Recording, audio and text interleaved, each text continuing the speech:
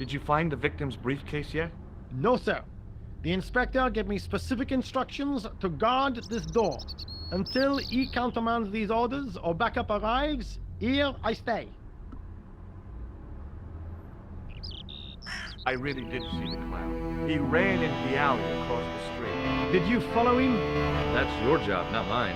An armed chase through the streets of Paris? That's not our style, monsieur. Inspector Rousseau may be unorthodox, but he's not crazy. How did you and Rosso arrive at the scene of the explosion so quickly? You arrived within minutes. Was it a tip-off? Inspector Rousseau's sources are a perpetual mystery to me, monsieur. There are some who say he has made a pact with the devil. And what do you think? I think he is the devil.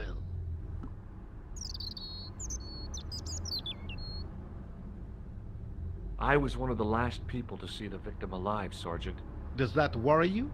Yes, it does. I feel I owe it to him to find his killer. That is best left to the authorities, monsieur. Did he speak to you? Tell you anything? No, he just grinned and nodded. Don't let it trouble you, monsieur. Go home and try to forget. I know the identity of the dead guy. His name was Plantou. Is that so? You knew him, did you? No, but We'll know everything there is to know about him soon enough. I'm trying to be helpful here. The best way you can help us is to go home, monsieur.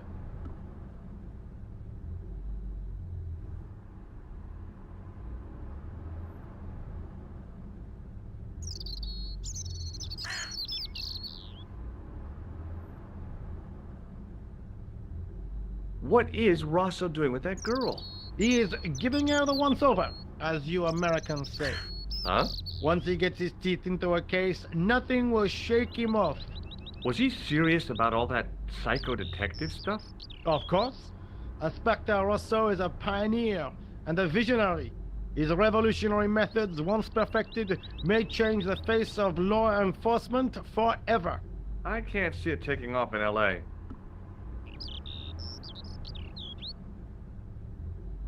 See you later, Sergeant.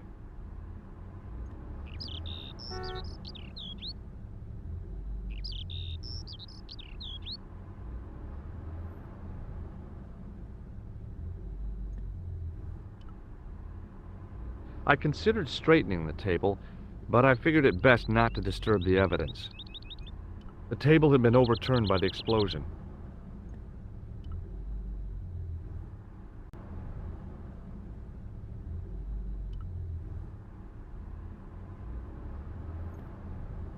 It was a tent made out of plastic sheeting.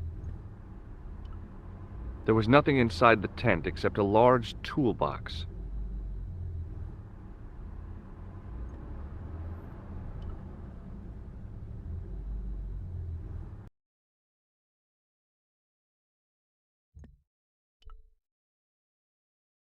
Bonjour, Kula.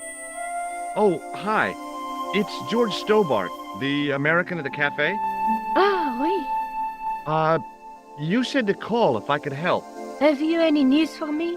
Well, I haven't had a lot of luck. You found nothing. No. Look, I'm very busy right now. Call me if you have any news, okay? Oh. Yeah, I guess. Adieu, monsieur. Yeah, see ya.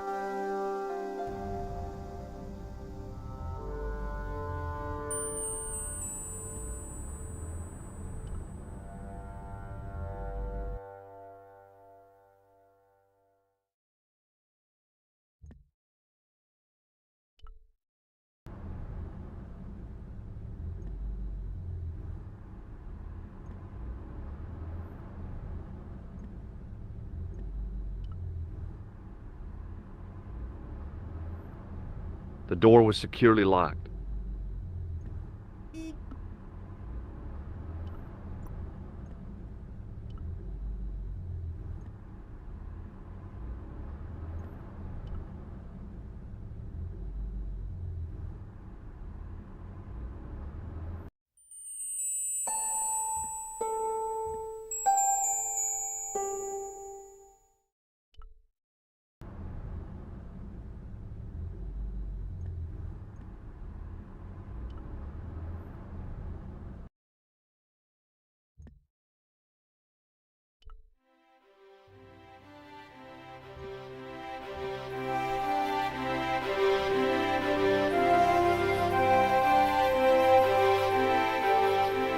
Excuse me. Not so fast. I'd like your personal details, please. Huh? What for? In the event of an accident, it would help us to know where to send the body. Look, is this really necessary? I came in here to talk to Rosso. Why did you not say?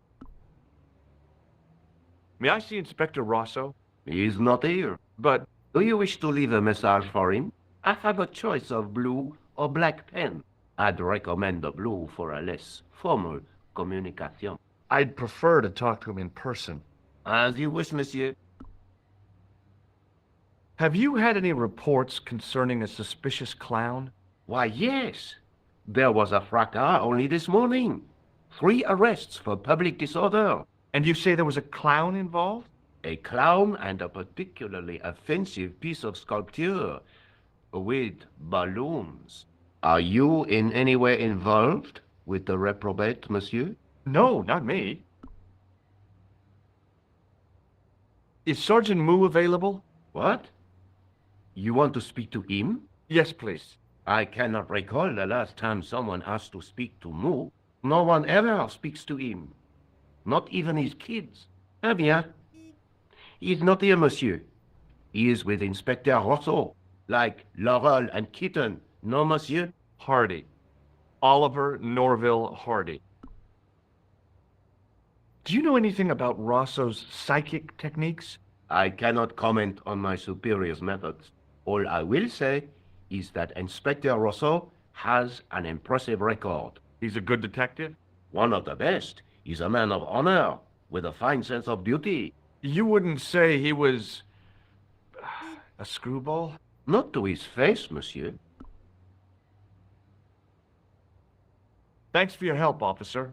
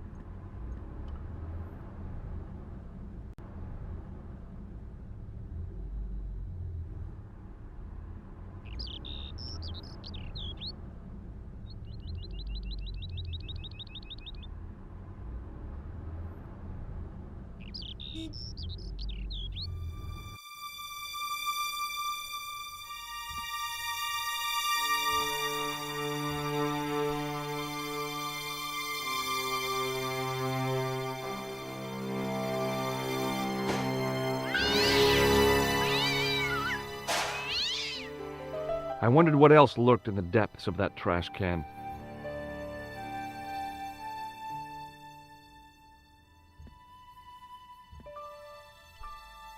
It was a plastic crate.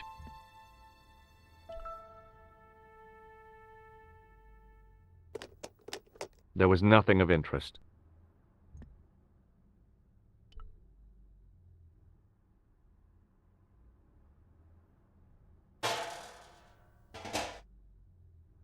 It smelled like someone had dumped a truckload of fish in a locker room on a hot summer afternoon.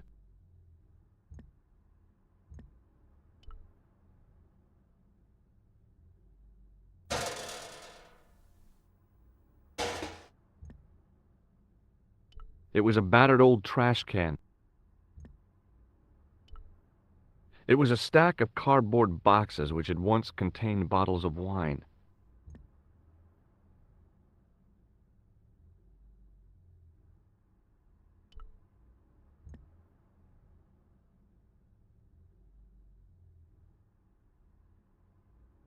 I examined the boxes closely. They were damp and smelly and decidedly empty. It was a battered old trash can. I wondered what else lurked in the depths of that trash can.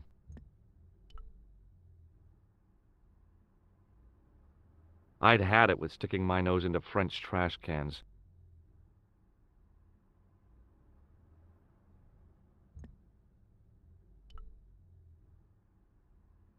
It was an iron cover concealing the entrance to a drain or sewer.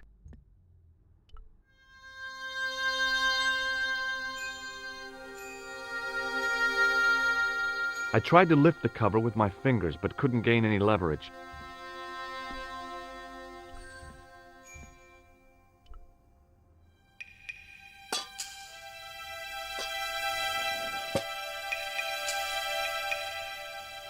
I lifted the cover to reveal what smelt like the entrance to a sewer.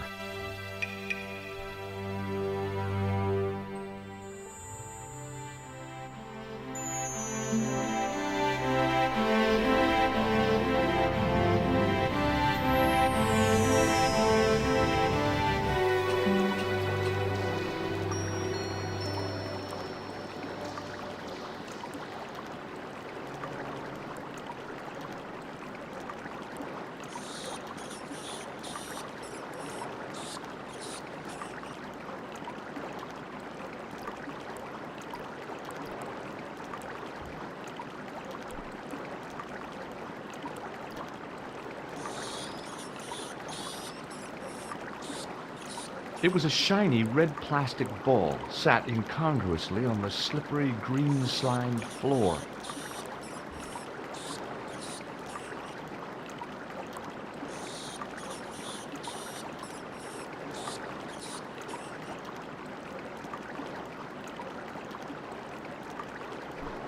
As I picked up the plastic ball, I realized it was intended to be worn.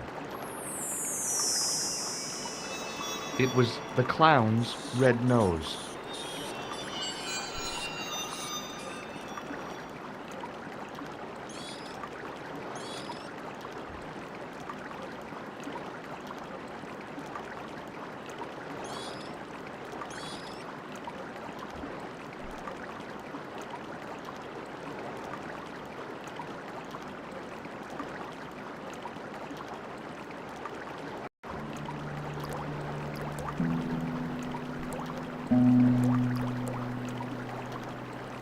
It was a soggy, crumpled paper tissue.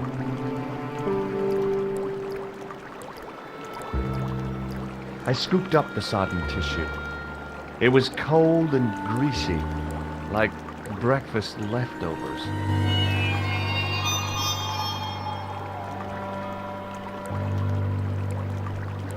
The railing was put there for a simple reason, to stop people getting past. It worked.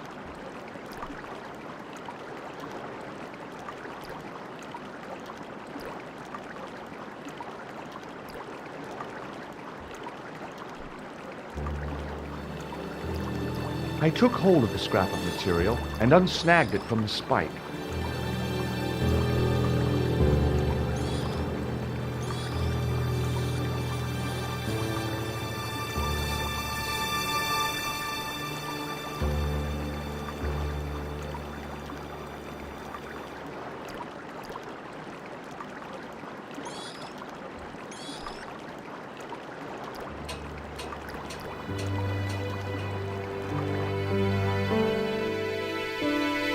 Hi there. Hold it right there, you sewer rat. I knew you'd come back. And now I've got you. What are you talking about? You're trespassing. Come out of there, immediately. That's what I'm trying to do. Give me your hand. Ha! You won't catch me with tricks like that. Keep your distance, monsieur. Okay, okay. Now, what were you looking for? I was looking for a clown. Huh, ridiculous. Do you really expect me to believe that? He planted a bomb in the cafe and blew it up. What? The cafe? Blown up? Mon Dieu, that is awful. And you say the person responsible was dressed as a clown? That's right. He blew up the cafe, escaped into the sewer, changed his clothes, and came up here. Ah, mon Dieu. And then, the man I chased, do you think That man and the clown are one and the same. Well, yes, it had crossed my mind. Ah, that still does not explain what you are doing down the sewer. For all I know, you are in league with him. Oh no, I'm just a tourist. Haha, most tourists are content with the Eiffel Tower, the Louvre, or the Pigalle. I didn't realize my waste pipes were such an attraction.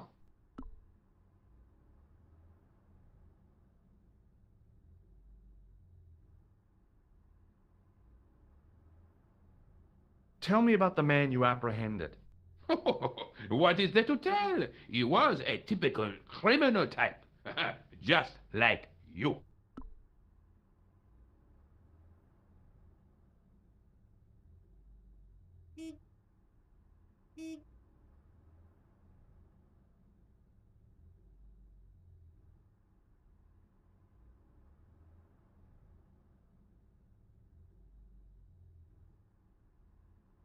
Does the name Plantar mean anything to you? No, it doesn't. Who is he? The man who was killed in the cafe. I'm gonna find the guy responsible. I'll find it. Even if it means following him down every sewer in every city in Europe. Ah, you need some sensible boots. You won't get far in those stupid sneakers.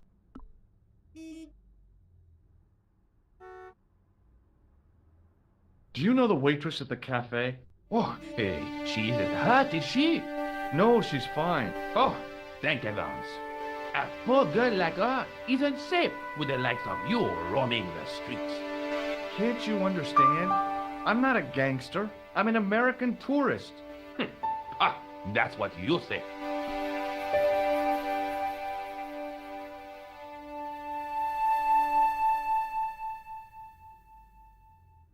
Take a look at this false nose.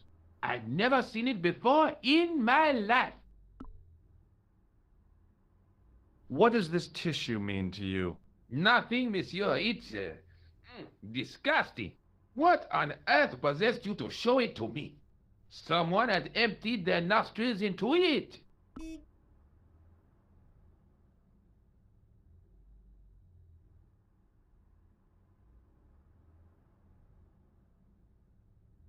Do you recognize this material?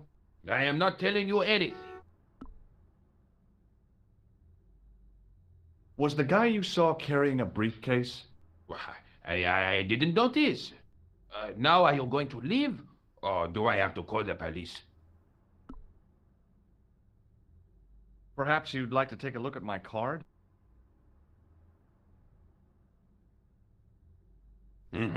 What is this? Inspector Augustin Rousseau? What does that say? Hominoid Division? A homicide. I think the ink's smudged. Then you are not a tourist. Okay, I'm not. I lied to you, and I'm sorry. Don't apologize, monsieur. You know, I had a feeling there was something different about you. It is your posture, your poise. Oh, yes. There is no mistaking the bearing of a disciplined man. And I should know. I was in the army, you know.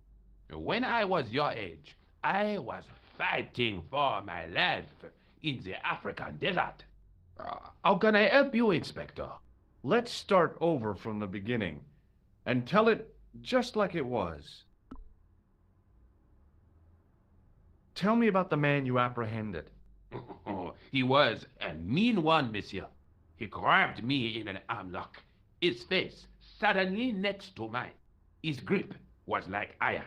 But he did not know what he was up against. Oh no. He made a big mistake when he took on one of the desert hyenas. Yes, I get the picture.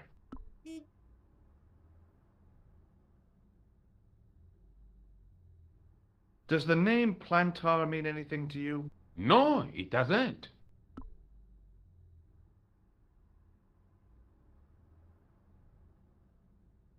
Do you know the waitress at the cafe? So you don't want to hear about my experiences in the desert? I fought to make this country what it is today. I'm sure you did, but I'm a little short of time.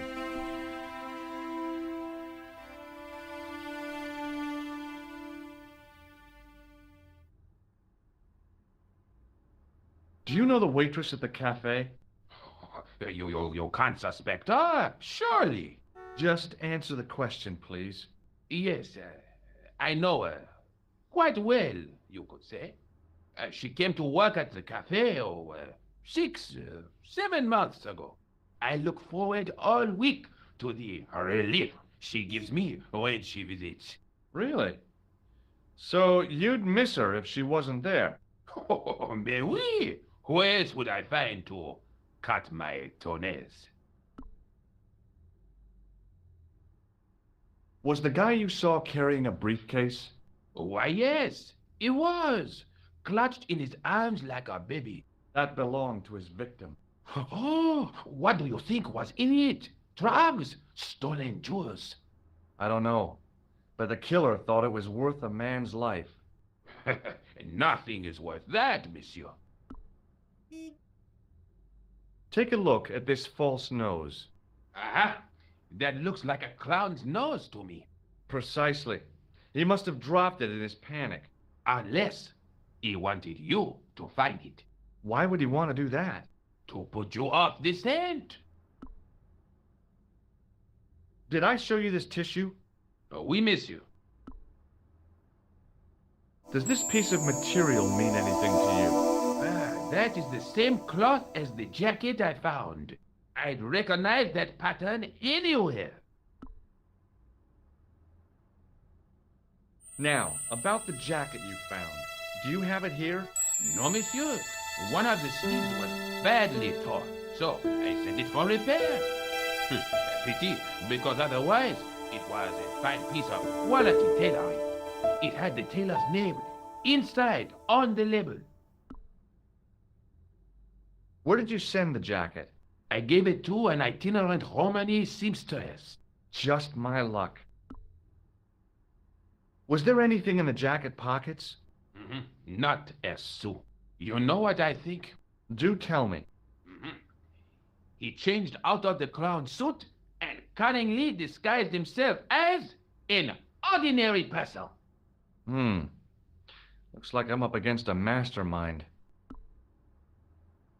What was the name on the label? It was a foreign name. Todrick, I think. Did you get the address? There wasn't one, monsieur. Only a telephone number. Well, I don't expect you to remember a phone number you've only seen once. 74 98 08 59. You're kidding. That's his phone number? Yes, that's it. A little secret number that I learned in the desert. I was taught the technique by a Tuareg shaman. That's incredible. It comes in handy at the supermarket checkout. Do I get a reward? Honesty, monsieur, is its own reward. Then I'm glad I do not rely on honesty to pay the bills.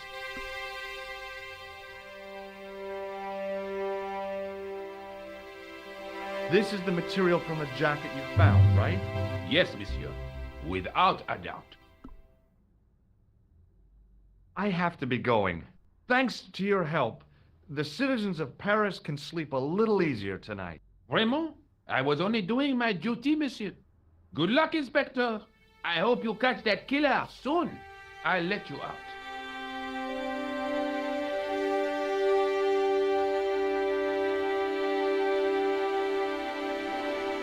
I hope you find your man, Inspector. So do I.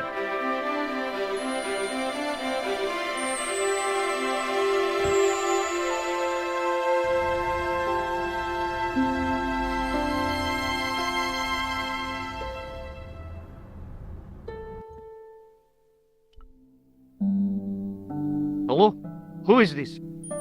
Hi, my name's George Stobart. You don't know me.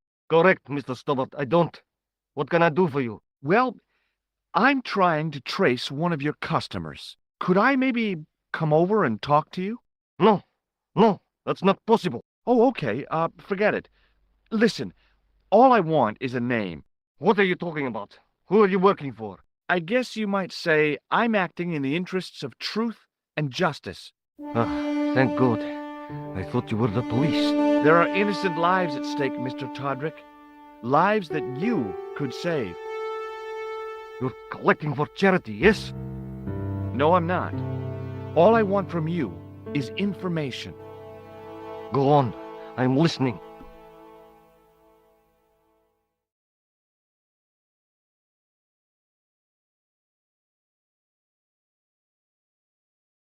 What do you know about the clown who bombed the Café de la Chandelle Verte?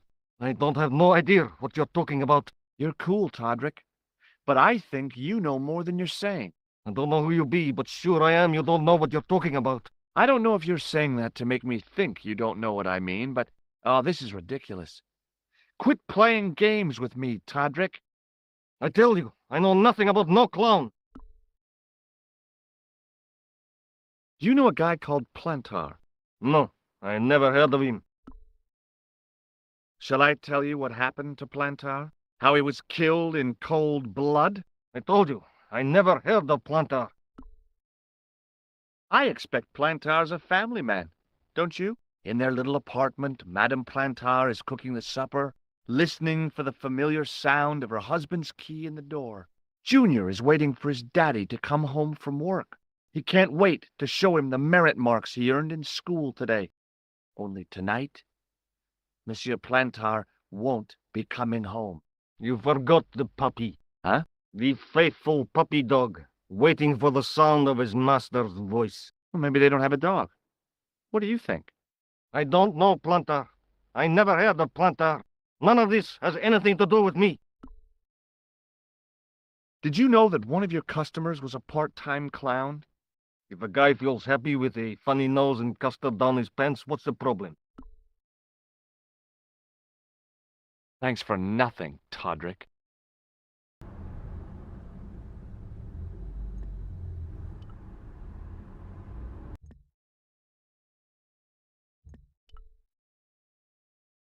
Bonjour, Kula. It's me again, George Stobart. Hi, George. Any news? You bet. I met a witness who spoke to the clown. And I know where the killer gets his suits. No kidding. Hey, I'm impressed. You are? Well, it wasn't easy. Look, why don't you come here to my apartment? Fine. Where do you live? 361 Rue Jarry. Okay, I'll come right over.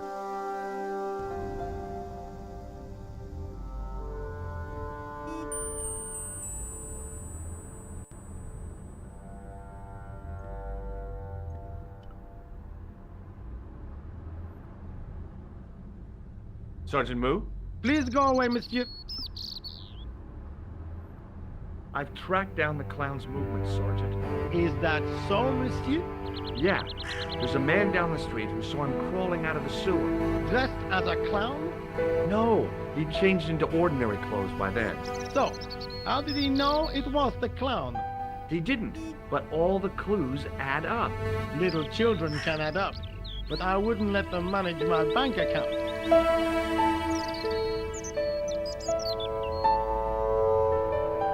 See you later, Sergeant.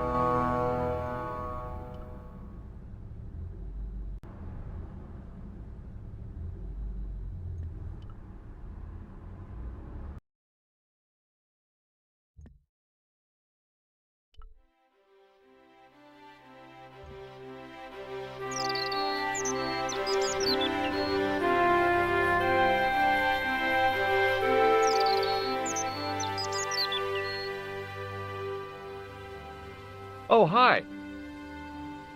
Bonjour, monsieur. Would you like me to foretell your future?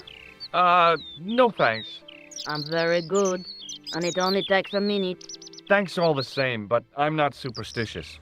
Besides, if it only takes a minute, that's not much of a future to look forward to.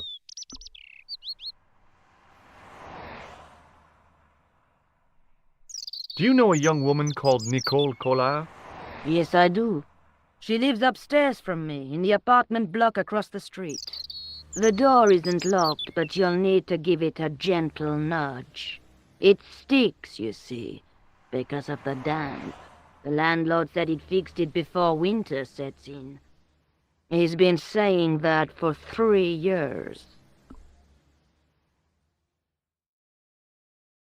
Are the flowers for sale? Oui, monsieur. Okay. I'll take a bunch of those white ones. I wouldn't do that if I was you. No? They are lilies, monsieur. Some people associate them with death. Yikes. Well, thanks for telling me. What other flowers do you have? Dahlias? What do they signify? Insecurity. I don't want to give her the wrong idea about me. What about the tall yellow ones? Those are iris, the flame of passion. And the little yellow ones? Sensuality. Well, they're no use to me. I want to make an impression, not jump down her throat. How long has Mademoiselle Collard lived here? A few months. She's in for a shock when the cold weather comes. Drafty windows, insufficient heating. It's a struggle to keep warm. The only reason I stay is because the rent is cheap. You're a young lady. She deserves better. I thought Mademoiselle Collard was a successful photographer. Not as successful as she makes out for all her fine clothes. Oh, I've heard her crying herself to sleep at night. That's awful. Now don't you let on that I've told you. She's proud, that one. Too proud, if you ask me. I've changed my mind. Will you tell my fortune? You're going on a long journey. My, oh my. What a surprise. Can you tell me anything I don't already know? 10 francs, please, my dear. 10 francs? That's a ripoff. Please yourself. Do you recognize this nose? No, monsieur.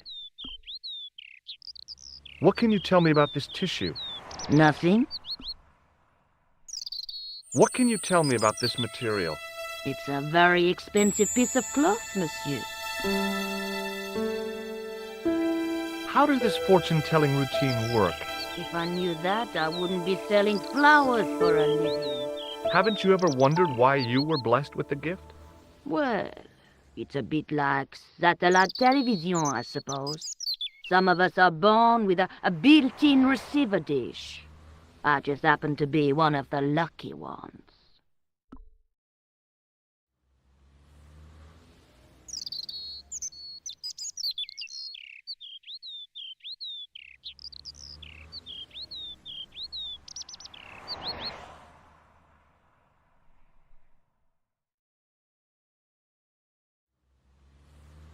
Can you really foretell the future?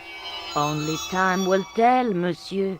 The strange thing is, I can't seem to see myself in the future. Other people, I have no problem. But when I try to see what might happen to me, nothing. That must be scary. Maybe. I figure it's a kind of natural safety mechanism. Either that, or I don't have a future.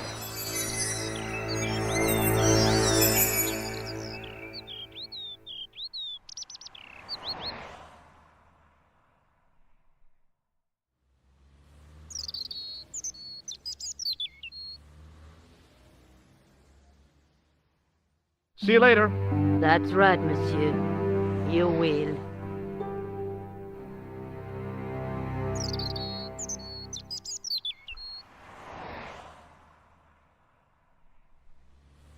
There was no way of lifting the securely locked blind.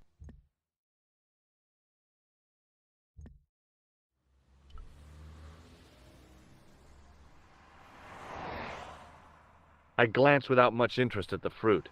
It was dusty, shriveled, and tired-looking. It was a food store selling fruit and vegetables.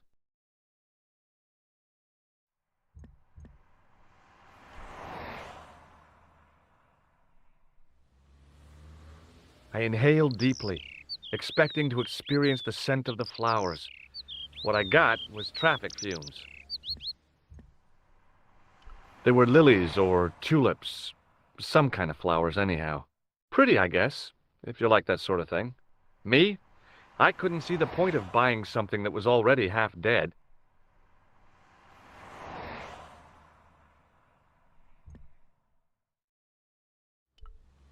The vacant shop was sealed with a steel blind.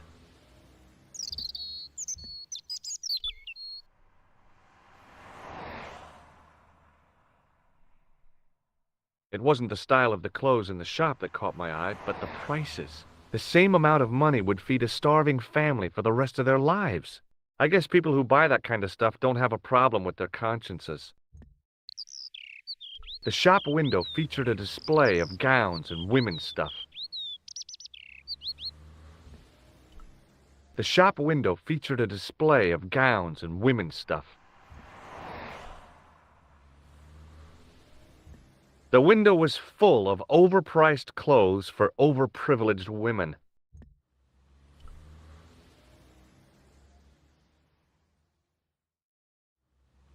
The door was shabby and in need of a coat of paint. I couldn't imagine the Collard woman living here. Remembering the flower seller's advice, I pushed the door gently just above the lock.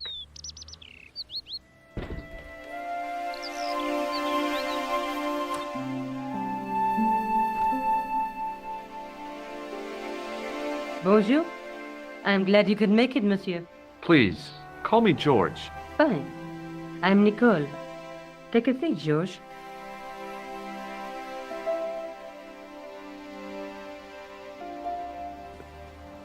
Eh bien? And what have you been up to? I've been exploring the sewers beneath the cafe. I thought I could smell something bad. The clown used the sewer to escape and to change out of his costume. I guess he was in a hurry. He left his jacket behind. And? I got his tailor's phone number. You had better luck than I did. Luck, she said. Luck! Hard work, I'd call it. What happened? I took my photographs to the editor, but he wasn't interested. Can you believe it? He told me to drop his story. But you're not about to do that. Oh, no. I am going to find out what's behind these killings. You know what I think? It's a conspiracy. The police in 3 different countries have kept very quiet about the murders. The press don't connect them at all. They blame them on political, religious, or militant minority extremists. That covers just about everyone.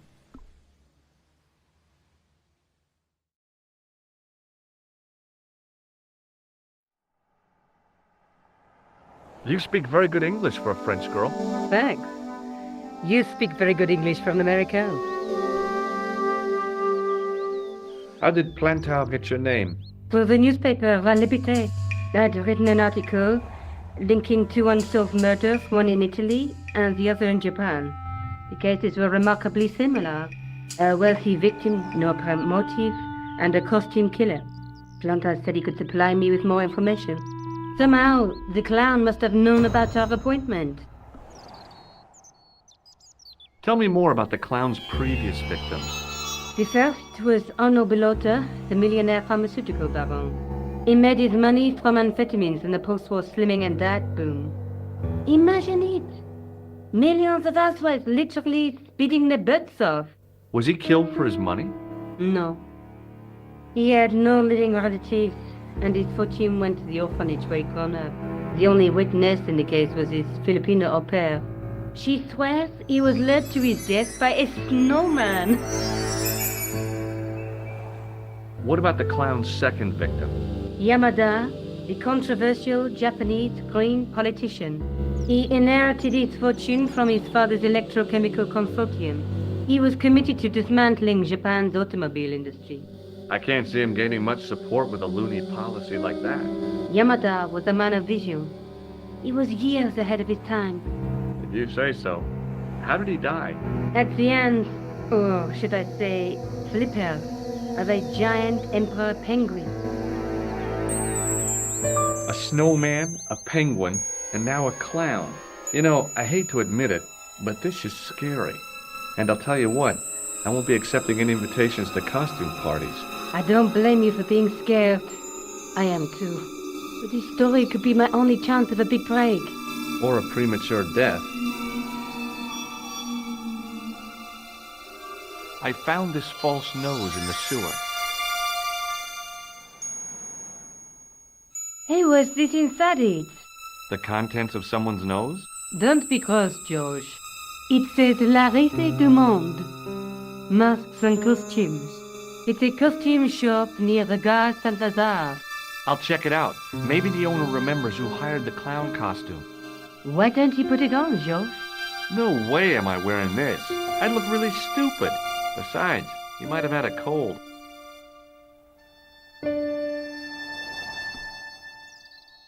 I found this tissue down the sewer. Oh, that's disgusting, George. I think the stuff on it is grease paint, like actors use. Or clowns. It's still disgusting. Get rid of it. I found a piece of material near the cafe.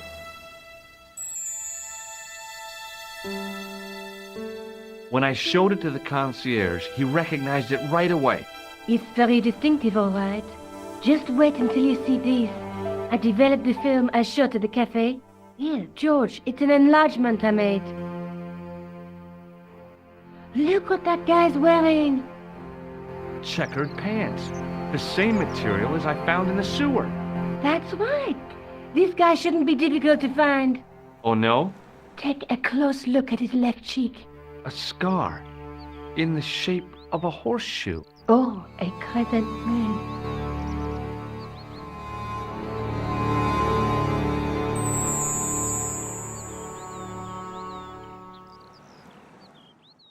Tell me more about yourself. Oh, there is not much to tell. Well, how did you get into photography? I guess I owe that to my father. He bought my first camera. I was 8 and my parents had just split up.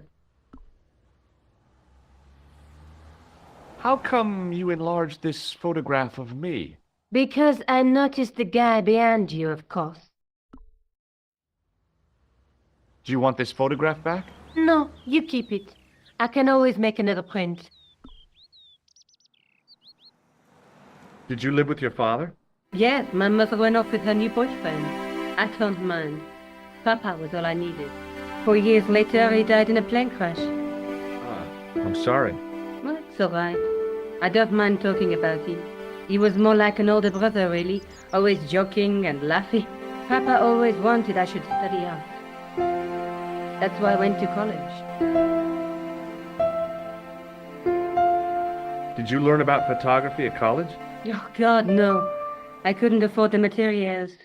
We were billed for everything we used, paint, canvas, paper. Most of my year turned to minimalism. It was cheaper. I used to go poaching in the park for squirrel hair. The only time I wasn't hungry was the term I did printing. I used to eat the potatoes. You're making fun of me, aren't you? Oh, no. Do you have a boyfriend? That's none of your business.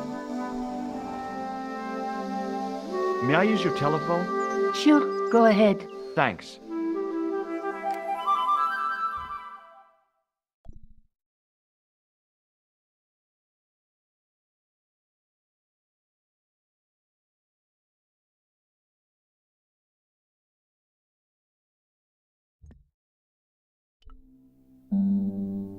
Hello? Who is this? Mr. Todrick? Oh, it's you again. What now? Did you make a suit for a man with a scar on his face? A scar in the shape of a crescent moon? Maybe. Maybe not. Tell me where I can find him and I'll leave you alone. And if I don't, I won't leave you alone. I can't tell you anything unless you give me his name. Do you know where I can find the guy with the scar? I told you. Without a name, I can't help you. Thanks for nothing, Todrick.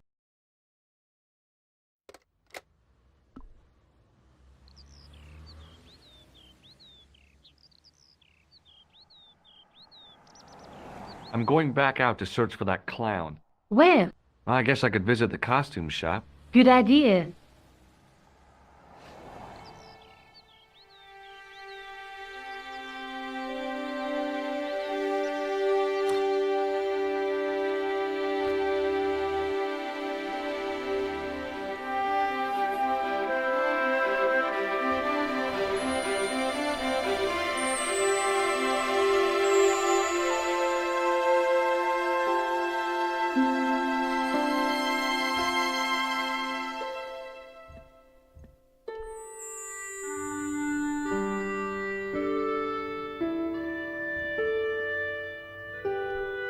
It was a disgustingly realistic plastic novelty, like one I'd left on the teacher's desk at school. Boy, that caused so much of a stink you'd have thought it was a real one.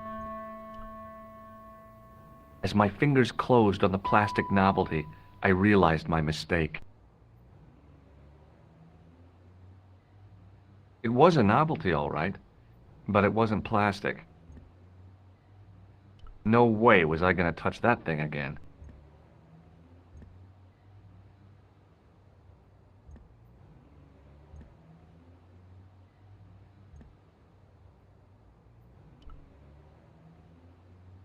I gave the dummy Puro a tentative prod, but it didn't move. The dummy wore a traditional Puro costume. At least, I guess it was a dummy.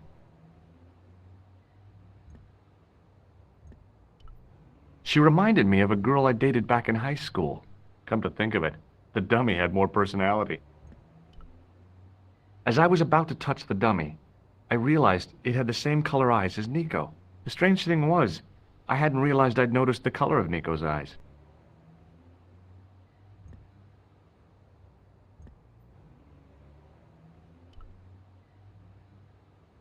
It was an antique phonograph, the kind you have to wind by hand.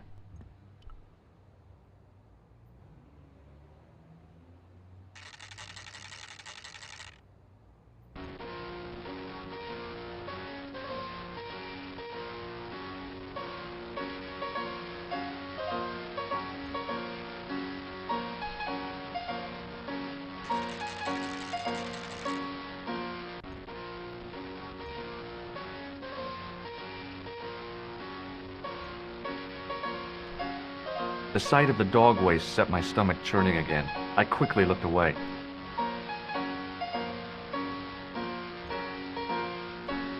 The guy's spoon-shaped face was mournful and humorless. He looked like a vegetarian in a slaughterhouse. Excuse me? Bonjour, monsieur. Please, come in. Welcome. Leave the mundane world behind, but in these four walls, fantasy is king. I don't want a costume. Didn't you ever dress up when you were a child? Not that I remember. Incredible. You'll be telling me next that you never shared your elder sister's lingerie. I don't have a sister, and I think I'd look pretty silly in a brassiere. I just need some information. Of course. How can I help you?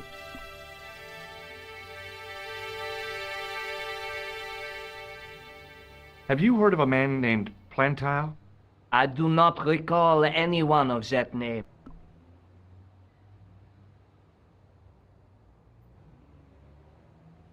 Does this dirty tissue mean anything to you? Let me smell that.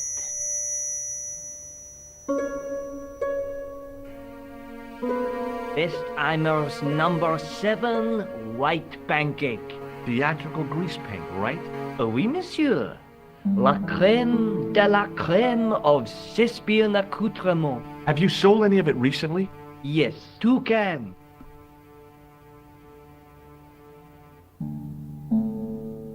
About this tissue. I have already given you my professional opinion. I'm looking for a man who hired a clown costume from you. Oui, monsieur. I do not see how I can help. Don't you keep a record of costumes that you've rented out? Of course, monsieur, but... Well, then, I'd like to check your records. Give me the names of everyone who's rented a clown suit. Impossible. There are too many. Do you recognize this man? Ah oui? He was here this morning. He chose 2 costumes. Bozo the clown and Seamus the pixie. A pixie? Very smart. Green silk with a taffeta lining. He gave me his name as Monsieur Card. Are you sure this is the same man who hired the clown suit? Certainement, Monsieur Card. Do you want this red nose back? Not after it's been worn, thank you. Thanks for your help, buddy. My pleasure, monsieur. Allow me to shake you by the hand. Huh? Well, okay.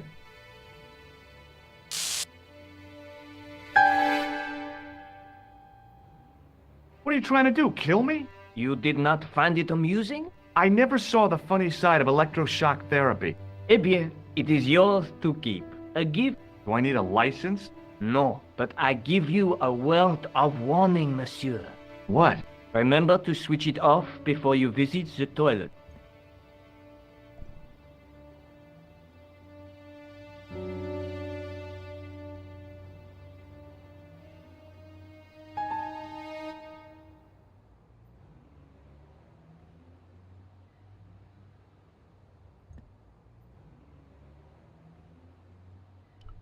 Excuse me. Oui, monsieur? Do you want this buzzer back? No, you keep it. Thanks for your help, buddy. My pleasure, monsieur.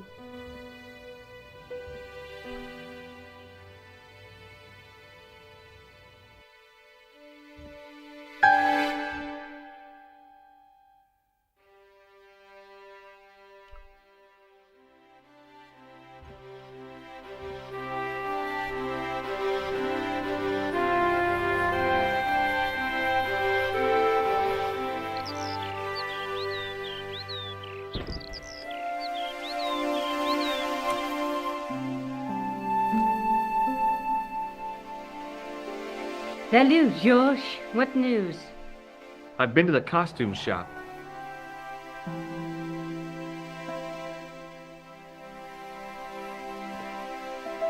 Yeah, I like it. What are you supposed to be? I didn't hire a costume. These are my clothes and you know it. Did you ask about the clown? Yeah.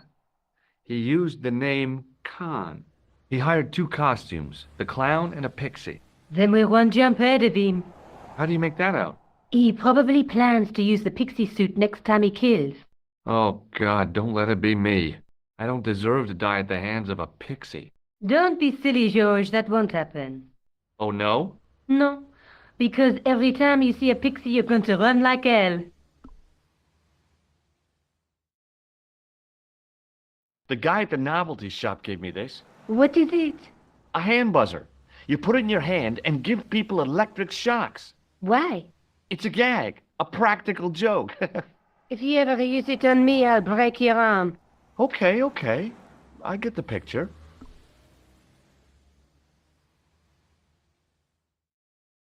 Hey, Nico, shake hands with me. No chance, Buster. What are you doing to help trace the killer clown? Research, George. Yeah? You have a copy of the clown's yearbook? I have a telephone and lots of contacts. Oh, well, did you find anything useful? Not yet. I'm employing my first and most useful weapon. What's that? Patience. Oh, I've heard of that. Isn't it a substitute for decisive thinking?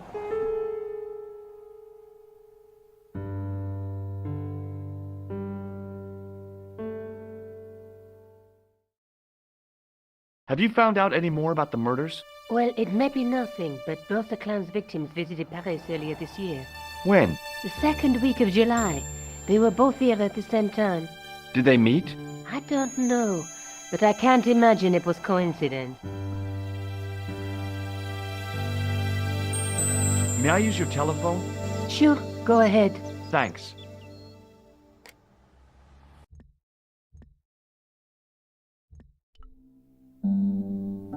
Hello?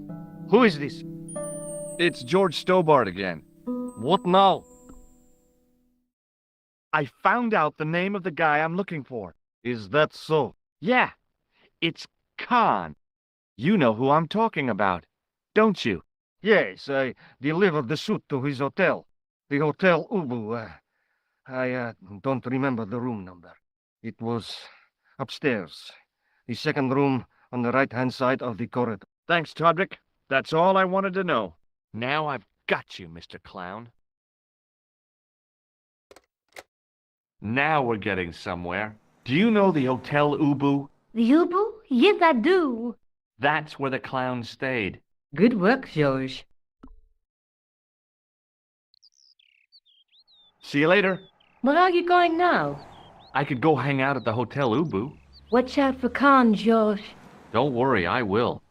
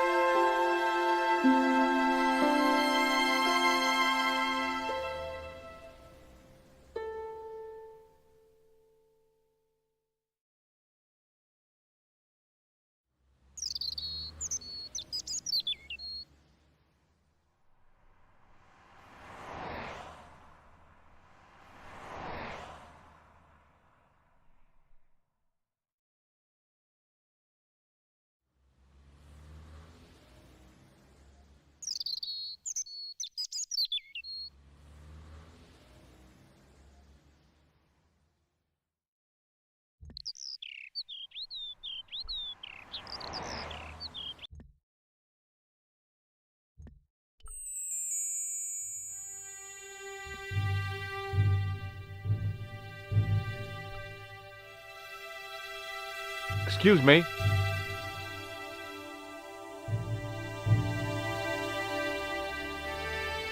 Yes? Have you heard of a guy called Plantar? No. That name means nothing to me. I'm looking for a clown. Are you trying to be funny? No, I really am looking for a clown. There are no clowns here except you. Do you know a man by the name of Khan? No, I don't. It's very important I get to see him, and I told you. I don't know it. do you recognize the guy in this photograph? No, I never saw it. Will you shake my hand? Are you joking? Who knows where it has been? Have you ever seen this clown's nose before? No. What does this tissue mean to you? Are you serious? Oh, yes. Take a good look at the substance it's smeared with. You are sick. Very sick. Forget it. Excuse me. Yeah? Do you happen to know a guy named Khan? That ain't nobody I know. I'm sorry to be a burden on your brain. You ever meet a guy called Plantar? No, I ain't. You missed your chance. If you're quick, you'll catch him at the coroner's. Have you seen a guy dressed as a clown? No, I ain't. Don't tell me I missed him. Oh, that's too bad. I love the clowns, don't you? I've seen daytime television that was funnier. I love it when the little guys get hyped. That figures. Custard pies, hose pipe down the pants, then smack! A plank in the kisser.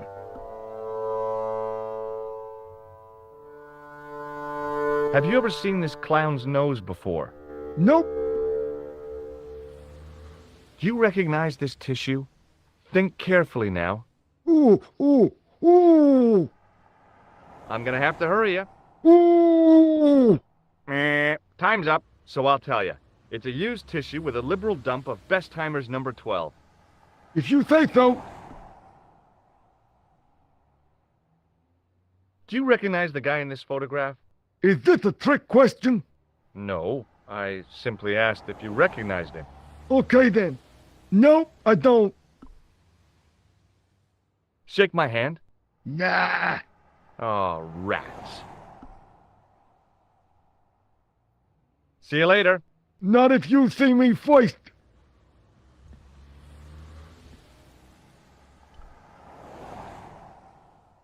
The sign listed the price of rooms, and boy, were they expensive. The killer must have been earning a fat wad to pay for accommodation like this.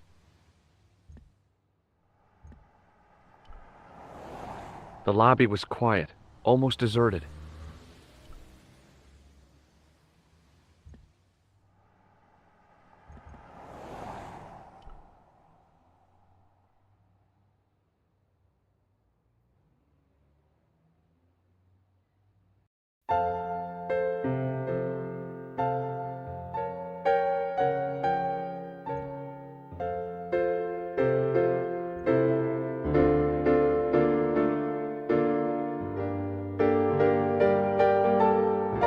Excuse me, didn't I see your picture in the news? You're that Nobel Prize winner from some unpronounceable Eastern European state. Yes, that is me, in person. I don't want to worry you, but have you had any threats on your life? You know, mysterious phone calls, letters made up of headlines cut from the newspaper. I don't know what you're talking about. Do you know a guy called Plantar? I don't know anybody in Paris. Oh, well, this guy's dead anyhow. Why do you ask me about dead men? I have seen enough of death to last me a lifetime. I'm, sure you have. Have you seen a clown? I beg your pardon? The clown. A guy in funny pants. Have you seen him? My pants are from England. Marks and Spencer. They are a pleasure and a comfort to wear, with much support. I'm real glad to hear that. You know, it's good to know you Nobel Prize winners are human too. In my country, the people make do with string and egg cartoons. For pants? For everything. Oppression is the mother of ingenuity. Do you recognize this man? He calls himself Khan. Yes, I know this man. Why do you carry his photograph? I'm a private detective. What's your interest in Khan? He is an enemy of my people. You know he's a killer. Of course, amongst other things. Would you help me investigate Khan? That is not possible. My instructions are to observe. I cannot jeopardize my position as an honored guest of this country's government.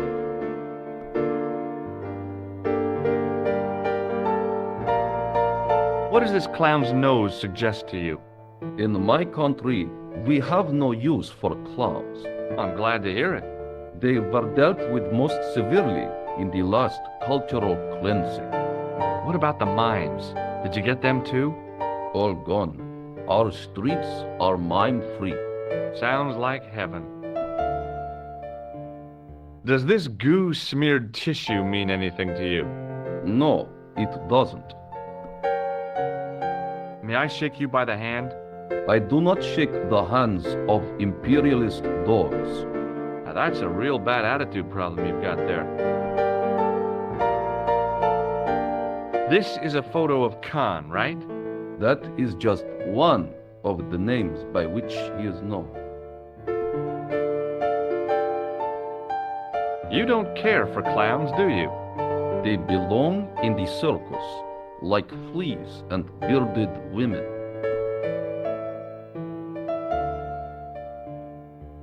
Thanks for your help. Goodbye.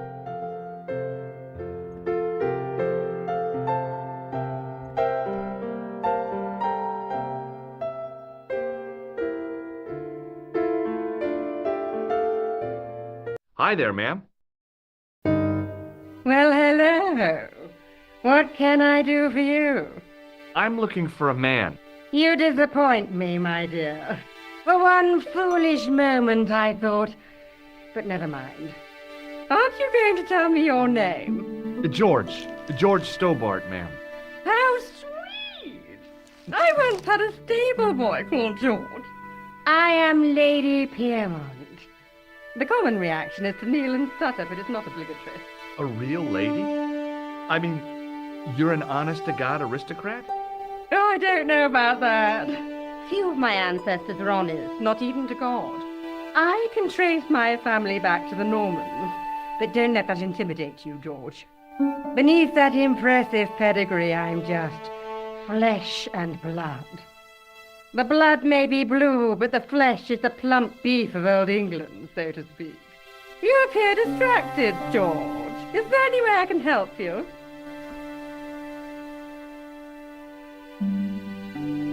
I'm looking for a murderer. Good heavens! You're a private detective. That's correct, ma'am. What's the term you Americans use? It's on the tip of my tongue. I believe what you're thinking of is Dick. Precisely.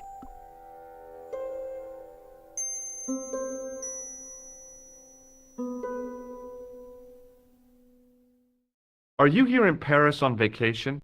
No, darling, I'm on holiday. I needed to get away after Algy's funeral. I didn't realize you were mourning the loss of a loved one. I'm not. He was my husband.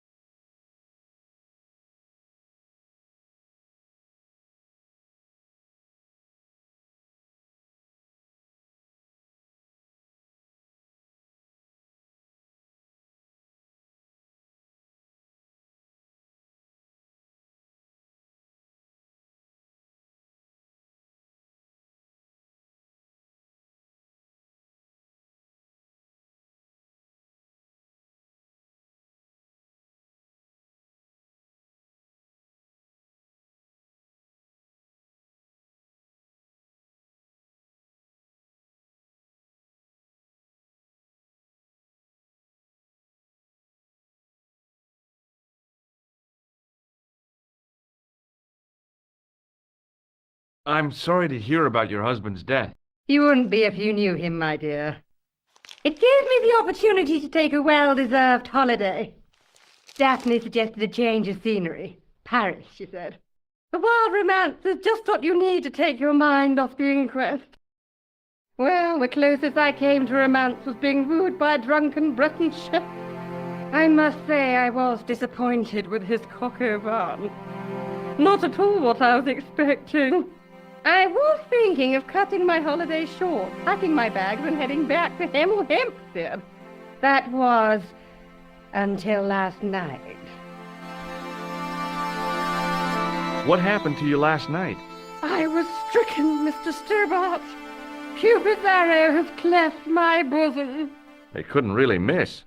It was just as I'd always imagined it should be. The intimacy of candlelight, romantic music tinkling across the room, and then a stranger's glance. Those brooding eyes, that suave manner, those tight trousers. He was the man I'd been waiting for all my life. I'm glad he finally turned up after all these years. Ah, but it wasn't to be. He was merely toying with my affections. And if I ever catch up with him, he's dead. Did you know there's a gangster out front? What makes you think he's a gangster?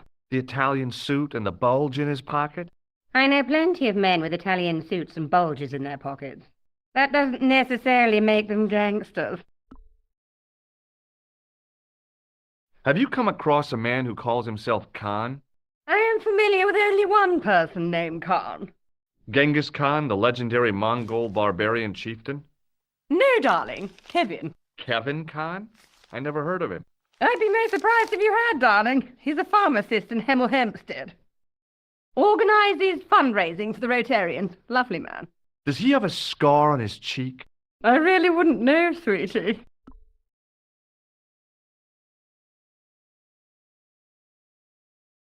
Do you recognize the man in this photograph? My God, it's him. That's Merlin. She represented everything I loved about the English. The lady was totally deranged. Merlin? You mean King Arthur's wizard? Good heavens, no! Monsieur Merlin is a fellow guest. He's the man I've been telling you about. That's the man who spurned me. The man you know as Merlin is a fake. What do you mean, sweetie? He's a murderer. He also uses the name Khan. I am shocked, Mr. Stobart. Shaken. I took him to be a gentleman, a man of honor. You know, I'd rather like to assist you in stitching him up.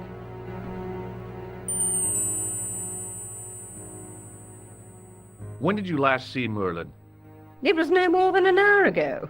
He came downstairs and spoke to that clerk chappie. Something passed hands. I couldn't see what exactly. A briefcase? No, smaller than that. A bundle of papers, perhaps. The clerk put it in the hotel safe and Merlin went out. Are you sure you saw Merlin putting documents in the safe? Yes, darling, positive. I wonder what they were. Obviously something of great importance. Yeah. I'd sure like to get my hands on whatever it is. I'll bet they had something to do with Plantar's briefcase.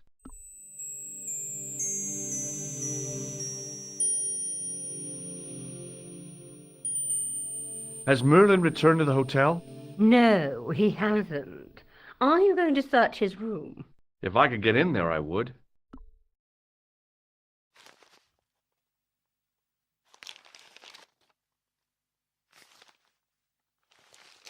Did I show you this photograph?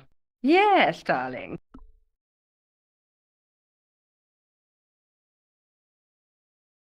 Do you know what this is? At a guess, I'd say it was a clown's nose. That's right. It was worn as a disguise by a vicious killer. Ah, Mr. Merlin, perchance. That's him.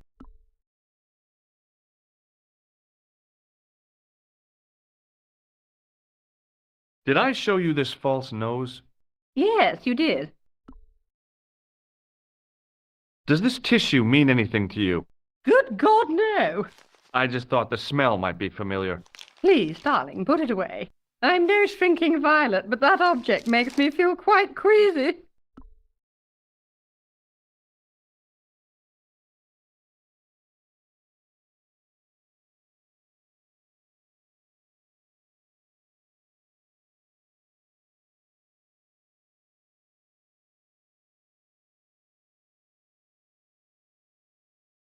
I have to go, ma'am.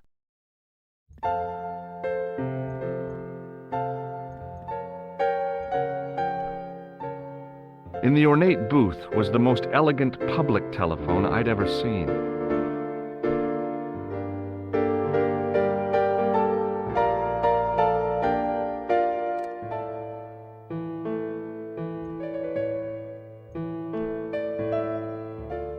Bonjour, couleur. Hi, it's George. I have the address of the killer's hotel. If you're going to pay him a visit, take care. Remember, that guy's a professional. Thanks. I'll be fine.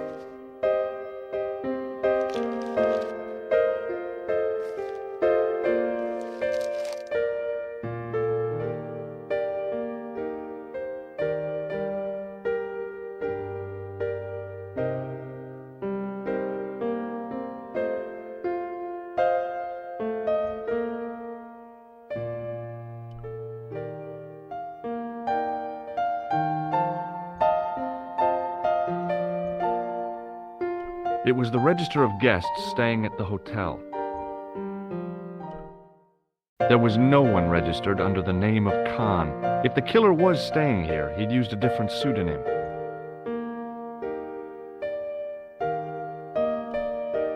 It was the register of guests staying at the hotel. There was no one registered under the name of Khan. If the killer was staying here, he'd used a different pseudonym.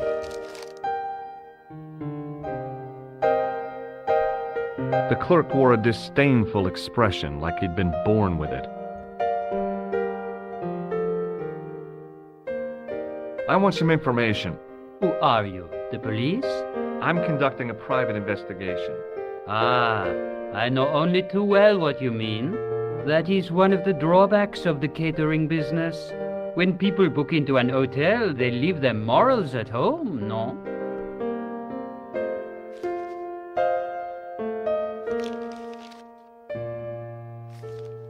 Do you know a man named Plantar? No, monsieur.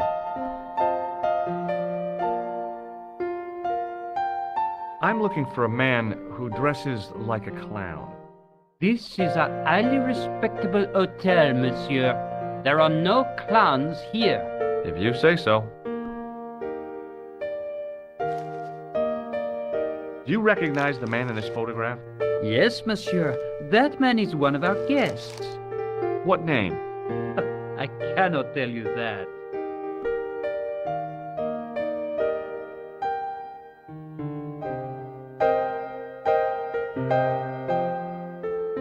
Do you recognize this red nose?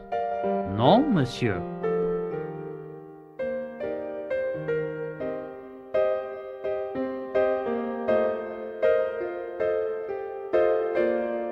What do you make of this tissue? Do you wish me to dispose of it for you, monsieur? Hey, no! It could be useful. I'm holding on to this. As you wish, monsieur. Perhaps you would like a little plastic baggie to keep it in? Nah, it's fine the way it is.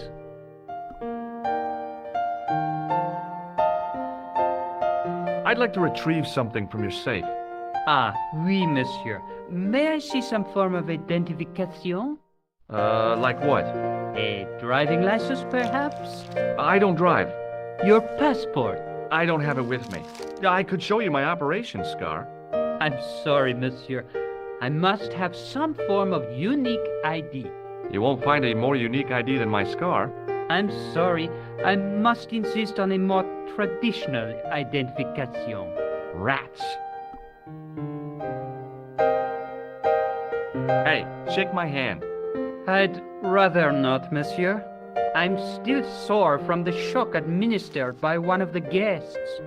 He was secretly concealing an electrical device in the palm of his hand. Practical jokes are so puerile, don't you think? Oh, yeah, sure. Can you tell me which room the man in the photograph has taken? Oh, no, monsieur. That information is confidential.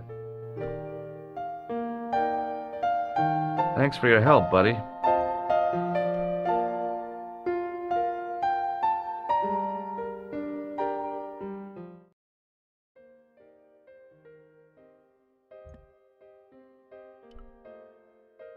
The sign on the door read 21. The door was locked.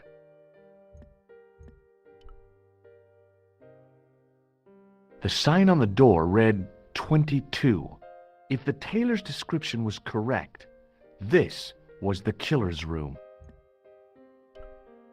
The door was locked.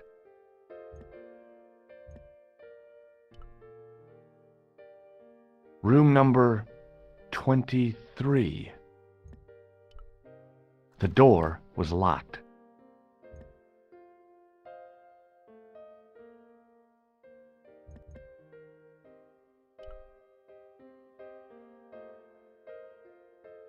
The door was locked.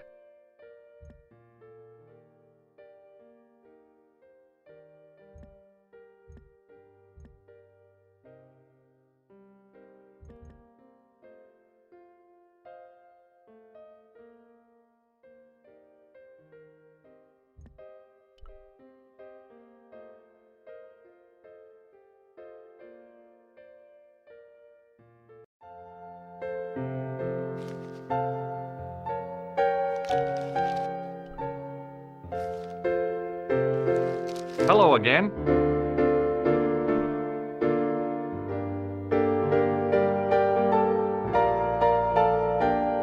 Have you any idea what this tool might be used for? I cannot guess. Would it mean anything if I told you it was for lifting drain covers? Such technology fills me with wonder. Thanks for your help. Goodbye.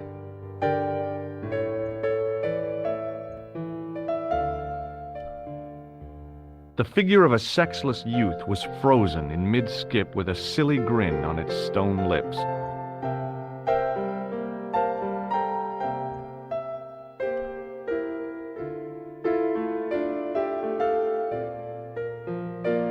Hi, ma'am.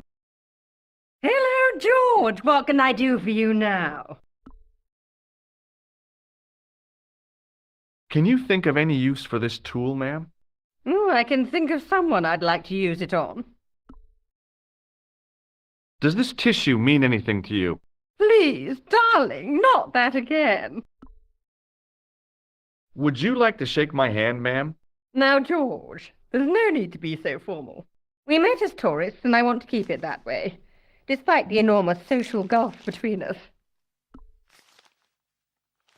I just couldn't bring myself to use the buzzer on this dear lady. I have to go, ma'am. The woman was obviously English. She had all the qualities of Boadicea, Elizabeth I, and Margaret Thatcher rolled into one. It wasn't a pretty sight. I recognized the guy. It was the Nobel Prize winner from the country whose name I couldn't pronounce.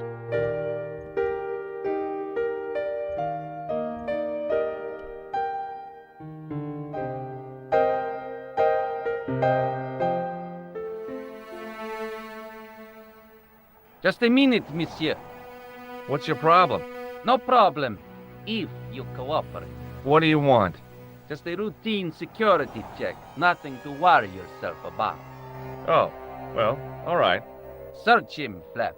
You bet. Hey, knock it off. Get off, you big ape.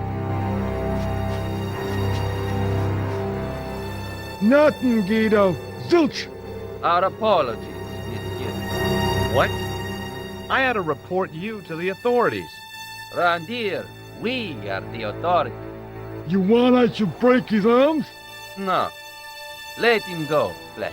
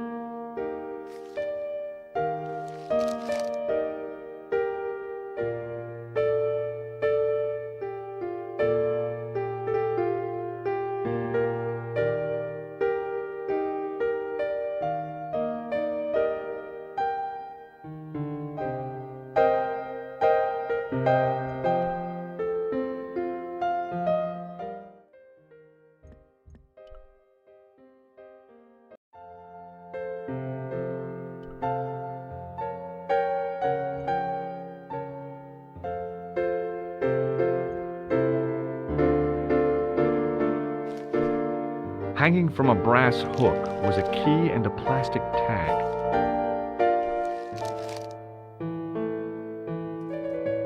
Excusez-moi, monsieur. What? You were trying to steal that key, no? No way.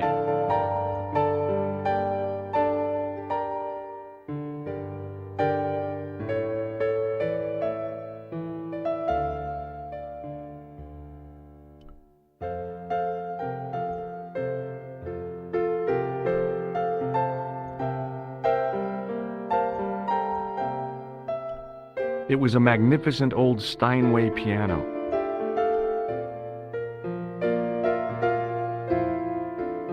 I figured the lady at the keys wouldn't appreciate a duet with a musical illiterate like me.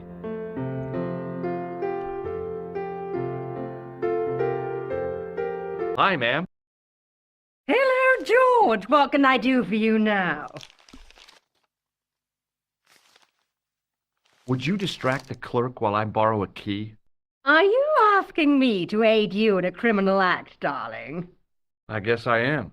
Good heavens, I must be dreaming. I don't think so, ma'am. Now tell me, why do you want to get into that room? It's next to the room the killer is using. Ah, so you plan to eavesdrop on Merlin? I was hoping there might be a connecting door. I shouldn't think my feminine charms would be much use in this case, but a good dose of English arrogance might do the trick.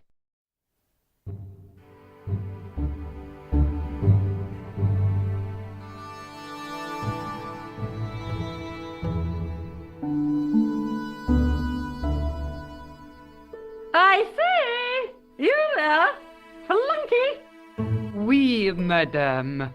Listen carefully. You do understand English, don't you? But of course, madame. Good. I wish to deposit some jewelry for safekeeping. I understand. Are you quite certain? Oh, bien sûr, madame. Over to you, my dear.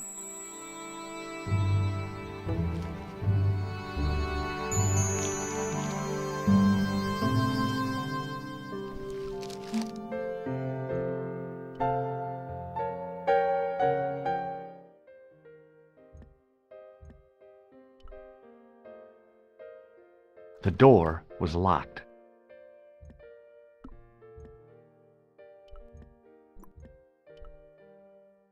Maybe it wasn't the right room, but this was the right key.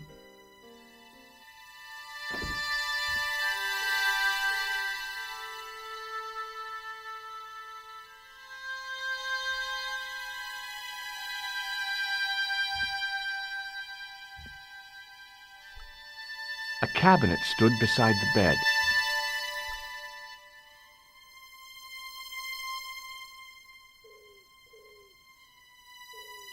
The cabinet was empty, but it smelt of onions. No kidding, it really did.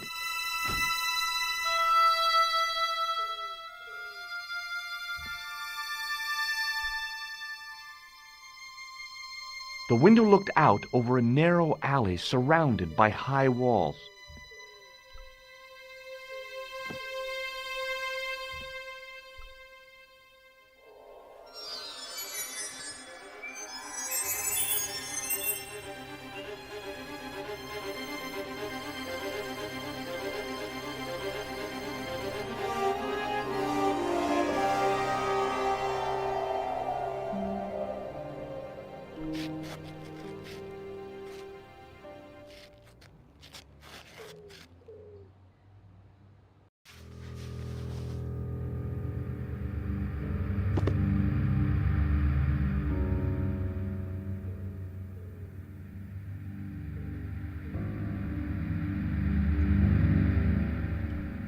The cabinet had no drawers, just a single door. The assassin had been too smart to leave incriminating evidence beside his bed. The bed was several times larger than the narrow cot I'd been given at the place I was staying.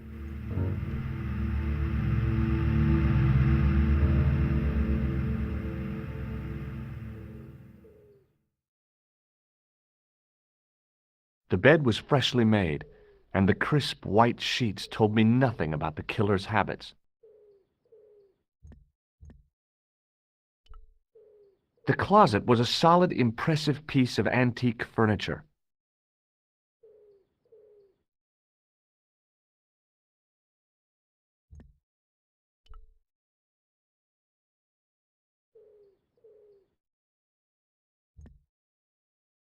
The interior of the closet was large enough for me to climb right in.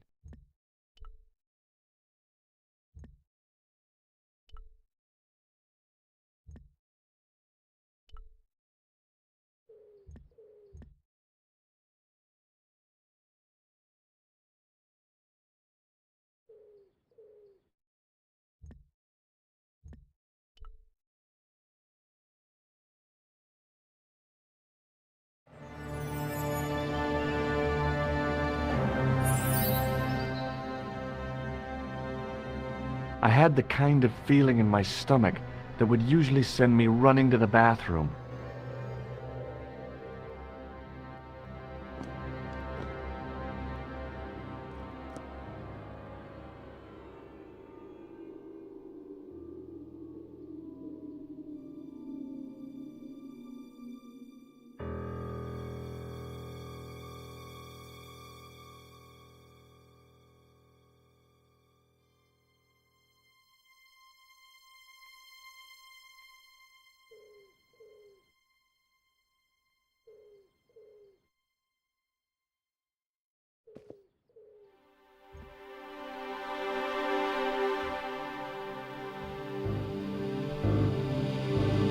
It was the battered leather briefcase I'd seen Plantar carrying just before he died.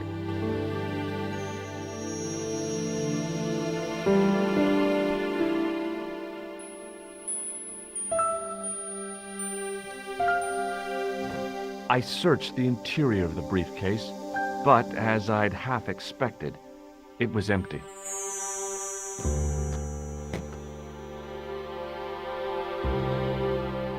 The pants matched the jacket which the killer had lost in Paris.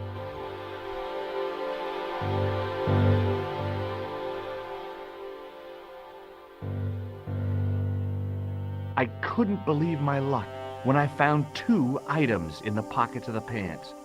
The first was an ordinary matchbook. No matches, no clues. The second was a pass card which read, Thomas Merlin, Gruber Electronics Corporation.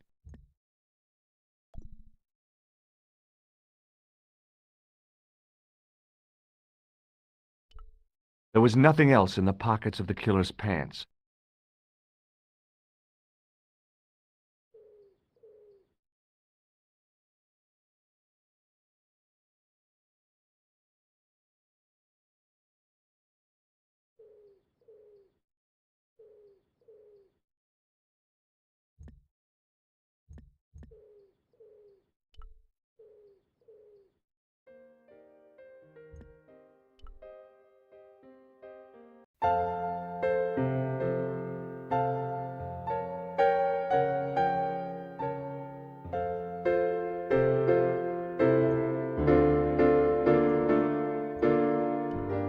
In the back of the office was a small safe with a combination lock.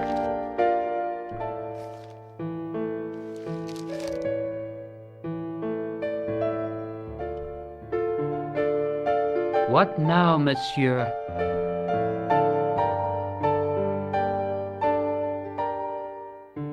Does this pass mean anything to you? That is Monsieur Merlin's property. That's right. Merlin the murderer. I want to see what he's left in your safe. Impossible. I cannot betray his confidence, no matter what you say he's done. You're making a big mistake. Maybe. I can live with that.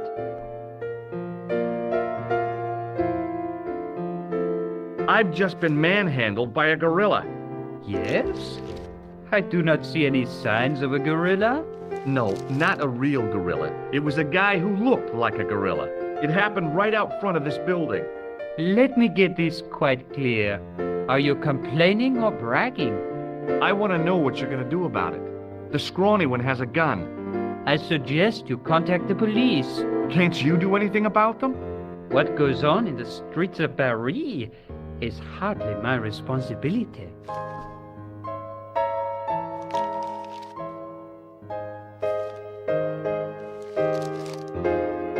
Does this matchbook mean anything to you? Non, monsieur.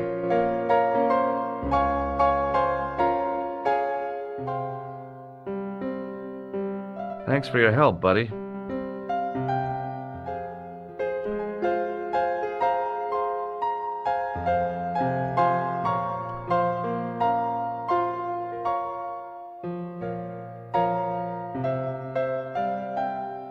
Hi, ma'am. Hello, George. What can I do for you now?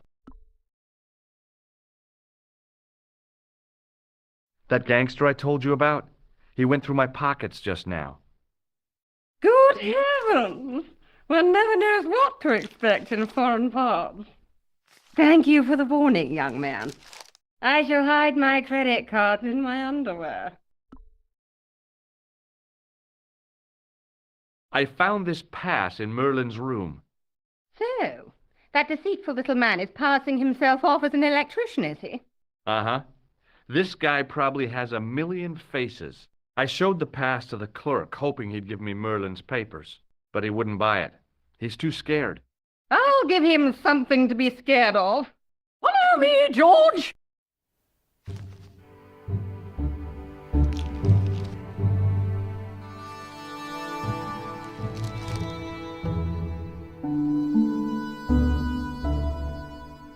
Did you place a package from Merlin in the hotel safe? I did, madame. And did my friend here show you Merlin's identification? Indeed he did, but What's the problem? he isn't Merlin. A mere academic detail. Give him the package. But that is against the law. I happen to be a justice of the peace, you silly man. I am the law. If he tries anything, shoot him, George. My pleasure, Lady Piermont. One moment, please.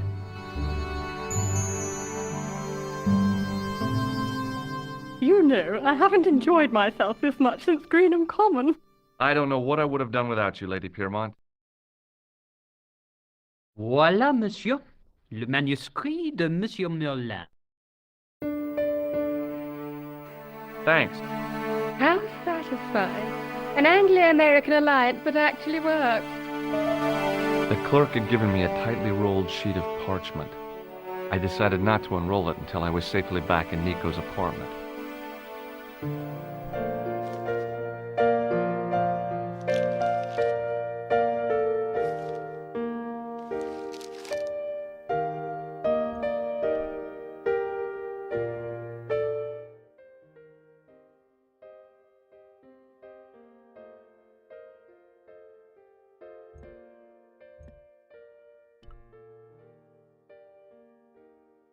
The door was locked.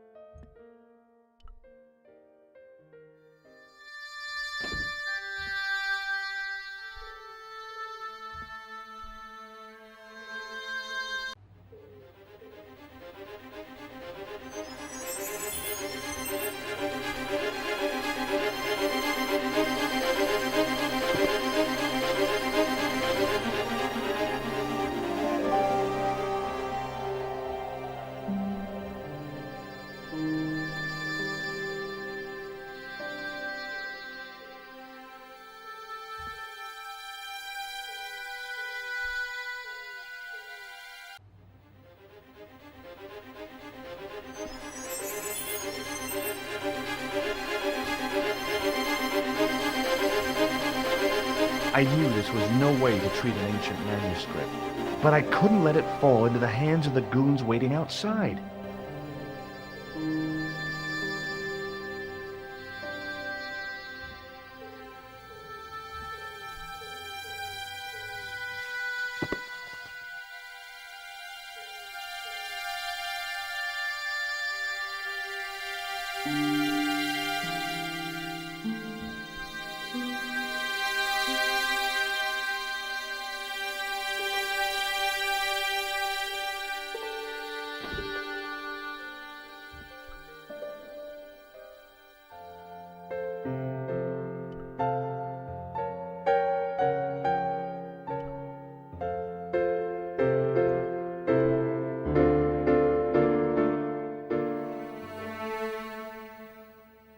Hold it right there. Search him again, Flat. Nothing, Guido. Okay, let him go.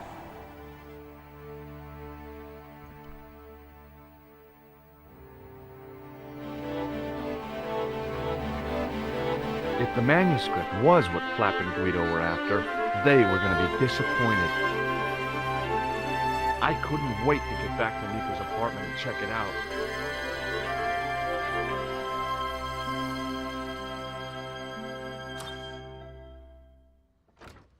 You're just not going to believe what I found. It's not another part of the clown's costume, is it?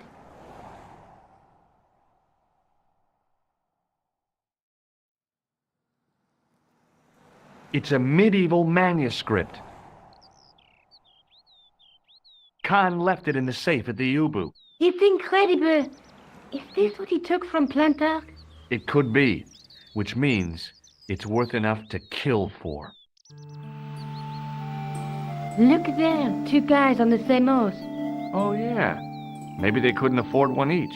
What of it? Have you ever heard of the Knights Templar?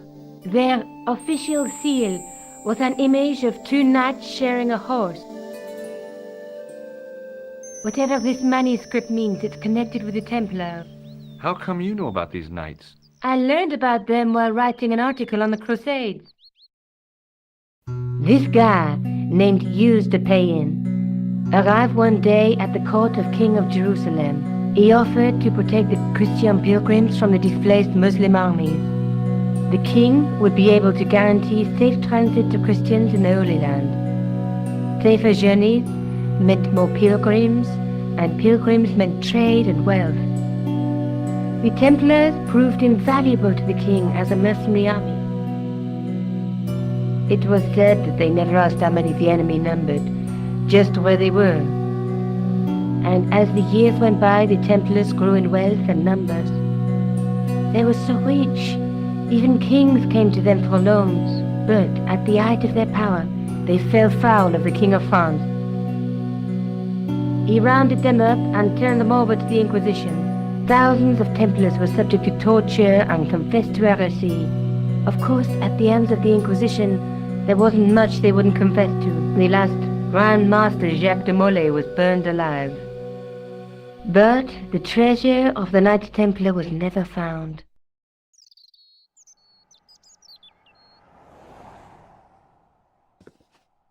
Jeez. So the treasure is hidden, waiting to be discovered? If there ever was a treasure, it's been lost for 600 years. Anyway, we're supposed to be investigating a serial killer, not a medieval treasure trove. But maybe that's what the clown and his accomplices are after. Maybe this manuscript is the key. You'd better leave it here for safekeeping. Think about it, George. One guy's already died for it, as you said yourself. Besides, that parchment is fragile. Okay, I'm convinced. You keep hold of it.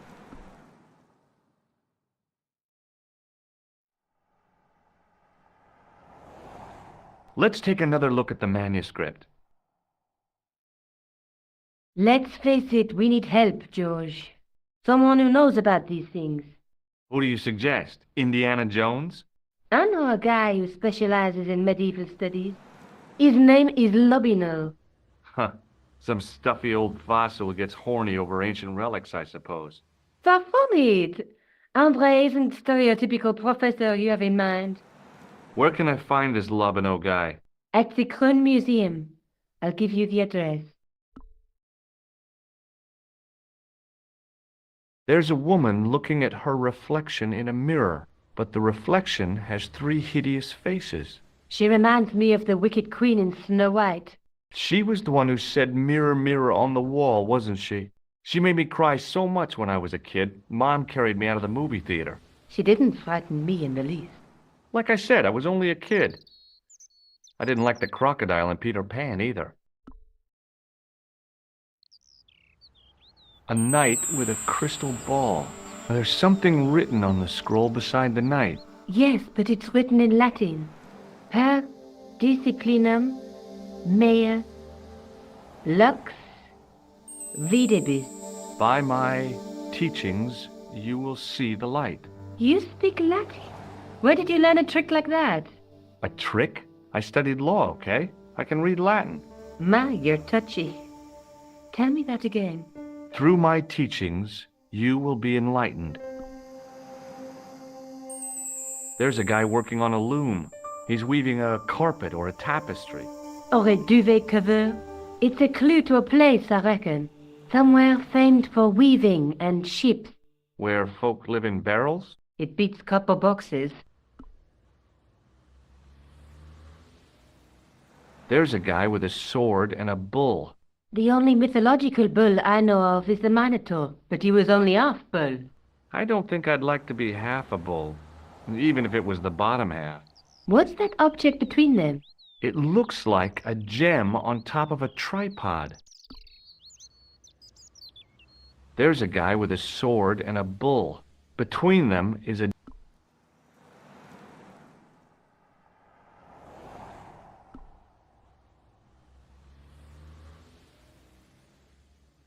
I found this in the killer's room.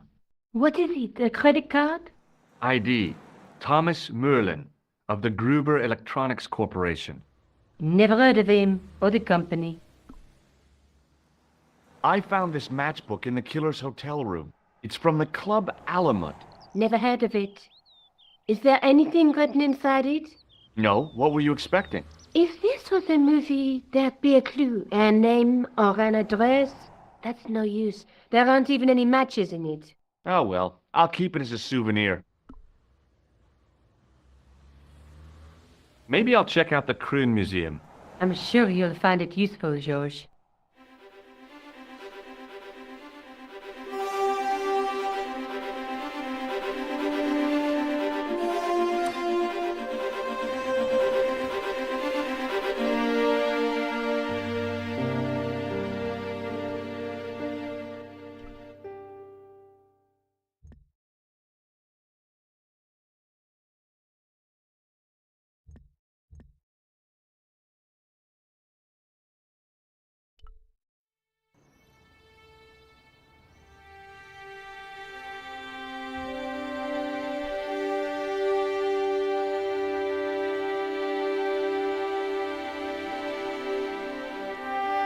Access to the side and rear of the museum building was blocked by a dense clump of bushes. A real macho guy would have plunged straight into the spiky, scratchy bushes. Not me.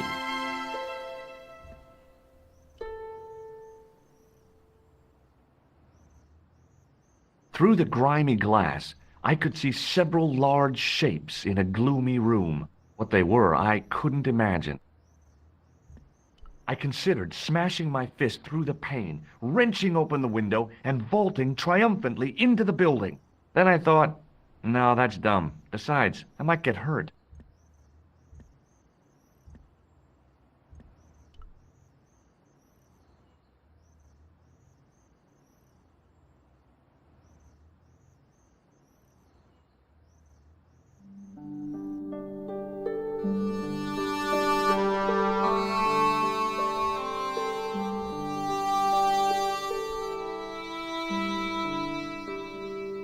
The case contains some fragments of pottery. They looked to me like broken flower pots. Above them, a sign read, L'Age Paléolithique. I tried to sneak my hand inside while the guard wasn't looking, but the case was locked. The case contained 2 rows of silver coins. Each coin on the lower row showed a portrait of a guy with a huge nose. I tried to sneak my hand inside while the guard wasn't looking, but the case was locked. It was a large brass urn.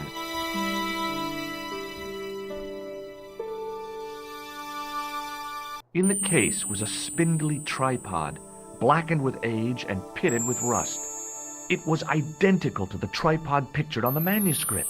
A notice identified it as 15th century from Western Ireland. It had been found in Loch Marne at the site of a Knights Templar preceptory. Ireland! What's that?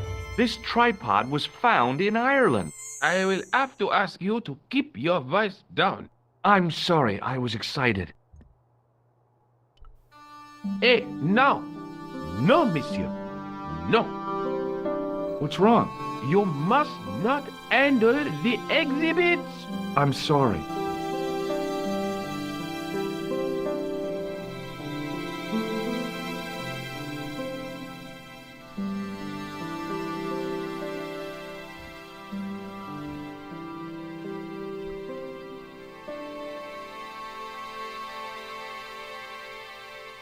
It was an ancient Egyptian sarcophagus with a beautifully painted effigy of its owner on the lid.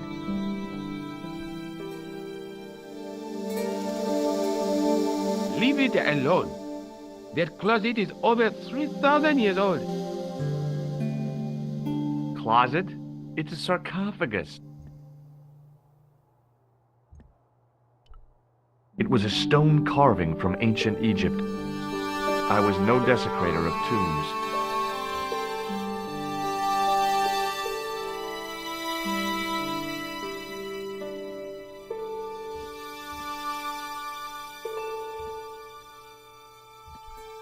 Pardon me. Oui, monsieur? Are you Lobino? Oh, no.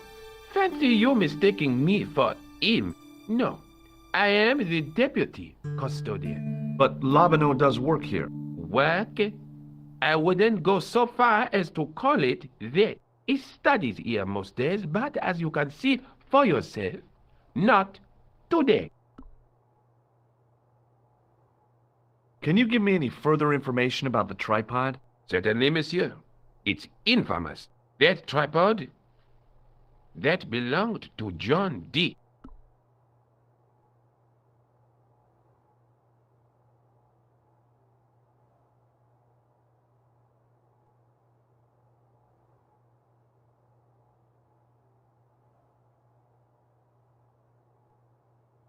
What's the importance of John Dee's tripod? Dee was the most famous escapologist of the 16th century, the Houdini of his time. Don't you mean alchemist? Escapologists use ropes, chains, and handcuffs, not tripods. Well, whatever he was, that is the tripod he used in his experiments. Do you know anything about the Knights of the Temple? No, sir. Not a sausage. What can you tell me about the collection of coins? Our example of silver coinage from the reign of Philippe le Bel. That little old lay buried for centuries in a field on the outskirts of Paris. They're unique. Nothing like them has been found anywhere else in Europe. Who was Philippe le Bel? You don't know? Philippe IV, the King of France. Wasn't he the guy who wiped out the Knights Templar? I have no idea, monsieur. All I know is he was King of France. I don't even know why he was called Philippe le Bel. What can you tell me about the collection of pottery? Those are remains of pots used by the original inhabitants of Paris.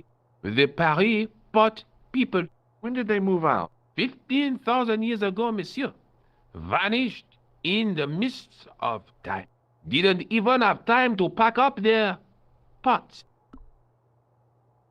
I thought the original inhabitants of Paris were a tribe known as the Parisi. That is right, monsieur. Renowned for their pots. You see, in those days, people didn't have much in the way of possessions. A few flints, some animal skins, maybe the odd bone or two.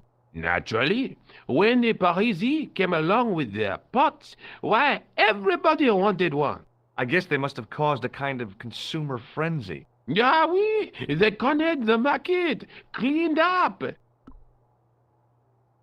You don't know the first thing about those pots, do you? No, monsieur. Do you know anything about medieval manuscripts? Not me, monsieur. I am no scholar, though people often mistake me for one. It is the uniform, I guess. They see the clothes. They are impressed. And they ask you to park their cars? They ask me to park the... No. They assume I am an authority on the exhibits in my care. Whereas you know next to nothing about history. Of course not. All I am saying is, I am no scholar. Not like Monsieur Lobineau. The sign on the tripod says it was found at a Templar preceptory. It does? Yeah, it doesn't mention John Dee at all. Most remiss. You don't know anything about the tripod, do you? No, I don't. I never had much of a start in life, you see. I owe what little education I gained to my uncle. He was an optician, but he also doubled as the village school teacher. He taught me the alphabet. Well, 19 letters of it. The bottom row of the chart was too small even for him to read, so he left them out. Why don't you start over and enroll for adult education? You know, I never thought of that. Do you think if I studied art and did all my homework, I could be a professor of history? At your age? Dream on. What kind of experiments did John Dee perform with his tripod? Oh, the usual. Didn't you study chemistry at school? Yeah, but we skipped over thaumatology. Can I take a closer look at the tripod? What? Get it out of the case? Ah, no! That tripod is protected by a sophisticated surveillance system. How sophisticated? A painfully loud alarm bell. How is the alarm bell triggered? By the slightest pressure on or movement of any part of the case wherein that tripod is situated. It strikes me that to call your alarm system sophisticated is, well, stretching the truth a little. It has never failed yet. The sophistication is in its simplicity. Would you like to shake my hand? Not while I'm on duty, monsieur. Do you recognize the man in this photograph? No, monsieur. Is there any reason why I should? I guess not. Do you recognize this ID pass? No. Thanks for your help.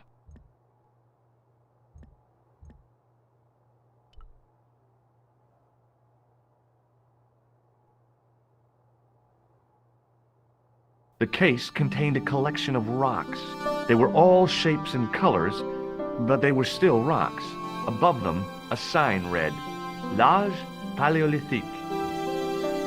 I tried to sneak my hand inside while the guard wasn't looking, but the case was locked.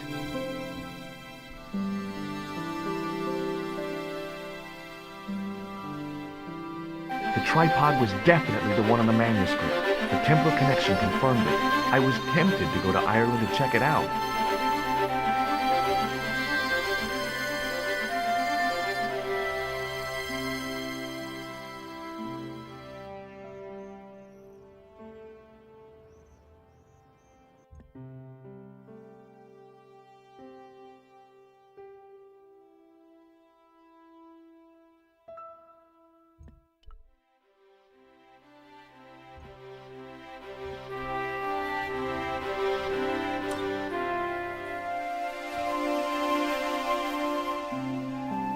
Hi, Jules.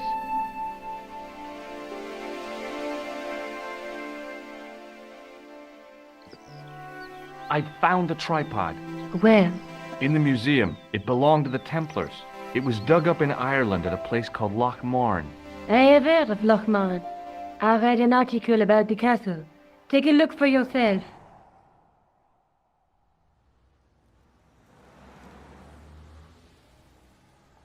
A popular gossip magazine? You read that rubbish? No, I write it.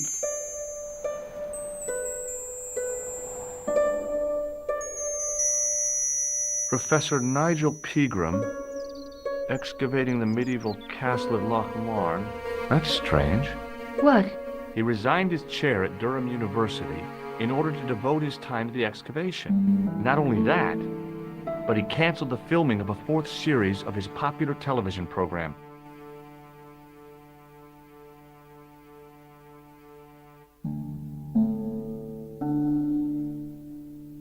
This site at Loch Marne must be awful important to him. He's a professor of history. They're all cuckoo. All the same, I'd like to talk to this Professor Pegram. How do you feel about a trip to Ireland? Disappointed. Huh? That I won't be going. I want to follow up the Belota case. If you really think Pegram's gem is important, why don't you visit Lochmarn? On my own? I'm not so sure about that. Where is Ireland exactly?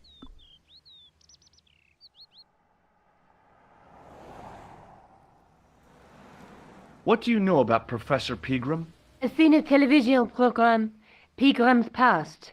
He's written a book, The Crusader Families of Ireland. I'll bet he'd be interested in the manuscript. Let's take another look at the manuscript.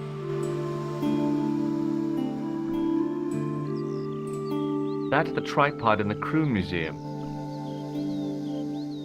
That's the tripod in the Croon Museum.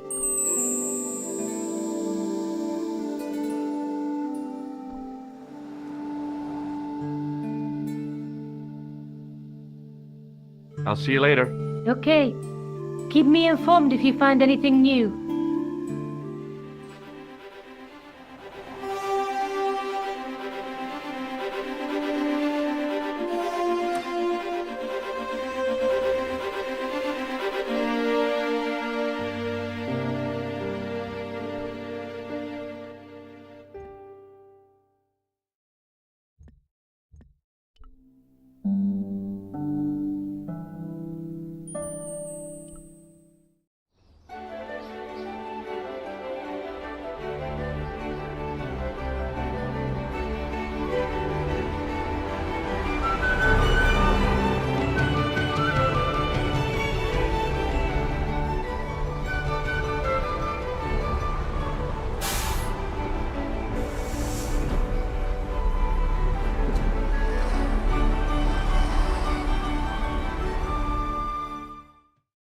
Several hours later, I arrived in Ireland, the Emerald Isle. I'd been lucky to get a bus from Dublin to the tiny village of Lochmarn. On the way out, the driver told me there was only one service a day.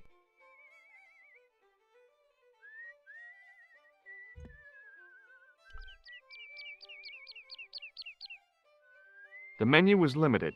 It read, "No food today." I didn't care. I'd lost my appetite somewhere over the Irish Sea.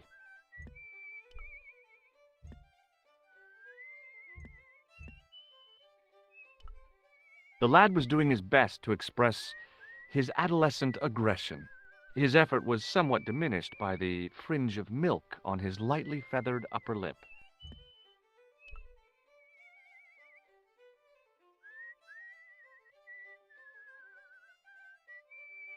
Hi there. What? What's your name, kid? Who are you calling kid? Who the hell are you?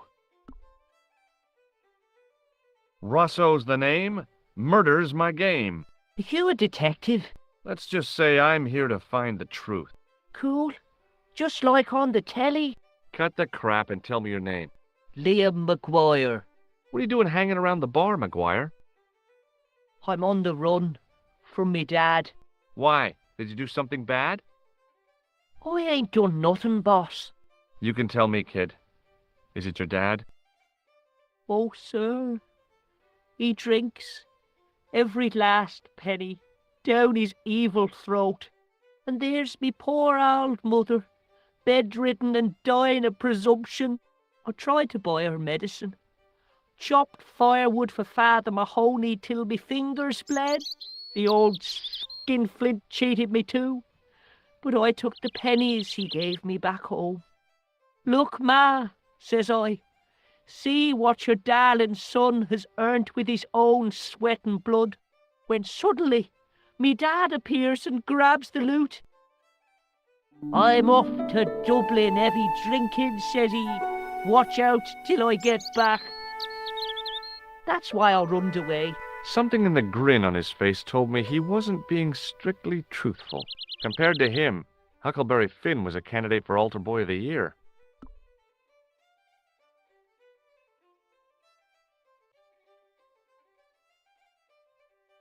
Do you know him? Can you describe him like on the telly in the cop shows? He's an English archaeologist. I know the man you mean if he's the one. Can you tell me where I'd find Pegram? No, I can't, 'cause he's not here now, but if I sees him, I'll ask him.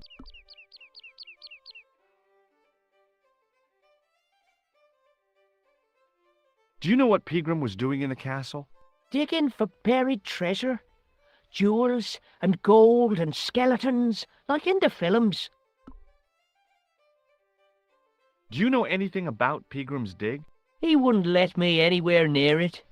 I offered to help, but he chased me off. I didn't want to see his smelly old hole anyhow. Did anyone from the village work at the dig? Pegram bought some students and bums with him. He reckoned no one in Lochmarn would know what to look for. The only local guy who worked for him was Sean Fitzgerald. What does this Fitzgerald guy look like? Big head, big ears, and face irons. What? You know, spectacles, glasses. He's blind as a bat without him. What can you tell me about the castle, McGuire? What do you want to know? Well, can I get inside? No, it's locked up. Does anyone live there? No, only... What? Oh, nothing. You know something about the castle you're not telling me, don't you? No, What is it you're covering up? Is it something you're scared of? I ain't scared of nothing. I'll give you one last chance to tell me about the castle. Oh, yeah? And what if I don't? Then I'm taking you back to school. Oh, there's a ghost.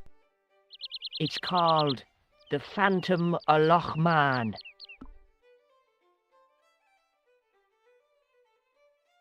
You're not telling me you believe in ghosts, are you? Mister, I seen it with me very own eyes. Last Tuesday night, I went up to see what that dig was about.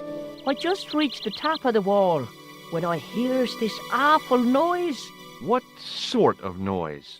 A horrible snuffling and snorting, like O'Brien's pig, only worse. It was coming from inside the castle. Have you seen a guy dressed as a clown? Here in Lochmarn, they all dress like clowns. The man I'm looking for is a dangerous psychotic. Jesus. It's just like that film I saw. Did this clown see? And he's after this kid who saw him kill a guy. He tries to warn the sheriff, only no one believes him. Then, while he's in the tub, the clown cuts him up with a chainsaw. My God, that doesn't sound suitable for a kid like you. Who are you calling a kid? I'm 25. Yeah, right. You're not a day over 14. Oh no, it's 25 that I am. Married with a car and 3 kids. 10 kids if you count the wives. Did you find out what was making the noise in the castle? No fear. I just sat there on the wall like Humpty Dumpty. The moon was cracked and greasy like an old dinner plate. The yard was full of shadows. I could have been hiding anything. I would have gone home, but me legs had lost their stuffing.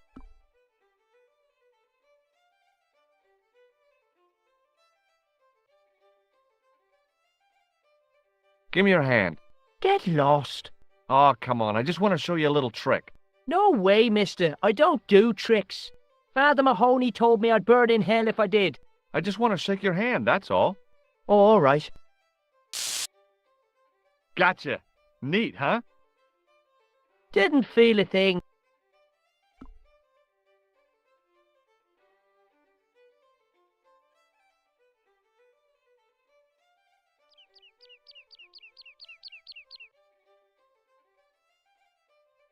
Have you ever seen this man before?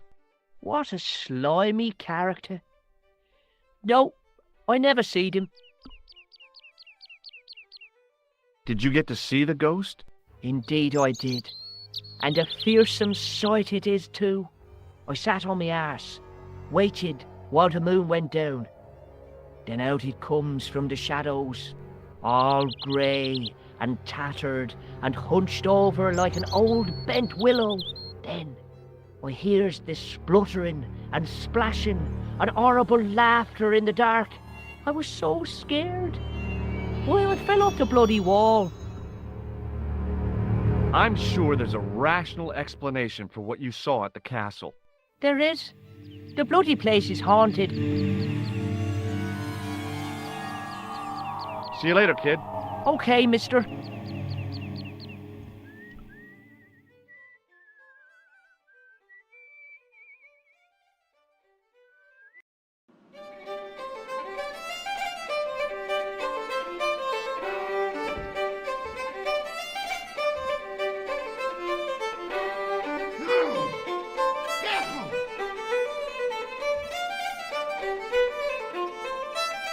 The guy with the fiddle seemed oblivious to everything except his playing. Meanwhile, everyone else in the bar seemed oblivious to him.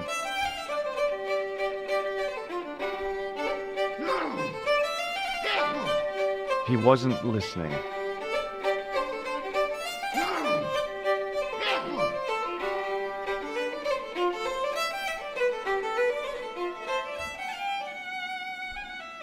I'd been taught not to judge people by their appearance or their clothes or the length of their hair. Nobody ever said anything about runny noses.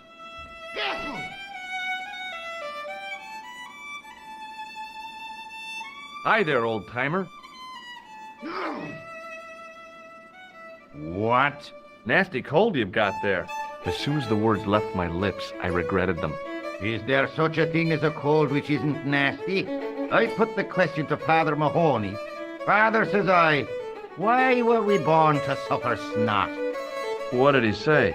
He said, it's my reward for being out all night like a sinner. Pious prig. Anyway, this is no ordinary cold. It's the hay fever. Pollinosis? Thank you. You're not a policeman, are you? Excuse me? Police? No, I'd know it if you were.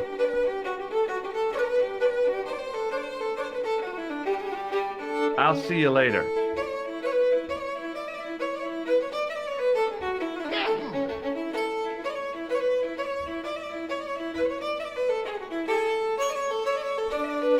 It was a beer-stained piece of toweling.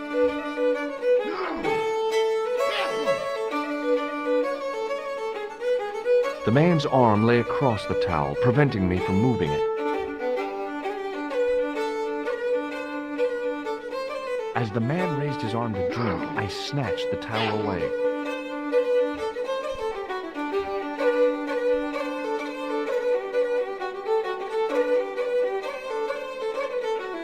Hello again.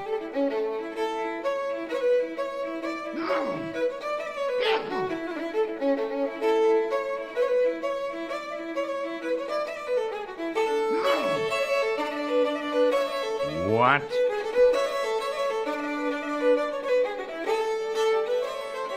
What's that you're making? It's a necklace, me bucko. Oh, sure. Made out of steel wire? That's right. A necklace for my pretty one. When my little lover feels it round her slender neck, she'll be mine. All mine.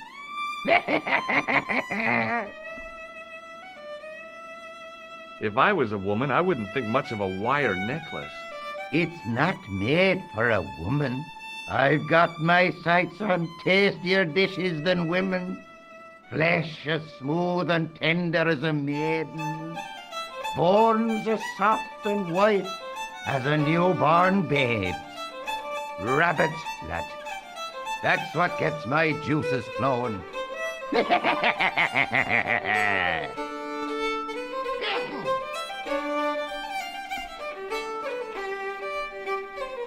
I'm looking for Sean Fitzgerald. Have you seen him? Never heard of him. Don't you come from around here? None of your business. I didn't ask where you come from, did I? I'm from California. That's your problem. Do you know Pegram, the archaeologist? That's the scrawny fellow who was poking around at the castle, isn't it? No, I don't know him. Were you aware that Pegram was conducting an archaeological dig? I don't meddle in other people's affairs. They don't interest me. Do you know where I can find Pegram? I told you, I never heard of him. Can you tell me how to get into the castle? Don't even think about it, me bucko. Lochmarn Castle is haunted. That's what the kid outside told me, but I don't believe it. Then you're a fool. Have you ever seen the ghost? To be sure, with me very own eyes.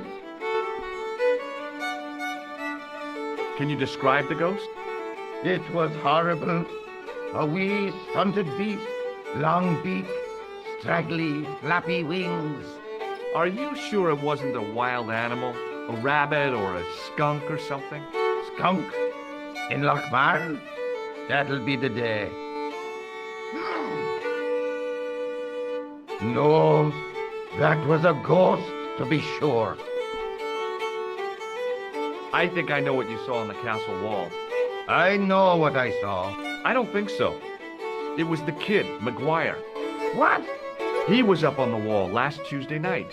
He thought you were the Phantom of Lochmarn. Oh! Ghosts don't bother me. I still want to visit that castle. You can't. It's not open to the public. There's no one around to stop me, is there? That's right. Nothing human, anyhow. Ah, so you're making snares to trap rabbits. That's right. Do you have a problem with that? Damn right I do. Isn't it painful? Only if I get me fingers caught. I'm talking about the rabbits. Do they feel much pain? You bet.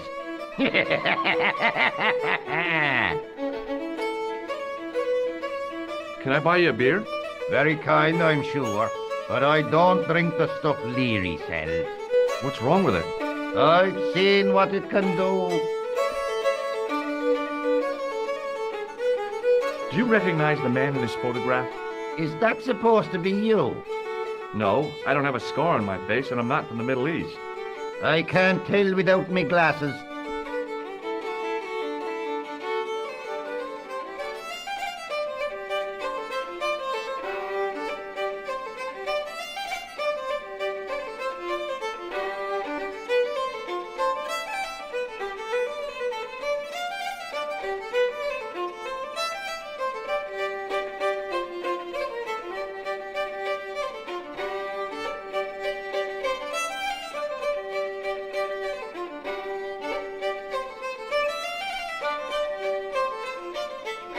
Hey, would you like to shake my... no, on second thought, forget it. I'll see you later.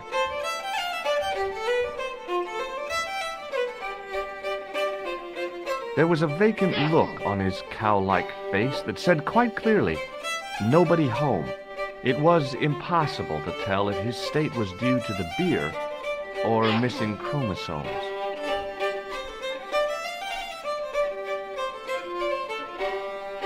Hi, my name's Stobart, George Stobart.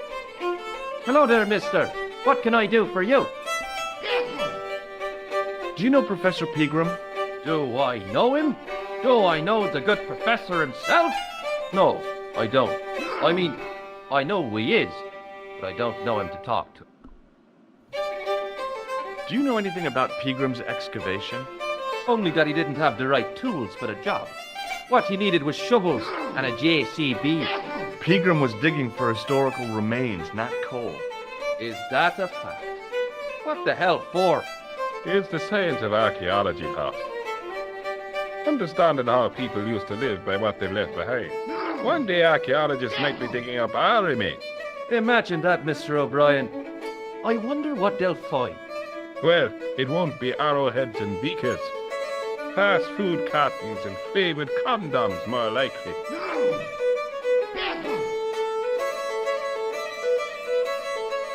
Is it true that Pegram found a valuable gem? What? First I heard of it. Where have you been, Pat? That gem is the talk of every town from Lochmarn to Ballydoon. Nobody told me. The lucky sod. So that's why he scampered. Did anyone from the village work at Peagram's Dig? I tried it myself, but that high and mighty history man called me incontinent. What a nerve. Hadn't I dug more holes than the rest of them put together? Can you tell me anything about the castle on the hill? Oh, I don't know much about anything. You should ask Mr. O'Brien here. He just joined up writing. Would you be one of them history fellas yourself? That's right. Professor Stobart, Miskatonic University. You're an archaeologist, and you're asking us about the castle. Excuse me, Mr. O'Brien. The gentleman was talking to me. How come you didn't leave with the others? I didn't know they'd gone. Oh, yes. Packed their spades and shovels and away they went. Seems I missed all the excitement. Do you recognize the man in this photograph? It's a handsome mug on that fella, to be sure. Is he a film star? Don't be fooled. This is the face of a psychopathic killer. No. Well, there's one in the eye for me and my men.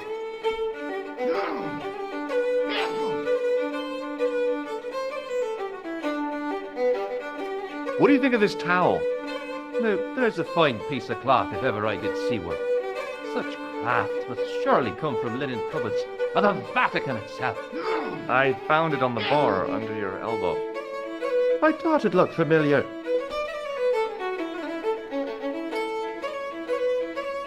Bye for now.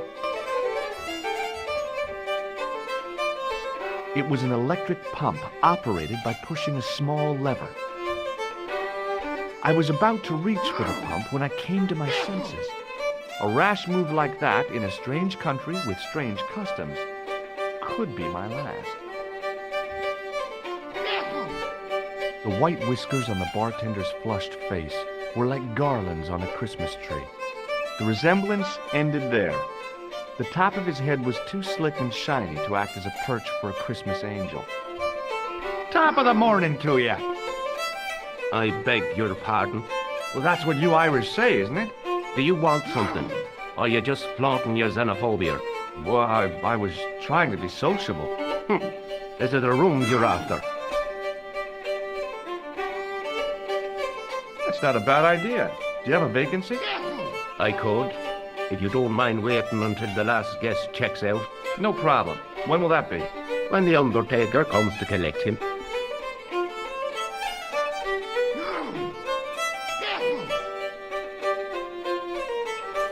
I'll try a glass of beer, please. Is this your first pint of real ale? Well, I guess so. What's real ale, anyhow?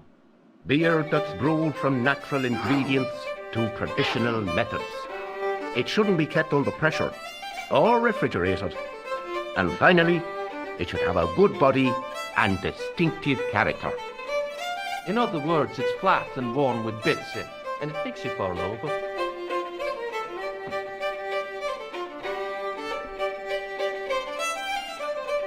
I'm looking for a man named Fitzgerald. Fitzy?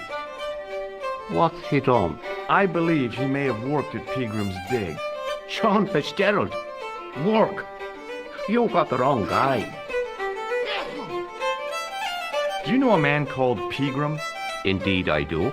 Are you a friend of his, by any chance? Oh no, I'm just trying to track him down. Me too. That son of a bitch should be locked away. Did Peagram stay here? That's right. In the best room in the house. That's the one with the bed. Can I see Peagram's room? It's been taken by one of the brothers from the reformatory. They come every year for spiritual refreshment. That's a good one. Their idea of refreshment is a good full of stout. I wouldn't want to disturb a man of God, especially not a big fella from the bad boys' home. I don't blame you, Mick. That brother's got muscles like a muscle man. Have you served any, clowns recently? No, you're the first today. seriously, I'm looking for a man dressed in a clown costume. Would he be having a little white dog with a black patch over the eye? I shouldn't think so. What can you tell me about the castle? You're the second person to ask me that today. I don't know anything about the castle. It's only an old ruin anyway. Who else was asking about the castle? He said he was a reporter. He was asking about the little people. I could have told him a tale or two about the little people. He might have paid me to hear what he wanted me to say. Anyway, I chucked him out on his arse. Good for you, Meg. That's the way to deal with journalists.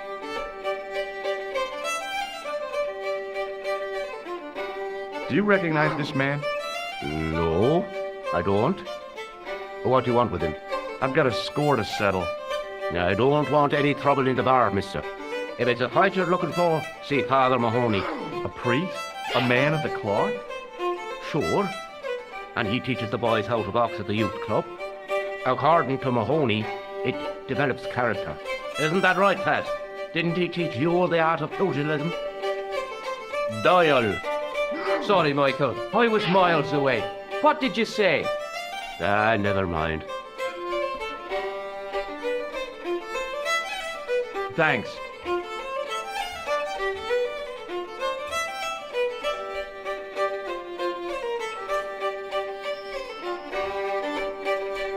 The glass contained a dark liquid like molasses, with a creamy white froth on the top. Hey! Hello there again, mister.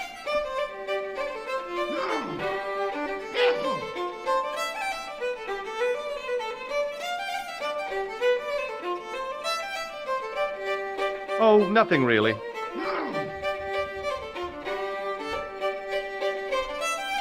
I'd been taught not to judge people by their appearance or their clothes or the length of their hair. Nobody ever said anything about runny noses.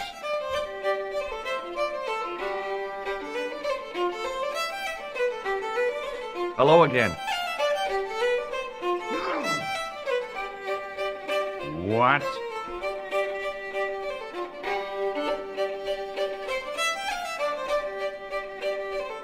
Could you use this towel?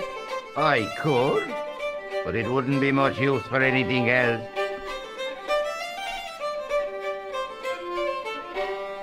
What does this red nose mean to you?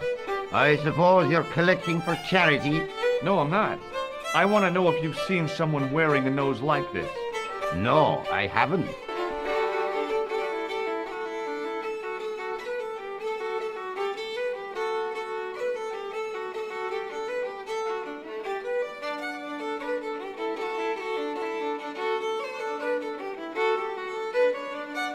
What does this red nose mean to you? Nothing. You could make use of this tissue. Never use them. Those things are unhygienic.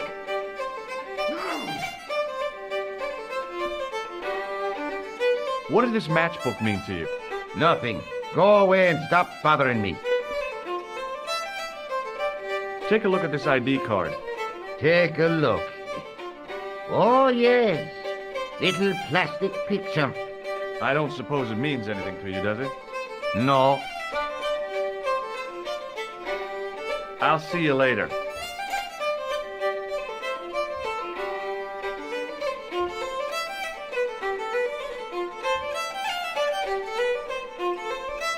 I'd been taught not to judge people by their appearance or their clothes or the length of their hair.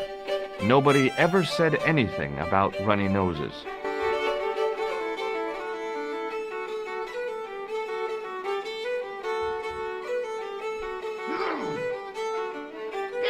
As soon as the old guy looked away, I grabbed this piece of wire.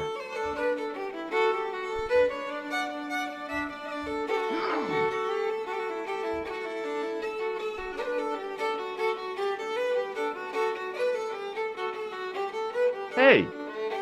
Hello there again, mister.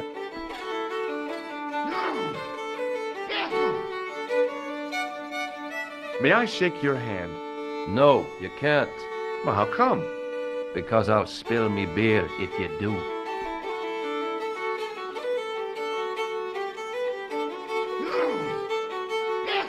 Does this piece of wire mean anything to you? Not me, mister.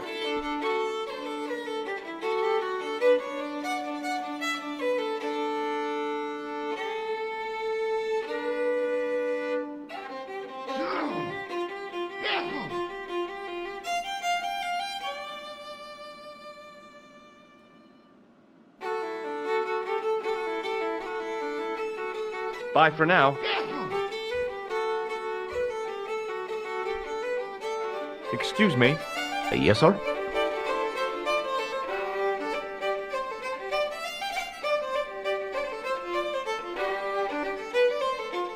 Hey, bartender?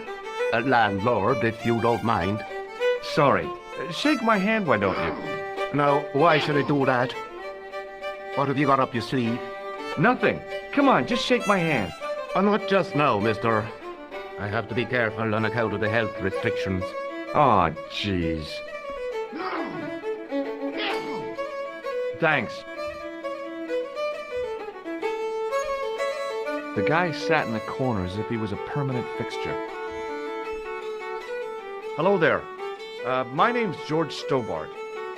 Pleased to meet you, I'm sure. I'm O'Brien. Can I help you? Do you know Sean Fitzgerald? Yes, I do. What you want with him? I want to talk to him about working at the dig. What makes you think he did? The boy outside told me. I can't imagine anyone employing Sean Fitzgerald on a dig. He wouldn't know a post hole from his elbow. Do you know where I can find Pegram? You're too late to meet that fella. Is he dead? Not that. But he's gone from the village. A sore point with our esteemed host, I might add. Why is Pegram's departure upset the landlord? He's lost a paying guest, that's why. More than that, there's the question of an unsettled bill. Poor Michael seemed red over the business, and I don't blame him. Can you tell me more about the landlord? Mick Leary? He's what you call a would-be sophisticate. The trouble is, his idea of sophistication extends as far as putting paper in the lavatory. I never worked out why he did that. It's much too dark in there to read. That's true. Have you ever run your hand over the back of the door? The graffiti is written in Braille. Do you know where Pegram has gone? I'm sorry, but I don't. He upped anchor in the dark and shipped out before the dawn. Why did he do that? Who knows? A guilty conscience or a secret assignation. Whatever the reason, he'll not be missed in Lochmar. Maybe now the fuss about the gem has died down, we can get back to normal. What can you tell me about the gem which Pegram found? Now there's a gem which should never have been taken. A man would have to be full of greed to covet that stone. What's your interest in the jewel? You're not a reporter, are you?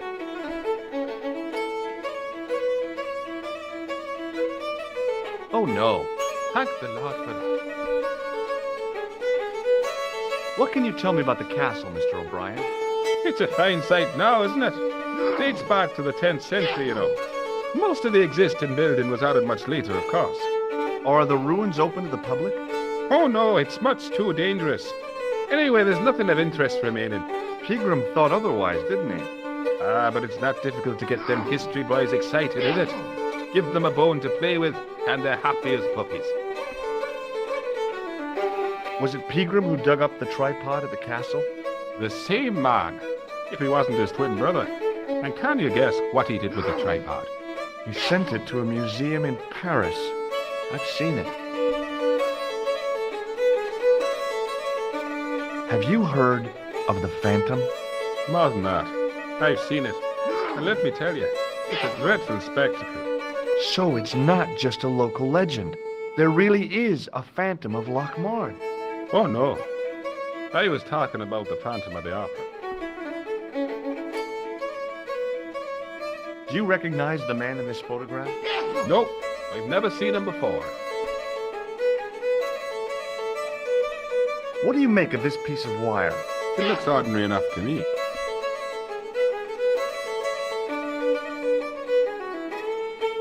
I'd like to shake you by the hand, Mr. O'Brien.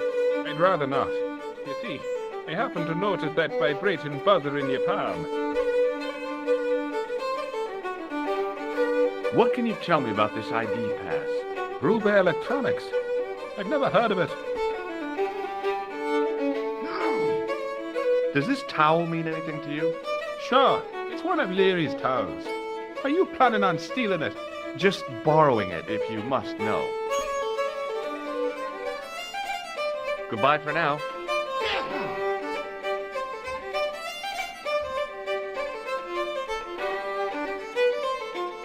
Hey! Hello there again, mister.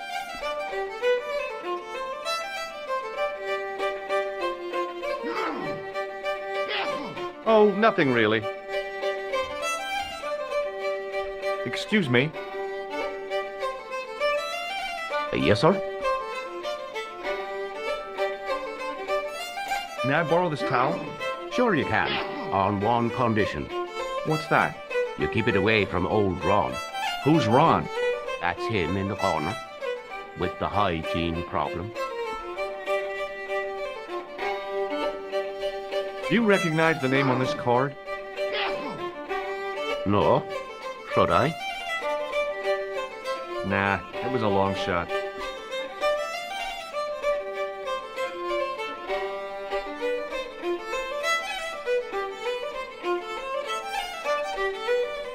Thanks.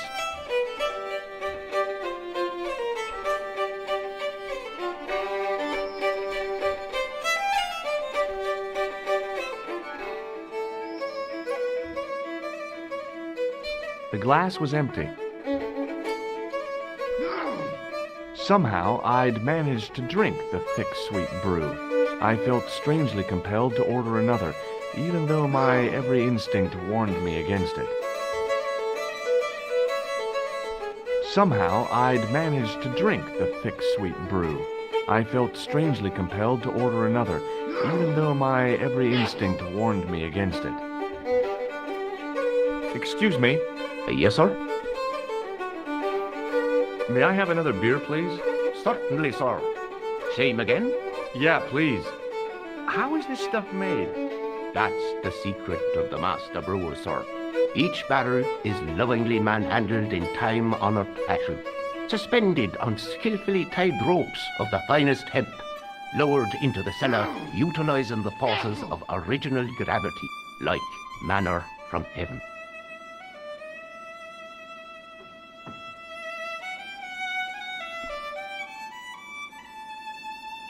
Thanks.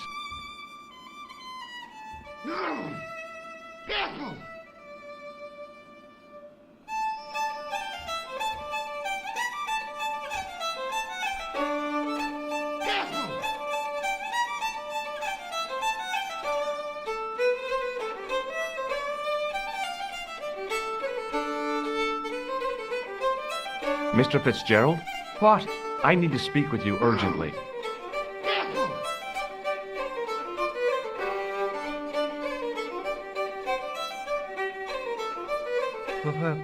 What's the problem? Can I get you another drink? Oh, no, thank you. I shouldn't be drinking at all. I'm on tablets for my nerves. More than a pint and I'll pass out. Did you work at Professor Peagram's dig? What gave you that idea? McGuire says you did. You don't believe that damn hooligan, do you? Why not? His probation officer could tell you a tale or two. Have you heard about the gem which Peagram found? I heard a rumor, but you can't believe everything you hear or see, can you? Where can I find Professor Peagram? I heard he's gone fishing. I don't know where. What can you tell me about the castle? There's nothing there. Just an old ruin. How old? I really couldn't tell you. Have you ever explored the castle yourself? I used to play there sometimes, when I was a kid.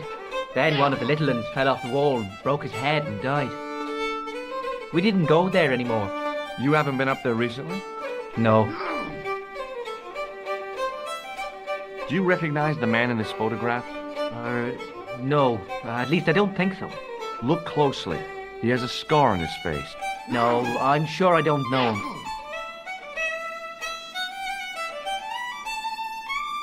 Ever seen this towel before? Doesn't it belong on the bar? Very observant, Fitzgerald. What do you suppose this wire is used for? How should I know? Check out this pass. Yeah. It's yours, is it? Not exactly. Do you recognize the name? Thomas Merlin? No. Never heard of him. What did this red nose suggest to you? Blood. Why's that?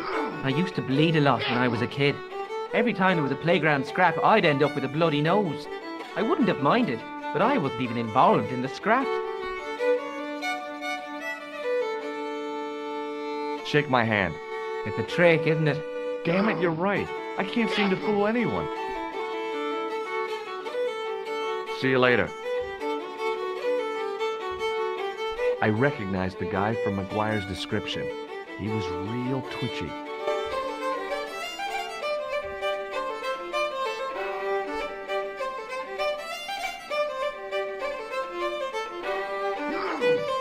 Hey! Hello there again, mister. Do you remember seeing Sean Fitzgerald at the dig? Let me see now. I think me brain box needs a spot of lubrication. Can I buy you a drink? You most certainly can. Give me a drink for my friend here. Who? Doyle? Has he conned you into buying for him? Shame on you, Patrick.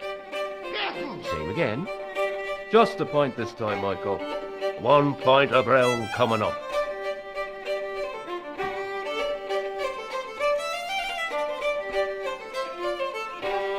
Do you remember Sean Fitzgerald now? I can picture the scene as if it was only last week. Come to think of it, it was only last week. Fitzgerald was there all right. Him and a bunch of students. He was speaking with the boss man.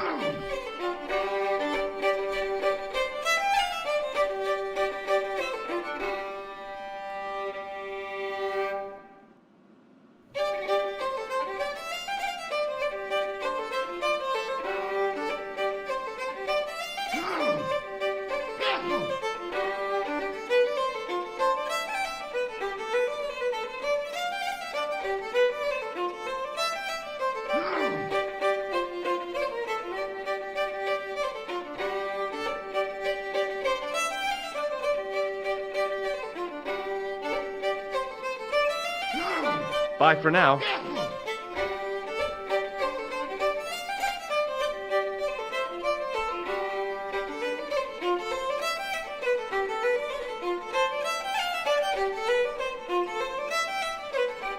Hello. Doyle told me you definitely worked at the dig. You don't believe him, do you? Patrick Doyle is a moron and a scoundrel. Even so, he saw you talking to Pegram. You can't prove that, mister.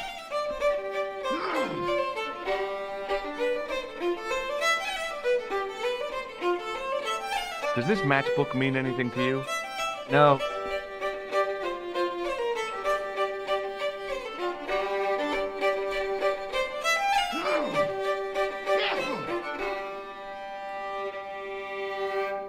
See you later.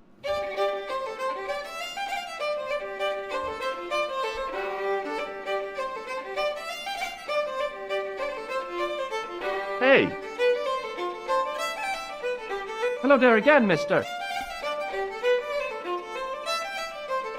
Are you sure you haven't seen this man?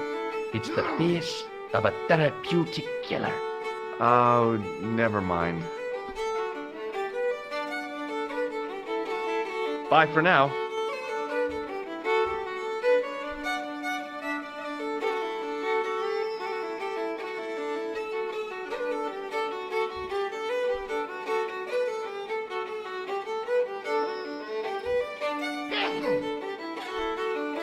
Somehow, I'd managed to drink the thick, sweet brew.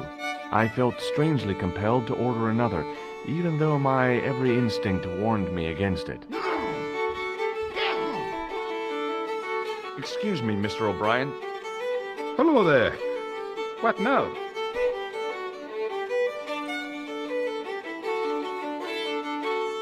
Oh, nothing.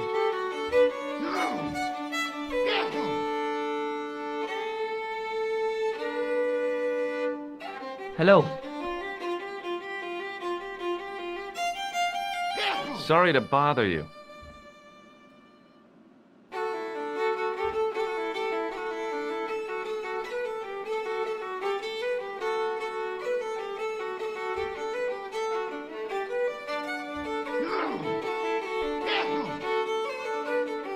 It was a telephone, incongruous in the rustic setting of the homely bar. It was an electric glass washer. It looked even older than the barman.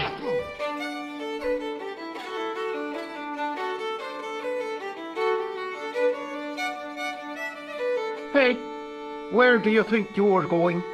Excuse me? No customers behind the bar. Ever.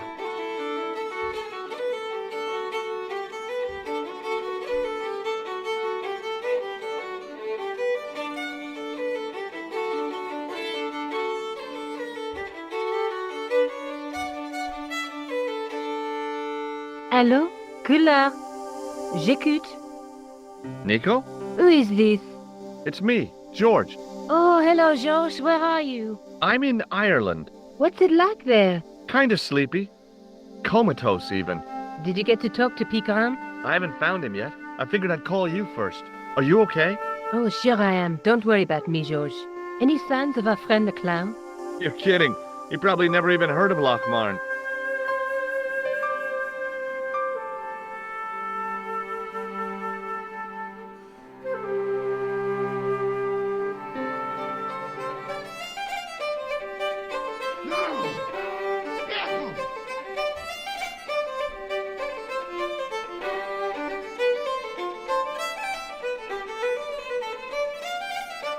Hello.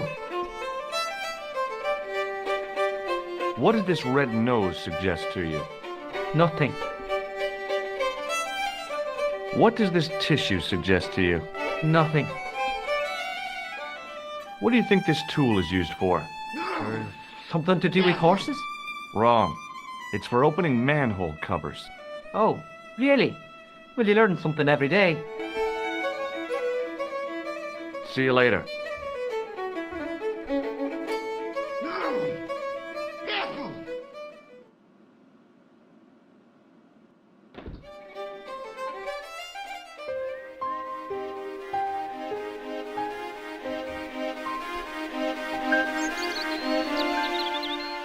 Hey, McGuire. What do you want to know?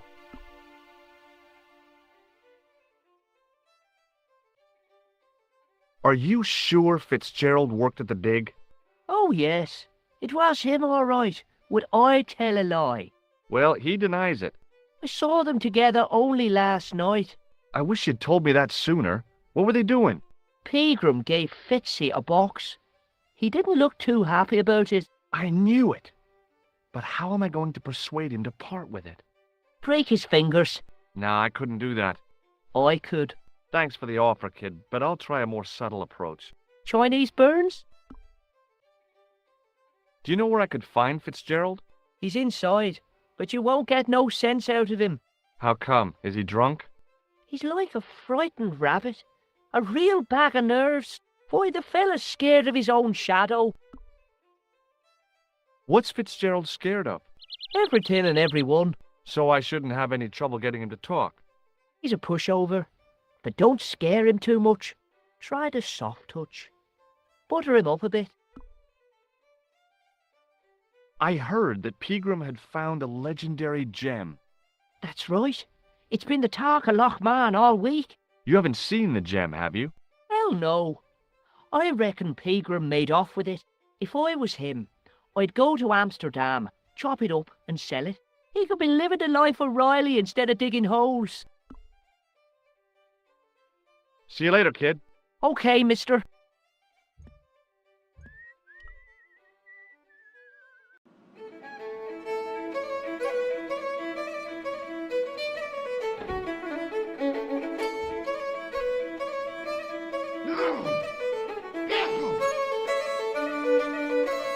Hello. McGuire says he saw you working at the dig. What's more, he saw you talking with Pegram.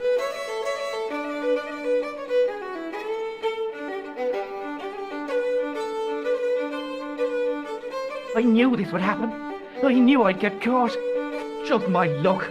Grasped up by a delinquent and a dimwit. I need to talk to Professor Pegram, if he's still alive. What do you mean? Is he in danger? Yeah, you too, if I'm right. You're not from the Social Security. Hell no. What makes you think that? Well, I was claiming benefit at the same time I was working for Pegram. I'm not in a position to make judgments, Sean. That's between you and your conscience. All I want is to talk to Pegram about the gem. But he's not here. I know that. But he left that package with you, didn't he?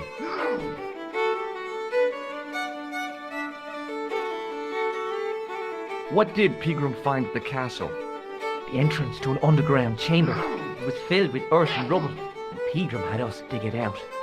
We uncovered a secret room, a hidden chapel.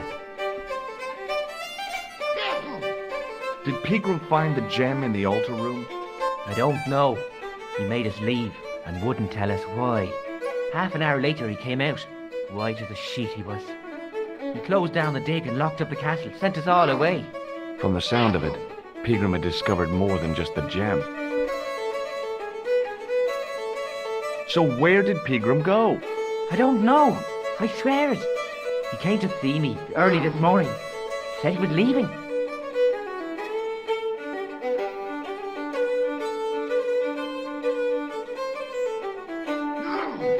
He asked me to give this package to a guy called Marquet. Show me what's in the package, Sean.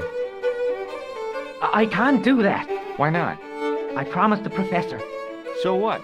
You didn't have any qualms about your benefit scam. So where's the harm in taking a peek inside Pegram's package? You don't know these people. I can't. I don't dare. This is your last chance to show me the package, Fitzgerald. I've been patient with you, but now it's time to kick ass. But he'll kill me. Who will? Man from Paris. Jack Marquet. Pegram told me if I gave him the package unopened, I'd hear no more about it. But if I double-crossed Marquet, I'd be dead. I'll deal with Jacques Marquet.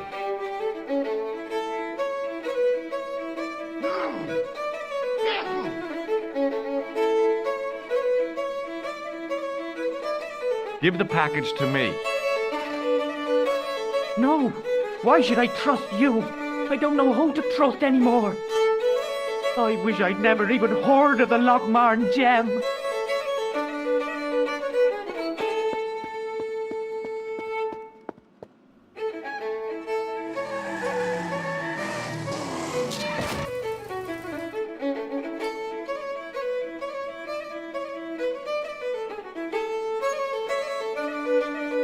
Hey! I just seen a big red! Get out of here, McGuire. Come back when you're old enough. What's the lad howling about? A big red sports car. Sean Fitzgerald's been runned over. Get out! Noisy little tyke. Maybe you should send out some medicinal brandy, Michael. Oh, yes? And who's going to pay for it? Not me. Me too, neither.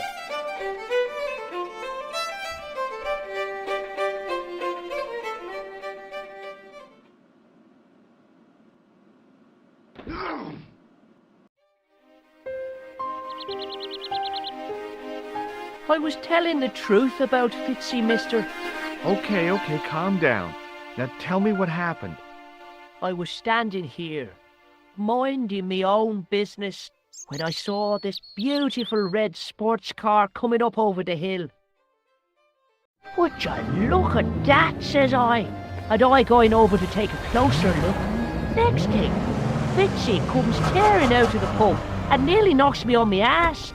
But the car just flies at him. It was too fast for poor old Fitzy, and hit him an awful wallop who goes flying up on top. Jesus, says I thought he was a goner. Next thing, the driver hops out, and I couldn't believe my eyes.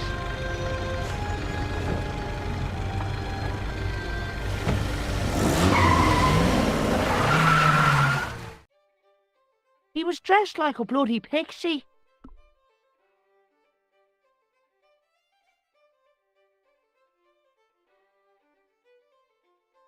Did this pixie have a scar on his cheek? I couldn't see. He was wearing a stupid mask.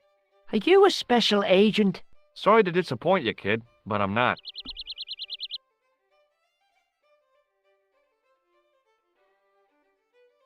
Did Fitzgerald drop anything when he was hit? I didn't see. It all happened so fast.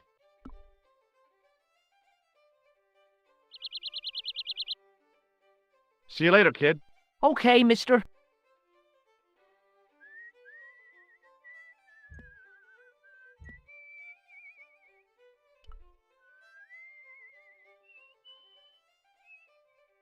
The plastic cover had been smashed by the pixie's car, revealing a switch.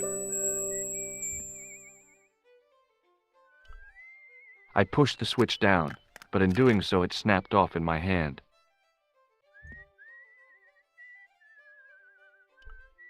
It was impossible to return the switch to its original position.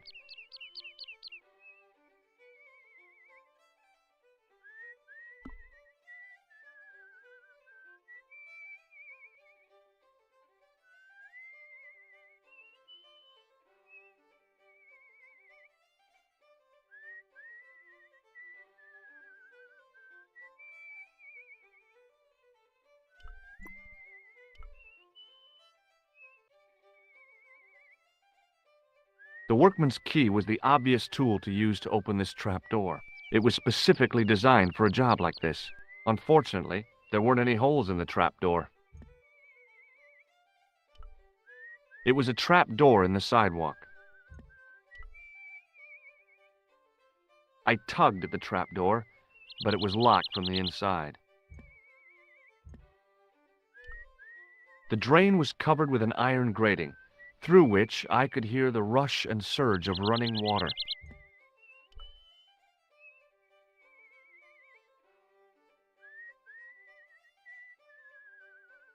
I took hold of the grating and pulled hard, but it didn't move.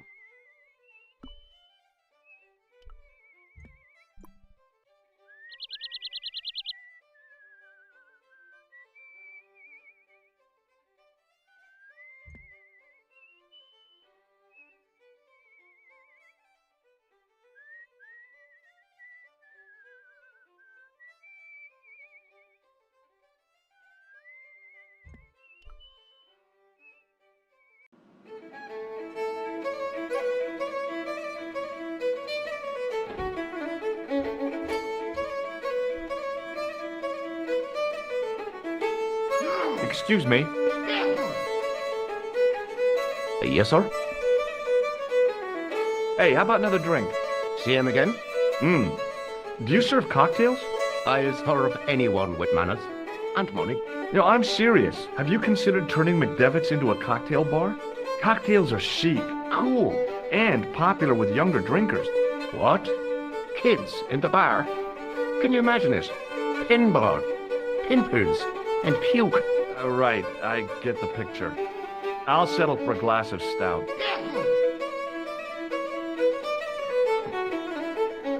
I'm sorry, but the pump appears to be broken. I can fix it for you. I don't think so. This is a job for a professional electrician. Oh well, at least the glass washer is still working.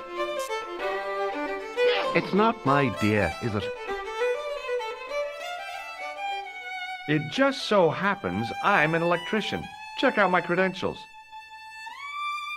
Well, no. Isn't that marvelous? Ha! Here's a house bedeviled with faulty wiring of a wayward nature. Here's you, an electric man, with a little plastic card to prove it. I still want to see what you can do before I let you touch me beer pumps. You can make a start on the glass washer.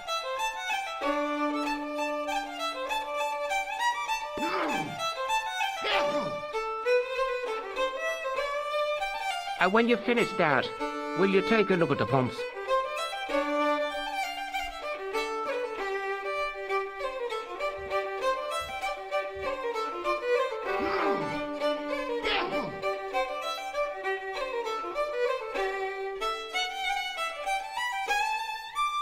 was nothing physically wrong with the glass washer.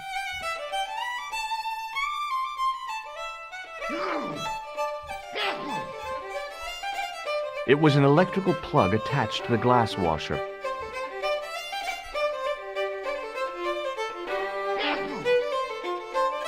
I used all my knowledge of electrical engineering to examine the plug. Seemed fine to me.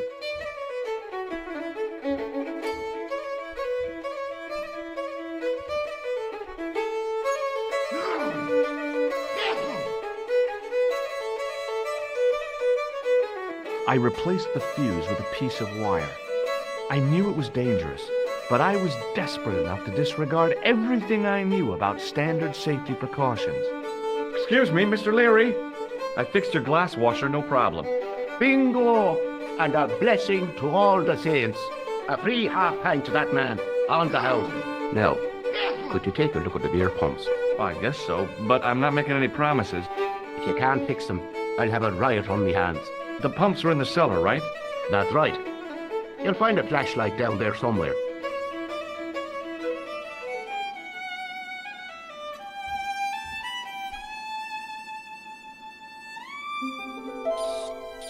What a dumb place to store a flashlight. A dark cellar. The only way I was going to find anything down there was to feel around.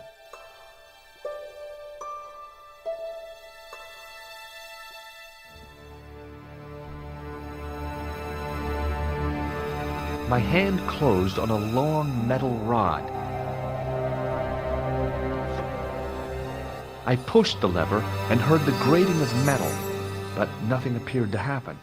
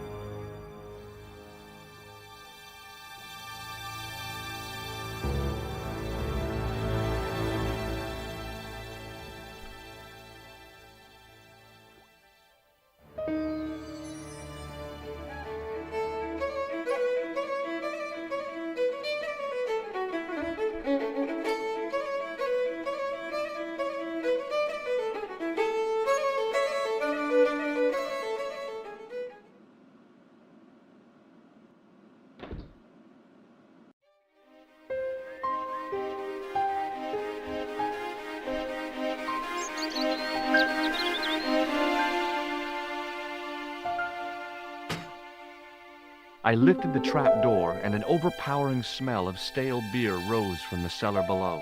I looked down on a stone-tiled floor, way too far to jump.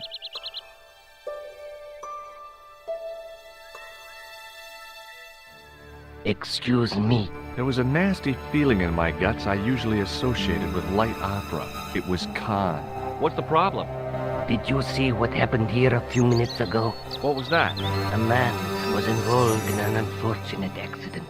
I didn't see anything. What about the boy? He doesn't know anything either. The kid, well, you know how it is in these rural communities. Not enough genes to go round. I prayed McGuire had the sense to keep his mouth shut. Was the guy hurt bad?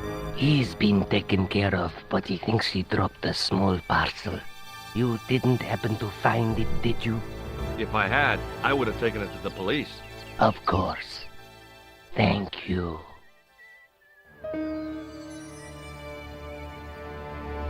It wasn't my nerves that stopped me jumping. It was my damned legs. They wouldn't move. It wasn't my nerves that stopped me jumping. It was my damned legs. They wouldn't move.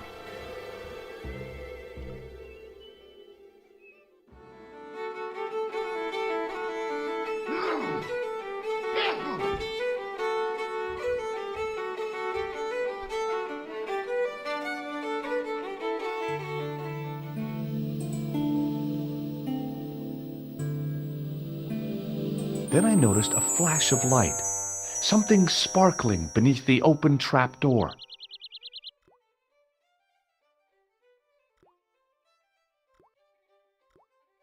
It was Peagram's gem, all right. A large, uncut blue stone. As I held it aloft, I realized the fascination it could command. I guess I was already under its spell. Did you find it? What? Whatever you was looking for. Yeah. Listen, McGuire. I want you to keep this to yourself. No problemo. Just chuck us up a crate of lager. No way. You're not old enough. We can sell it and make some cash. Forget it, kid. I couldn't betray Mr. Leary's trust. I could, for sure. That old misery guts deserves it. If you want to do me a favor, keep a lookout for that guy in the suit. Okay. But it'll cost you a packet of chips. Oh, and shout if you see that Ferrari.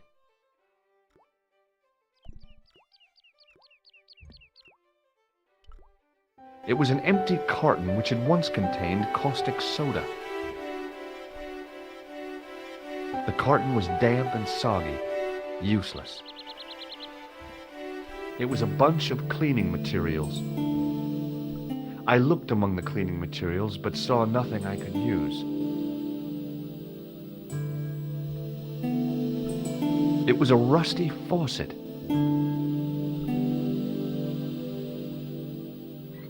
The faucet creaked, coughed, and spewed out a stream of rusty-colored water.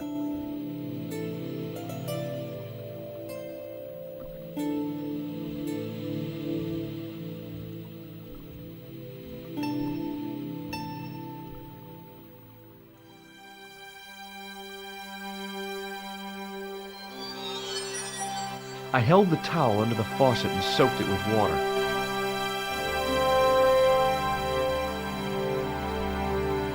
It was a couple of paper sacks filled with trash.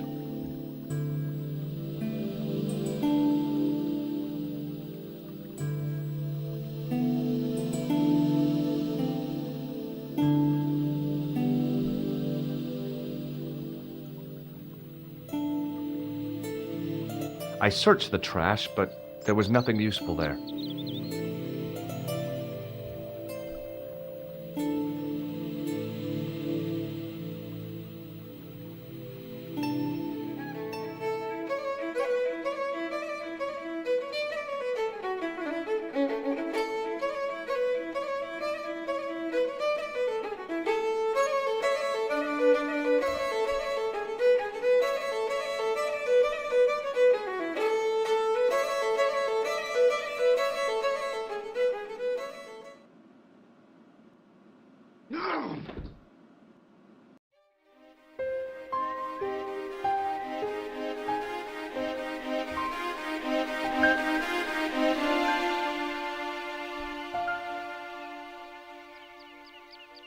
Hey, McGuire.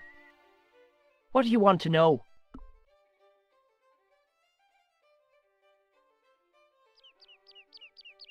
See you later, kid. Okay, mister.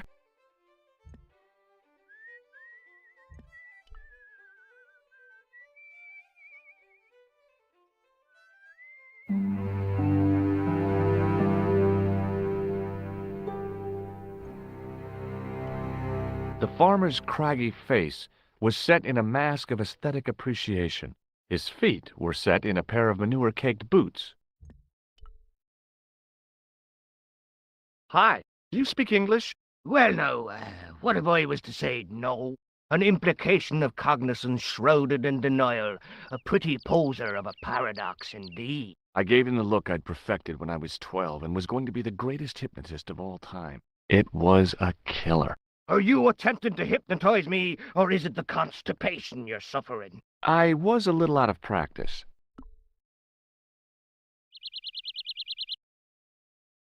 Have you seen Professor Pegram? No, he's packed up and gone. Do you happen to know where? Back in England, I suppose. Do you think Pegram's disappearance is due to the curse? Look at the facts. He dug up the gem. He disappeared. Bingo. It doesn't take a degree in mathematics to work that one out, does it? You don't have to be a smarty Pythagoras with a calculator. I guess not. Pegram has run off with the gem. Did you happen to see a red sports car down on the road? I caught a glimpse of a flash of red on the hill and heard the racket. Sure, it was an awful noise. A sports car, you say? A Ferrari, to be exact. A racing car? And what was it doing here? A poor fella must have been lost. The driver of the Ferrari was involved in an accident. Is that so? Yeah, he knocked somebody down outside the bar. What an idiot! How could a thing like that happen? He was traveling too fast. So fast, he ran right under the car? I mean, the car was traveling too fast. But you'd have thought the idiot could have heard it coming. Maybe you know the guy who was hit by the Ferrari. His name is Sean Fitzgerald. Oh, I know him all right. That's me nephew, the idiot responsible for the stacking of my hay cart. Was he killed by the car? Oh, no, but he has been abducted. Well, that's a relief now. Good book? A book? It's a passport to a world of fantasy and imagination. Yeah, what's the title? Creative Shelving for Beginners, the 1978 edition. What's so cool about home improvement? There's nothing like it. The resinous autumnal aroma of seasoned wood, the rhythmic rasp of the play. Ah, no wonder our Lord came to earth as the son of a humble carpenter. I bet he was a wizard with a chisel and a length or two before. Surely the portrayal of Christ's adoptive family as humble artisans is a symbolic metaphor. I don't know about that, but I know they were carpenters. Haven't you read the book? Well, no, but I have seen The Greatest Story Ever Told, and I don't recall Jesus putting up any shelves. What can you tell me about the castle? Not much, I'm sorry to say. Most of its history is long forgotten. Ah, but if these old stones could only speak, what stories they'd tell. Stories to make your toes curl and your blood run cold. You know, this castle is said to be over 600 years old. Who built the castle? Mad Phelan, the first lord of Lochmarn. Well, I say lord, but actually he was little more than a village chieftain. He built his castle from the remains of the Templar Preceptory. Where was the site of the Templar Preceptory? Right here, on Temple Hill. Phelan built right on top of the old wall. It's said that deep beneath these walls, there's a Templar chapel. Did Pegram discover the chapel? I don't know. His workers were sworn to secrecy. Do you mind if I climb up your haystack to get into the castle? What? You'd break your stupid neck for sure. Do you think I'd stand by and see your brains dashed out? I'd be very careful, and I promise not to sue. You won't get the chance, not while I'm here to stop you. Aren't you going to look for your nephew? What for? From what you say, it's too late. Well, you could report the matter to the police. Better not. Besides, what could they do? Well, they could mount a search. They have only the one bicycle between them. In a question of superior acceleration, I put me money on the Ferrari. I think you ought to know exactly what Sean has gotten himself into. I'm not sure I want to know. But you're his uncle, his own flesh and blood. You're right, but what can I do? If I'm not here to guard it, some idiot might try to climb the haystack. What a moral dilemma. Stay here and guard this potentially lethal agricultural construction, or to go off in search of the prodigal nephew, the very man responsible for said hazard? It'll need some thinking about. Why, there's no problem. You're right. Why didn't I think of it before? We'll demolish the haystack. You don't have to demolish the haystack to go look for Sean. I'll stay here in your place and warn anyone who's silly enough to climb it. Marvelous! I think I should start me inquiries in the bar.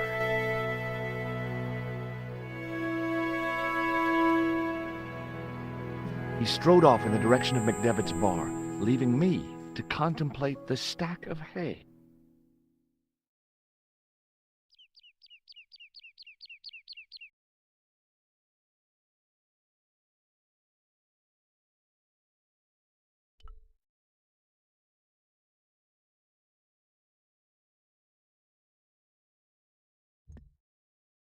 The gates were made of solid, age-blackened wood.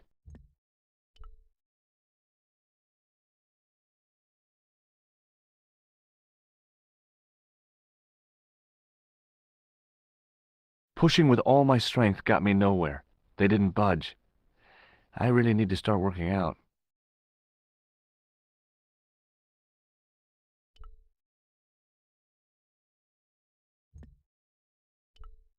On the back of the cart was a crazily stacked tower of hay bales, leaning precariously against the castle wall.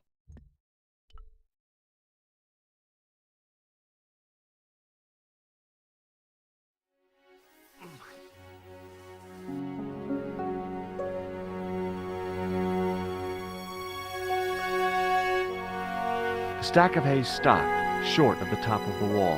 Even if I stretched as far as I could, the wall was out of reach. What I needed was a slice or two of Alice's Wonderland. There was a narrow crack between two of the stones where the centuries-old mortar had crumbled away. I pushed my fingers into the narrow crack. It went back several inches into the rock.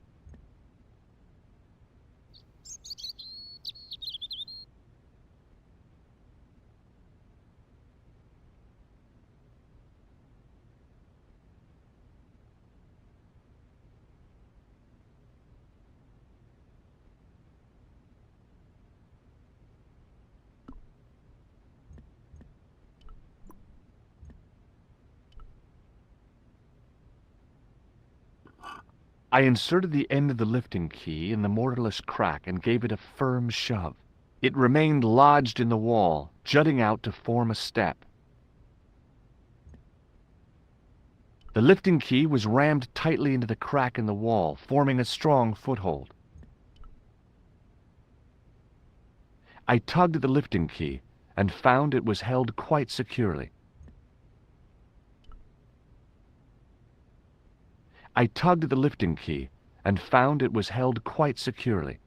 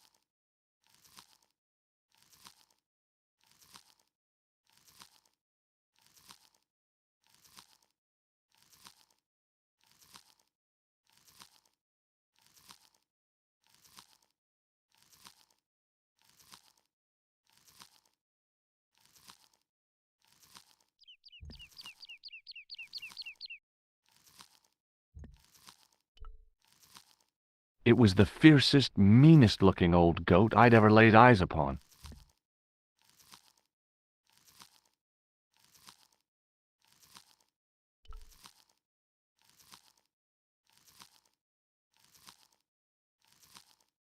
Hey, Billy! The animal fixed on me with an evil glare. Behind the malice and resentment, there was a cool intelligence. How you doing, boy? I felt as threatened as I'd been by the assassin and his goons in Paris.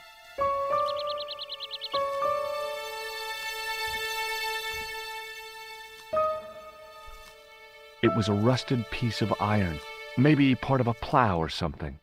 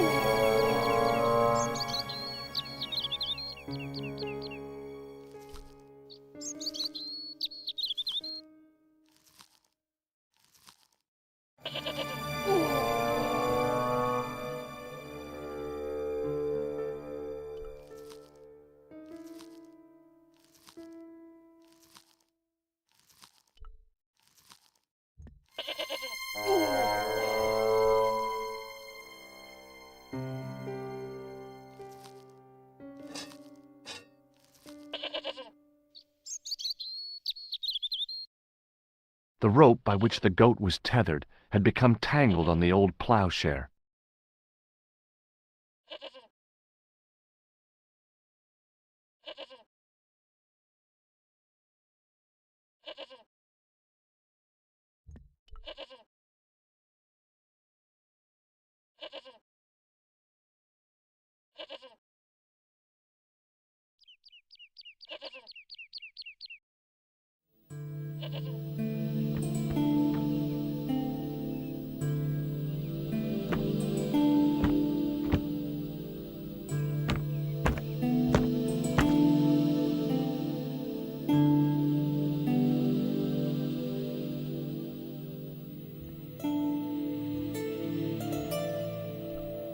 There was a pattern of 5 holes arranged on the wall. They'd been drilled there deliberately.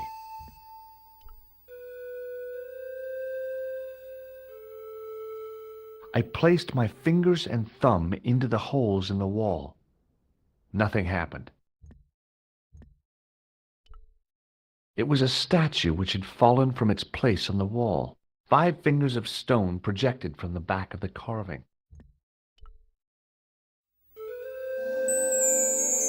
The statue was too heavy to lift. It overbalanced into the sand.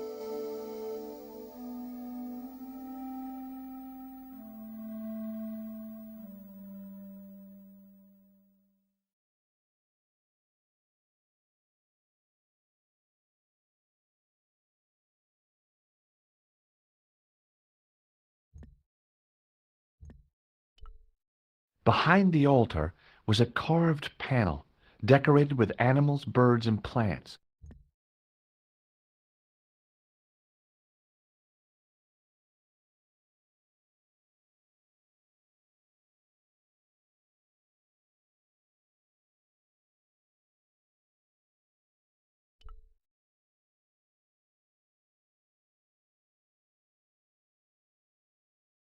I tried in vain to move the panel.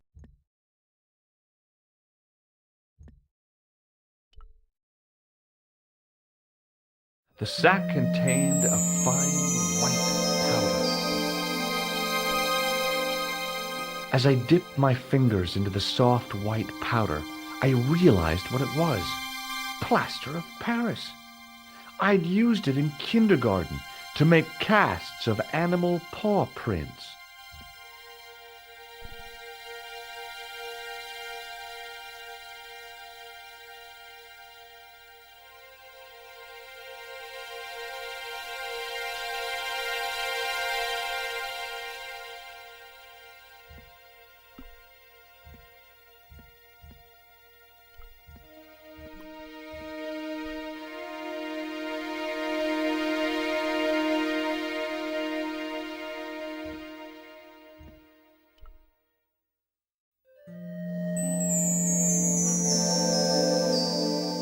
As I swung the stone upright, I noticed it had left a pattern of holes in the sand.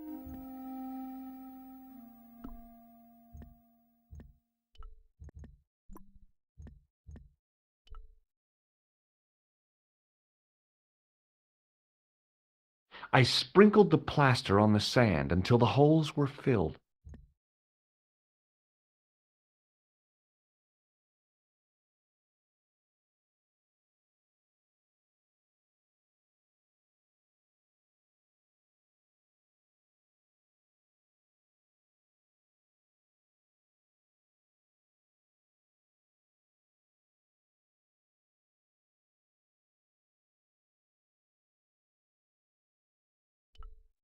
The patch of sand where the statue had fallen was covered with a dense sprinkling of plaster.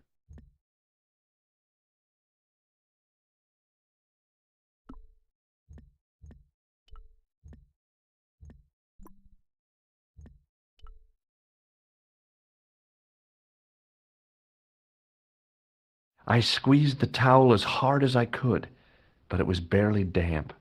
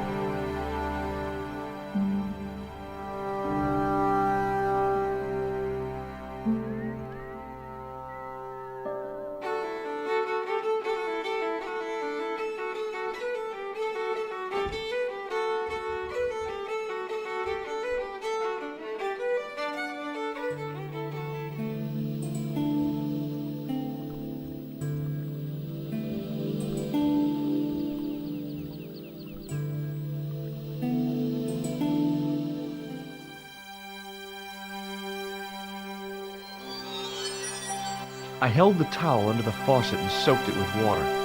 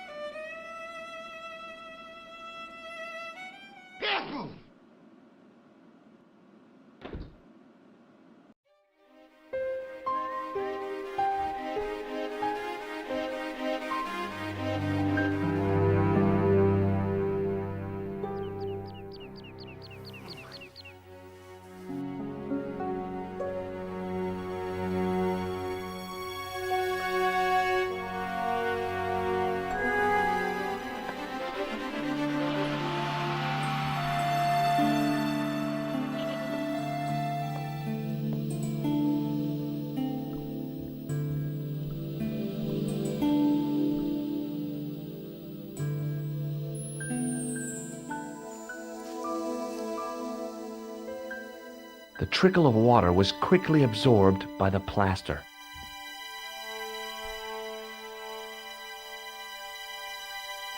I eased the solid piece of plaster from the sand. Underneath, it had formed a perfect copy of the statue.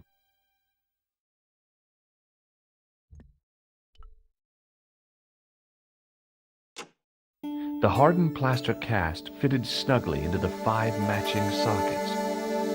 There was a soft thud, then silence.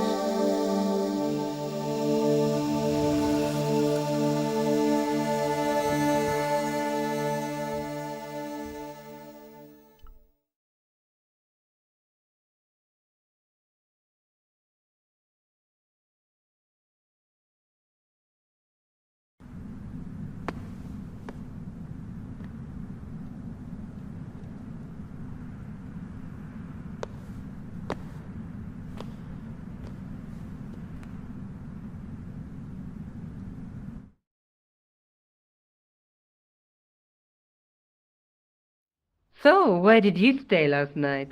At McDevitt's, I got to drinking with Doyle and a couple of the guys. That explains why you look so ill today. Did you get any sleep at all? Not much. I had to share the room with another guy. Did he snore? Hardly. He was dead. Then Leary woke me in the middle of the night to help bail out the cellar. The cellar was flooded? Yeah, some idiot had left the faucet running. And you say Pegram has disappeared? Without a trace. But my visit wasn't a complete waste of time. Pegram's gem?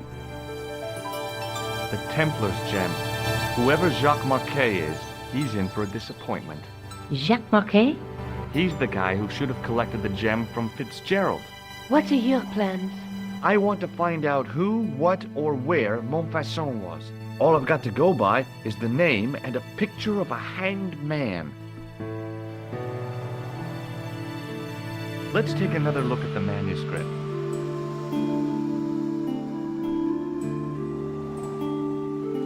That's the gem that Pegram found in Lochmarn.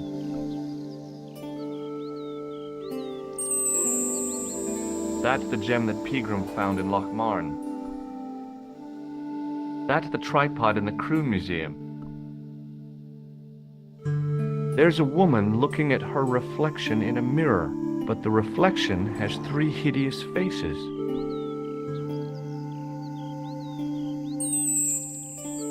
There's a guy with a sword and a bull. Between them is a gem supported by a tripod.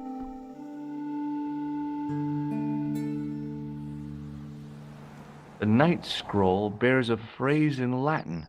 Through my teachings, you will be enlightened. There's a guy working on a loom.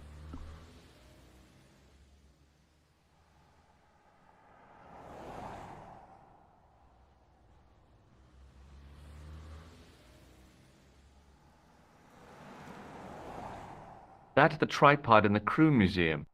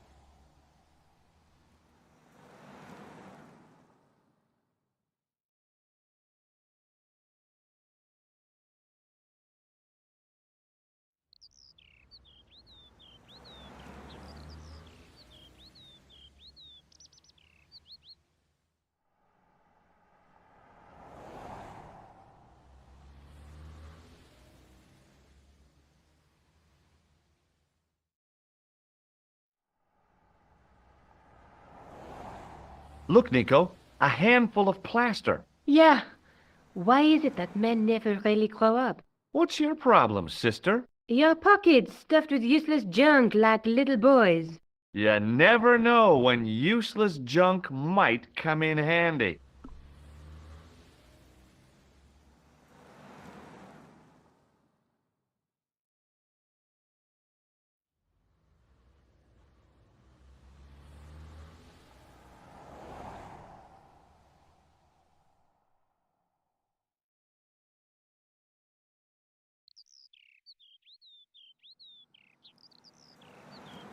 Do you want to look after the gem? No, George. I'd be too tempted to sell it.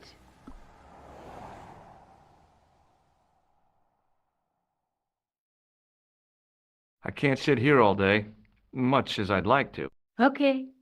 Don't forget to look for Lopinot at the Kron Museum. And why don't you see if Rosso has heard anything? Okay. Anything else I can do for you while I'm out? Shopping, a trip to the laundromat? Just take care of yourself.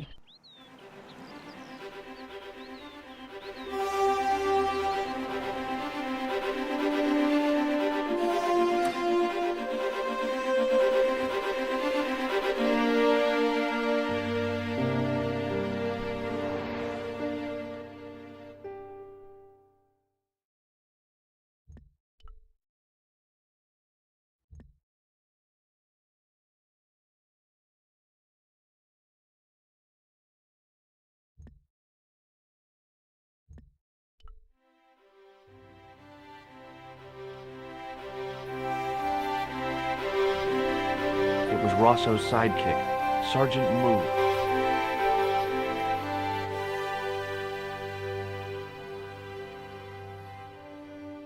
Excuse me? Ah, Monsieur Stobart, n'est-ce pas? That's correct. You remember me. The retention of such data is part of my duty as a gendarme. That is how crime is fought, through attention to detail, not intuition. Yes, sure.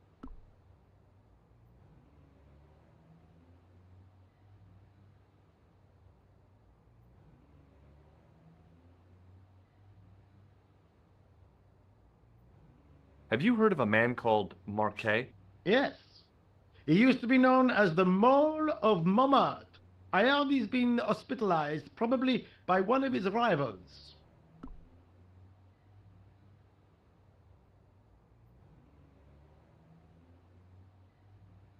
Which hospital was Marquet taken to? The Hagenmeyer Clinic, in the Avenue des Hérissons.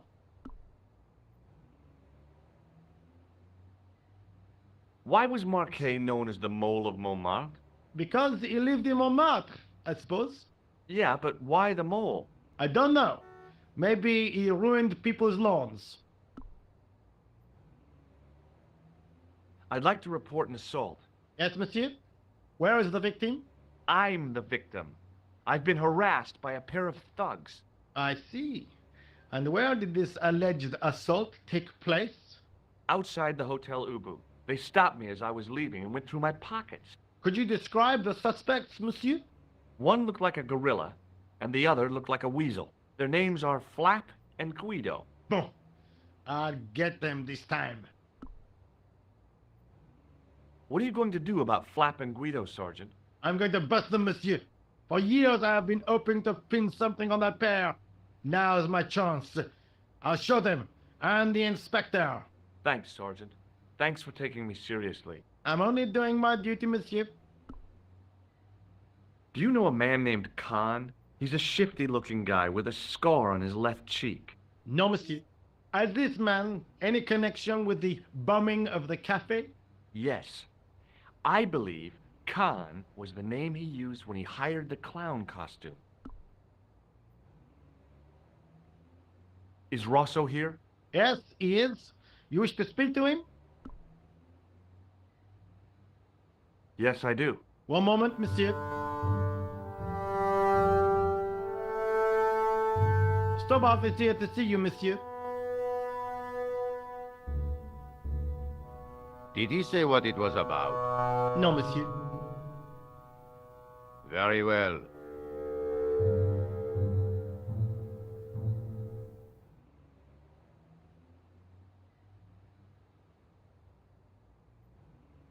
Hi, Inspector. Remember me? But of course, Mr. Stobart. My mind is a well-ordered faculty. A mental classification system that's the envy of the Bibliothèque Nationale. No tricks, mark you, monsieur. Just exercise. Just as our muscles waste through inactivity, so our minds decay. But there is no need. If only people would learn to exercise their wits daily. If he was trying to impress me, it worked. He was pompous and patronizing, but he had style. Eh bien, if you called about the bombing, you're too late. Investigations have been closed. But I've been taken off the case. what about the murderer, the dead guy? It is out of my hands. Ever heard of a guy called Marquet? Jacques Marquet? Marquet? I know the name well. He has a record for suspected blackmail, kidnapping, arson, and art theft. An all-rounder, huh? How come he's on the loose? His bravado is matched only by the courtroom skills of his attorney. Have you heard of Professor Pegram, the archaeologist? Molly Pegram, the second son of Lord Barclay Pegram. I don't know. I only read about him in a magazine. So much for the efficacy of rehabilitation.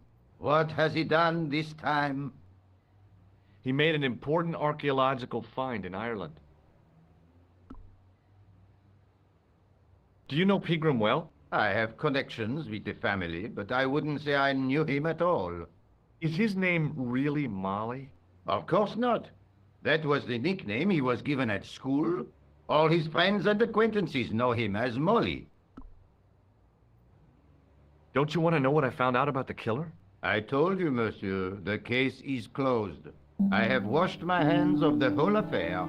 Then I'll have to continue my investigations without your help. No. You must forget the business of the clown completely. Go back to being an ordinary tourist, Stobard.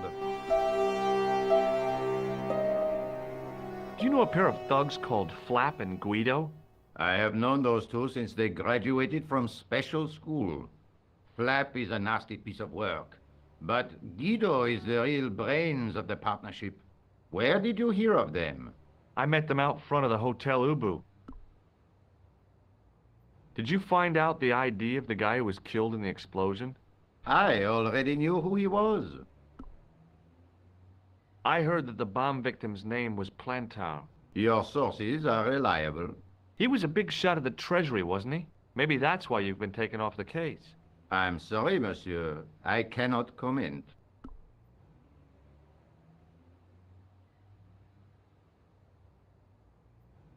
What was that psycho-detective business you did in the cafe? It is my theory that the passions evoked in violent crimes create ripples in the ether, invisible to all but the possessor of a highly developed and receptive mind. I'm impressed. Can you bend spoons, too? I didn't think a man of your obvious intelligence would stoop to mockery. I'm not mocking. I've had personal experience of the power of the mind. I used to get ignored at parties until I read a book that changed my life. Really? What was it called? Hypnotism for Fun and Profit. He looked at me as if I'd farted at a funeral. The power of mesmerism is a rare gift, not a party trick. You're not going to try any of that psychic interrogation on me, are you? Do you find the thought of my probing distasteful? Let's just say I'd rather you didn't. I've got more doubts than doubting Thomas when it comes to mysticism. Too bad. I think you would make an interesting subject under controlled regression. The day I let anyone mess with my mind hasn't dawned yet.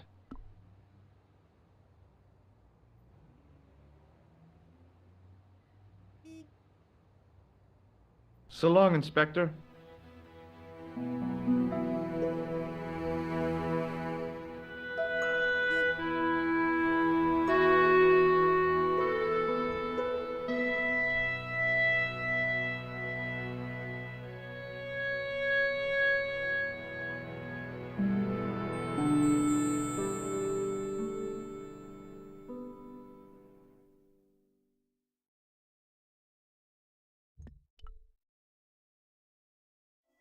It's George. I've tracked down that guy Marquet. That's great news. Yeah, if I get to see him, I'll let you know. Okay, thanks.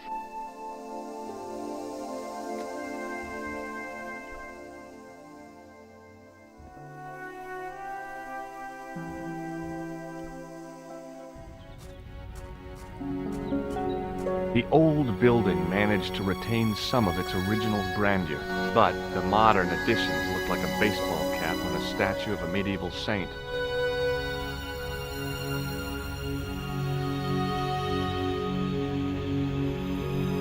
There was no sign of the crew of the ambulance.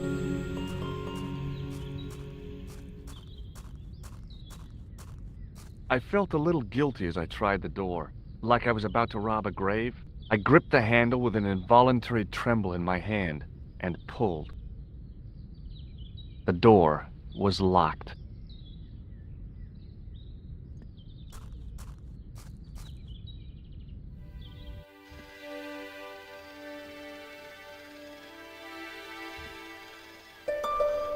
The woman managed to look overworked and hassled, though she didn't appear to be doing anything.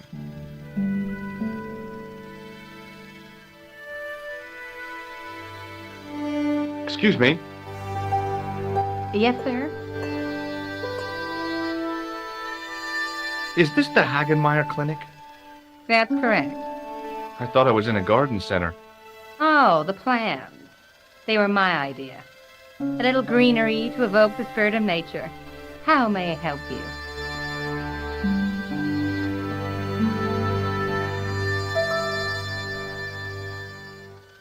Has Marquet been visited by a man in a clown costume? Oh, no. You haven't seen a man in disguise? Well, there's Theodore the bear. He comes every Thursday to entertain the children. Personally, I think he scares them half to death in that crummy old bear suit. If I was stuck on my back with tubes in every orifice, he's the last person I'd want to see. Has Marquet had a visit from a pair of gangsters? I should hope not. Can you describe them? A thin guy who looks like a weasel and his friend, the gorilla. Sounds as if they escaped from a zoo. I'm here to see Jacques Marquet. Oh, yes. Are you related to our client, sir? Yeah, I'm his, long-lost brother. A brother half his age with a different name and an American accent. Yeah, people always say that. I blame Mom. We were separated at an early age, after a mix-up in the nursery at the Oakland shopping mall. I've never heard anything so ridiculous in all my life. I guess not. Look at this ID pass. So you're Merlin. Marquet's been asking for you. For me? Yes. He was shouting your name when they brought him in here.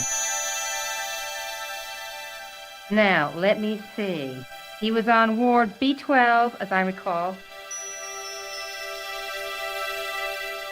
Oh, he's being transferred to... Oh, dear. He's on Ward J2. That's...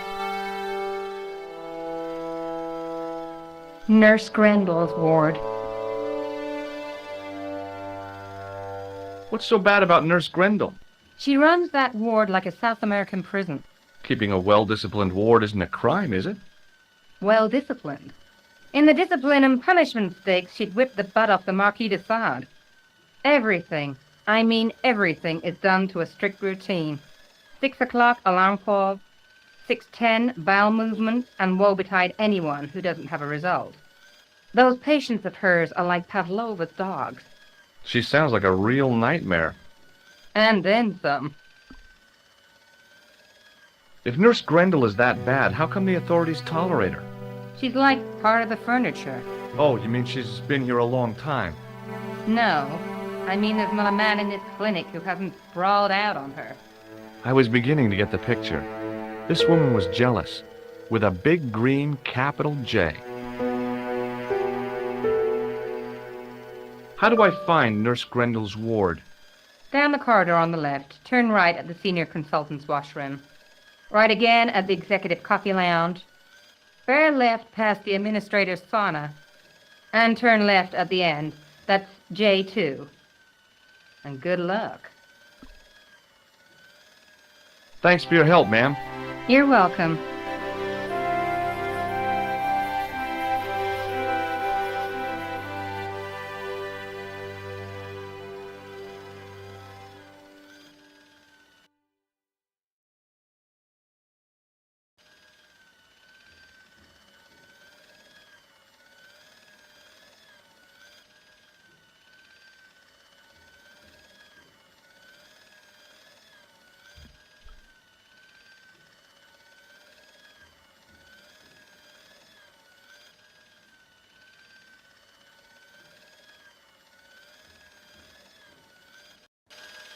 As I turned the corner, I saw the source of the hellish noise which echoed through the corridors.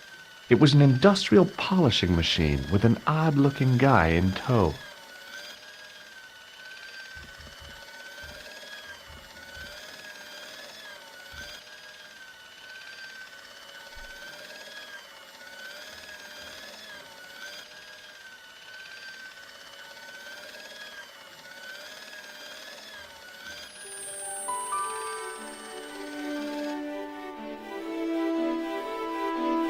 As I tugged the plug out of the socket, the polishing machine coughed, spluttered, and died. Mr. Shiny, what's wrong, pal?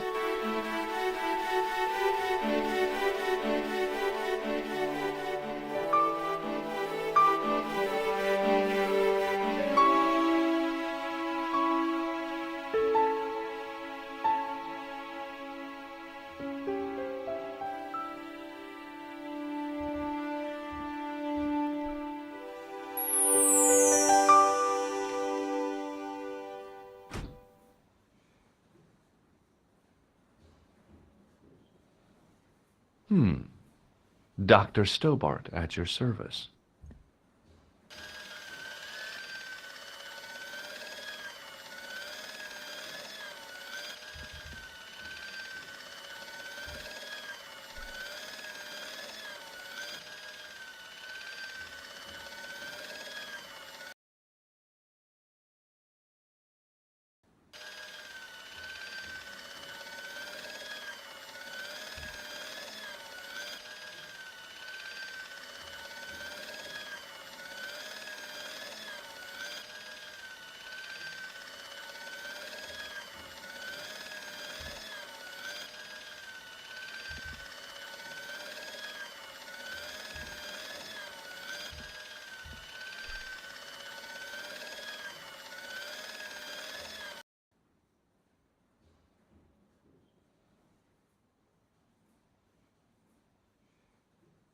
Good afternoon, Doctor. Oh, hi. Is this Ward J2?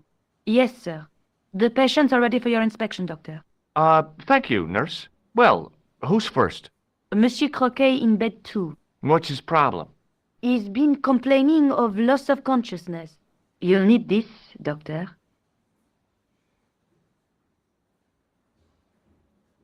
She gave me a long, narrow metal box and a stunning smile.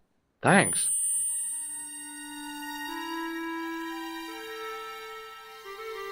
Hi, I'm Dr. Stobart. Hello, Doctor. The nurse told me you keep losing consciousness. That's right. I've had the problem as long as I can remember.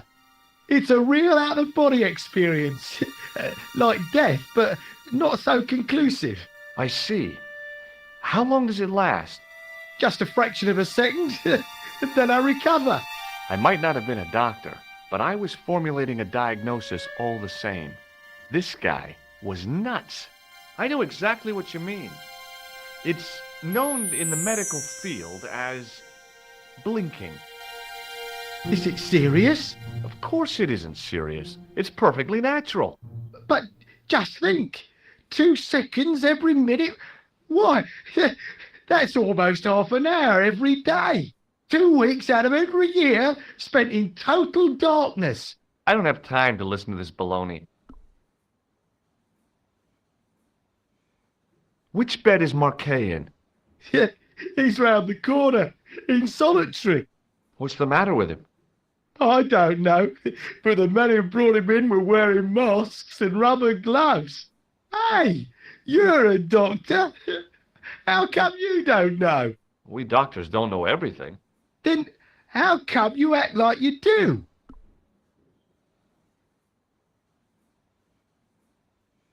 Has Marquet had any visitors? Nah, neither have I. That's the worst thing about being in hospital. You feel like the rest of the world has abandoned you. Well, you know how it is. Life goes on. Thanks for those comforting words.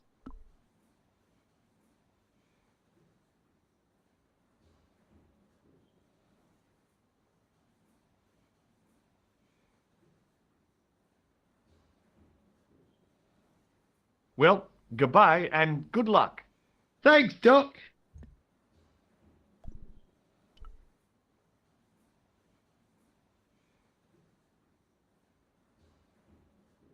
The name on the chart was Sopmarsh.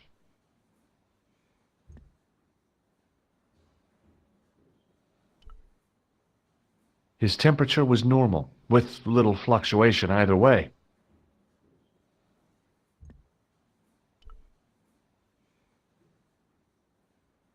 According to the chart, this guy was called Croquet. The graph showed a steady decline in his pulse rate and an increase in his blood pressure. It kind of shook me to see this guy's life reduced to a few jagged lines.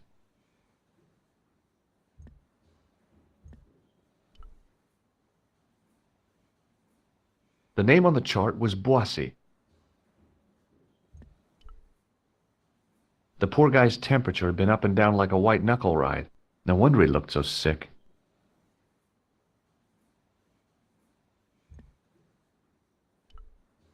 The nurse was stunningly beautiful.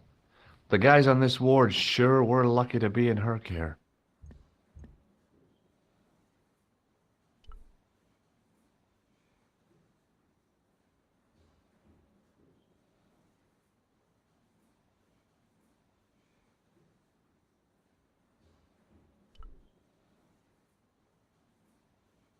Doctor, What is it?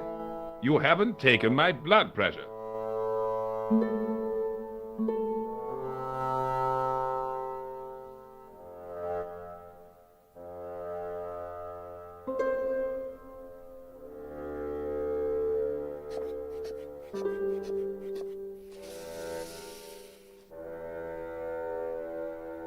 Seems fine to me.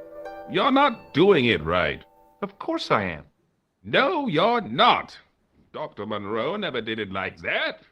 I can't take a satisfactory reading while you're excited like this. I'll come back later.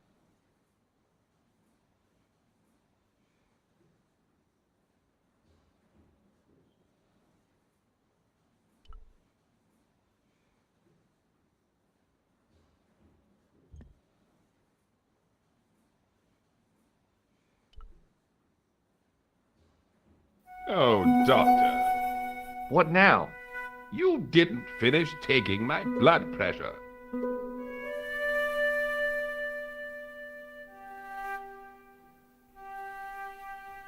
Okay, let's try again.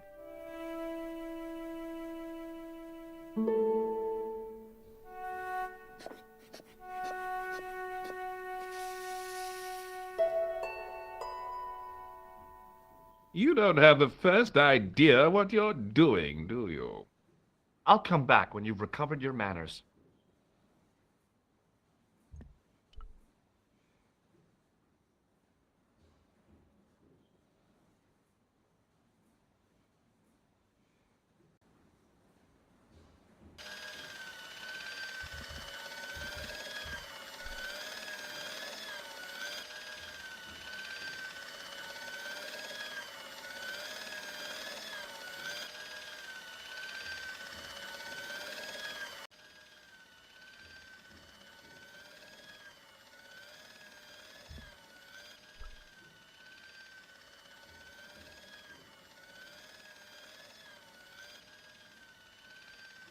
Hi, my name's George Stovard. Aha! Just the man. You must be the new boy. Yeah, I must be. Well, stop wandering about and make yourself useful. Bernie, Come here, boy. This is Benoit, my nephew. Can I trust you to look after him? Do your own babysitting, Gramps. Who do you think you are, anyhow? I am Felix Hagenmeyer. And may I say what an honor it is to meet you in person, sir. You are on my medical wall of fame. Right up there with Pasteur and Leary. I look on it as a privilege, no, an honor, to look after your nephew, sir. He is fresh out of medical school. It will open his eyes to see a real doctor on the job. I'll bet. Show him around. Let him see some real suffering.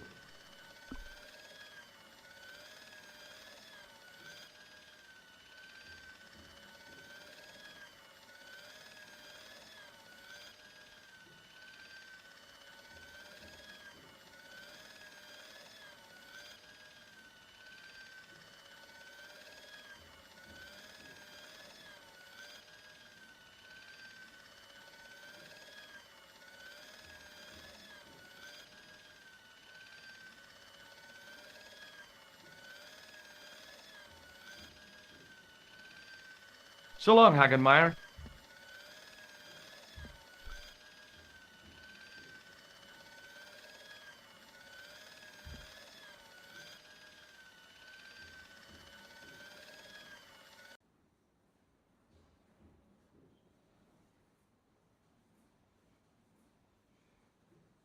Could you take a look at the client in bed number 3 now?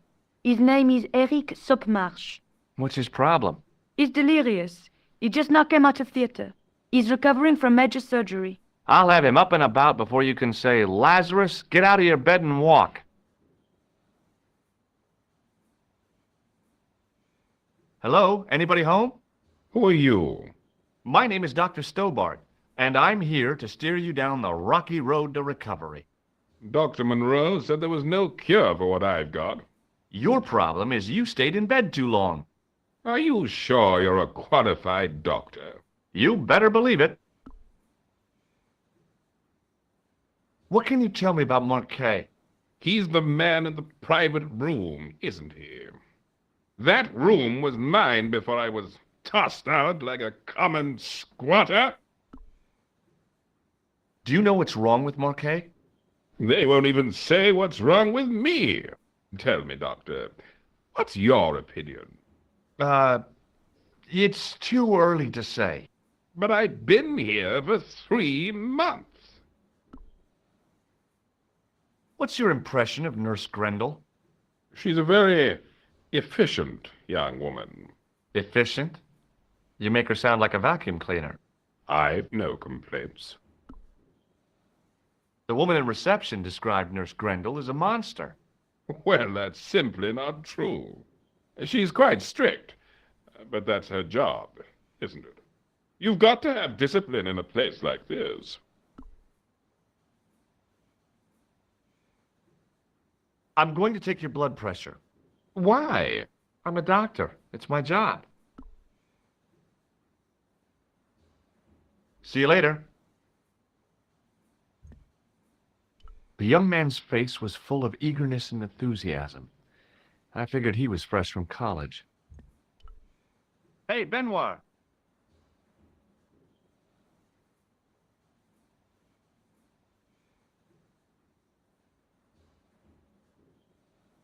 There's no need to shout. What do you want? Do you know anything about a patient named Marquet? No, sir, I don't know much about any of the patients. I've never met a doctor who admits that he's only human. I'm only a trainee, sir. I'm sure I'll get the hang of things. Do you know the nurse on Ward J2? No, monsieur. This is my first day here. I can't wait to get my hands dirty. I was talking about treating my first patient, of course. I didn't mean to get my hands dirty with a nurse. Shut up, Benoit. Okay, sir. Here, take this pressure gauge. Thank you, sir. What do you want me to do with it? Well, keep it safe until I think of something. Are you ready with that pressure gauge? I'm ready to pump, sir. What do you want me to do with it?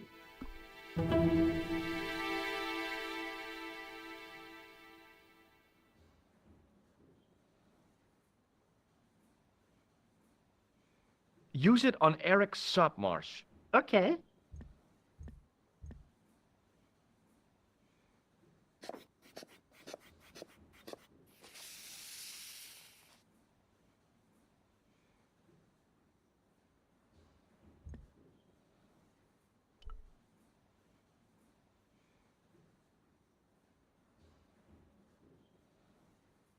Hi, it's me again.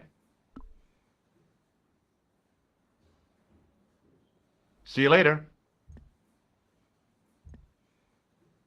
Hey, Benoit.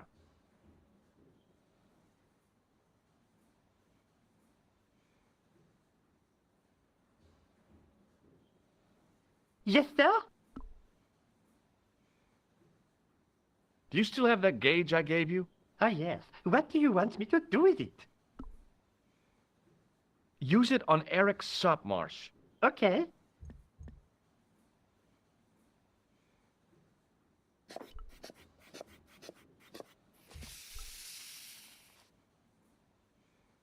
Rather you than me, pal.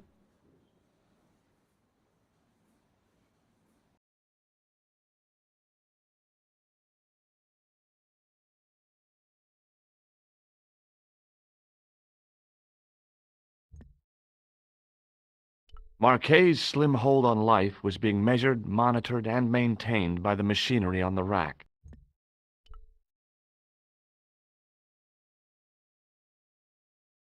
The machine was far too complex for me to understand.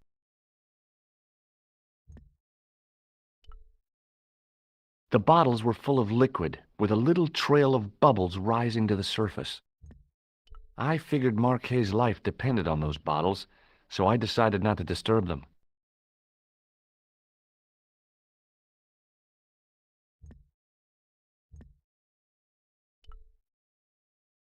Another graph, another life. On the top of the chart was his name, Jacques Marquet. I didn't need to be a doctor to read the graphs. Marquet was dying.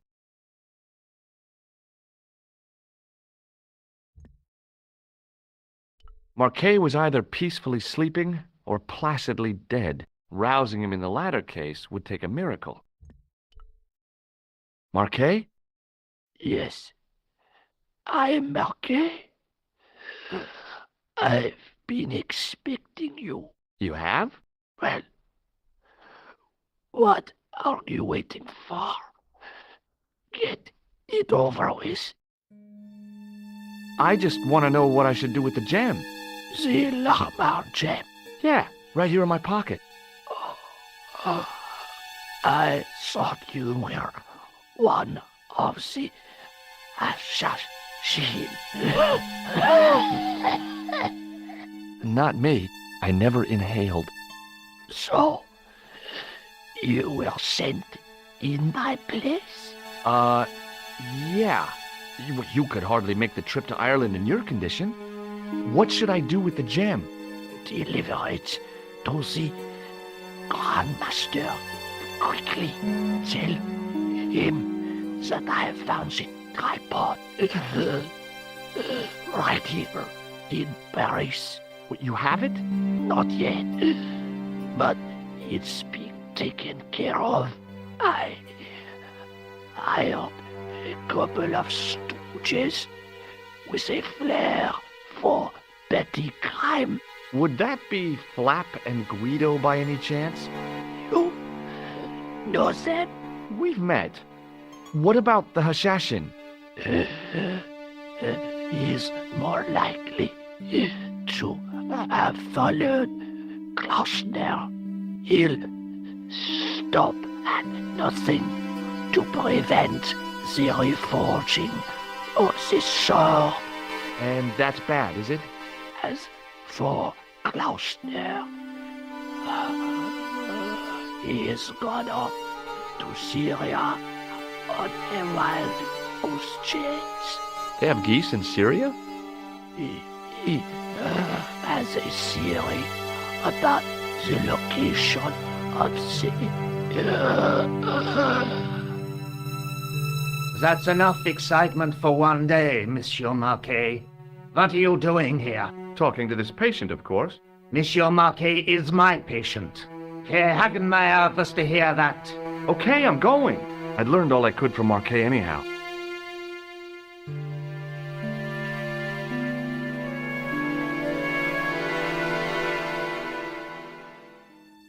Ah, there you are, sir. I was just coming to look for you. I finished with your pressure gauge. Thanks, Bunny. What's that noise? It sounds as if someone's having a cardiac arrest. It's all right. The doctor's in there with him.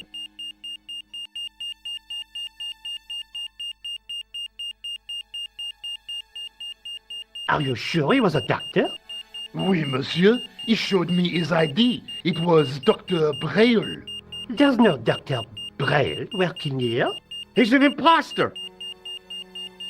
The door's locked. Help me, officer.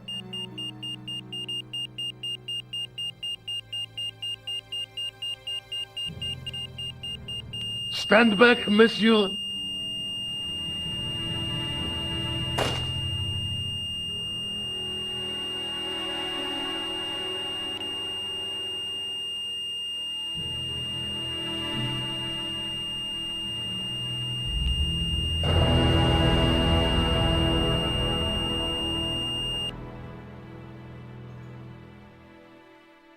I found Jacques Marquet.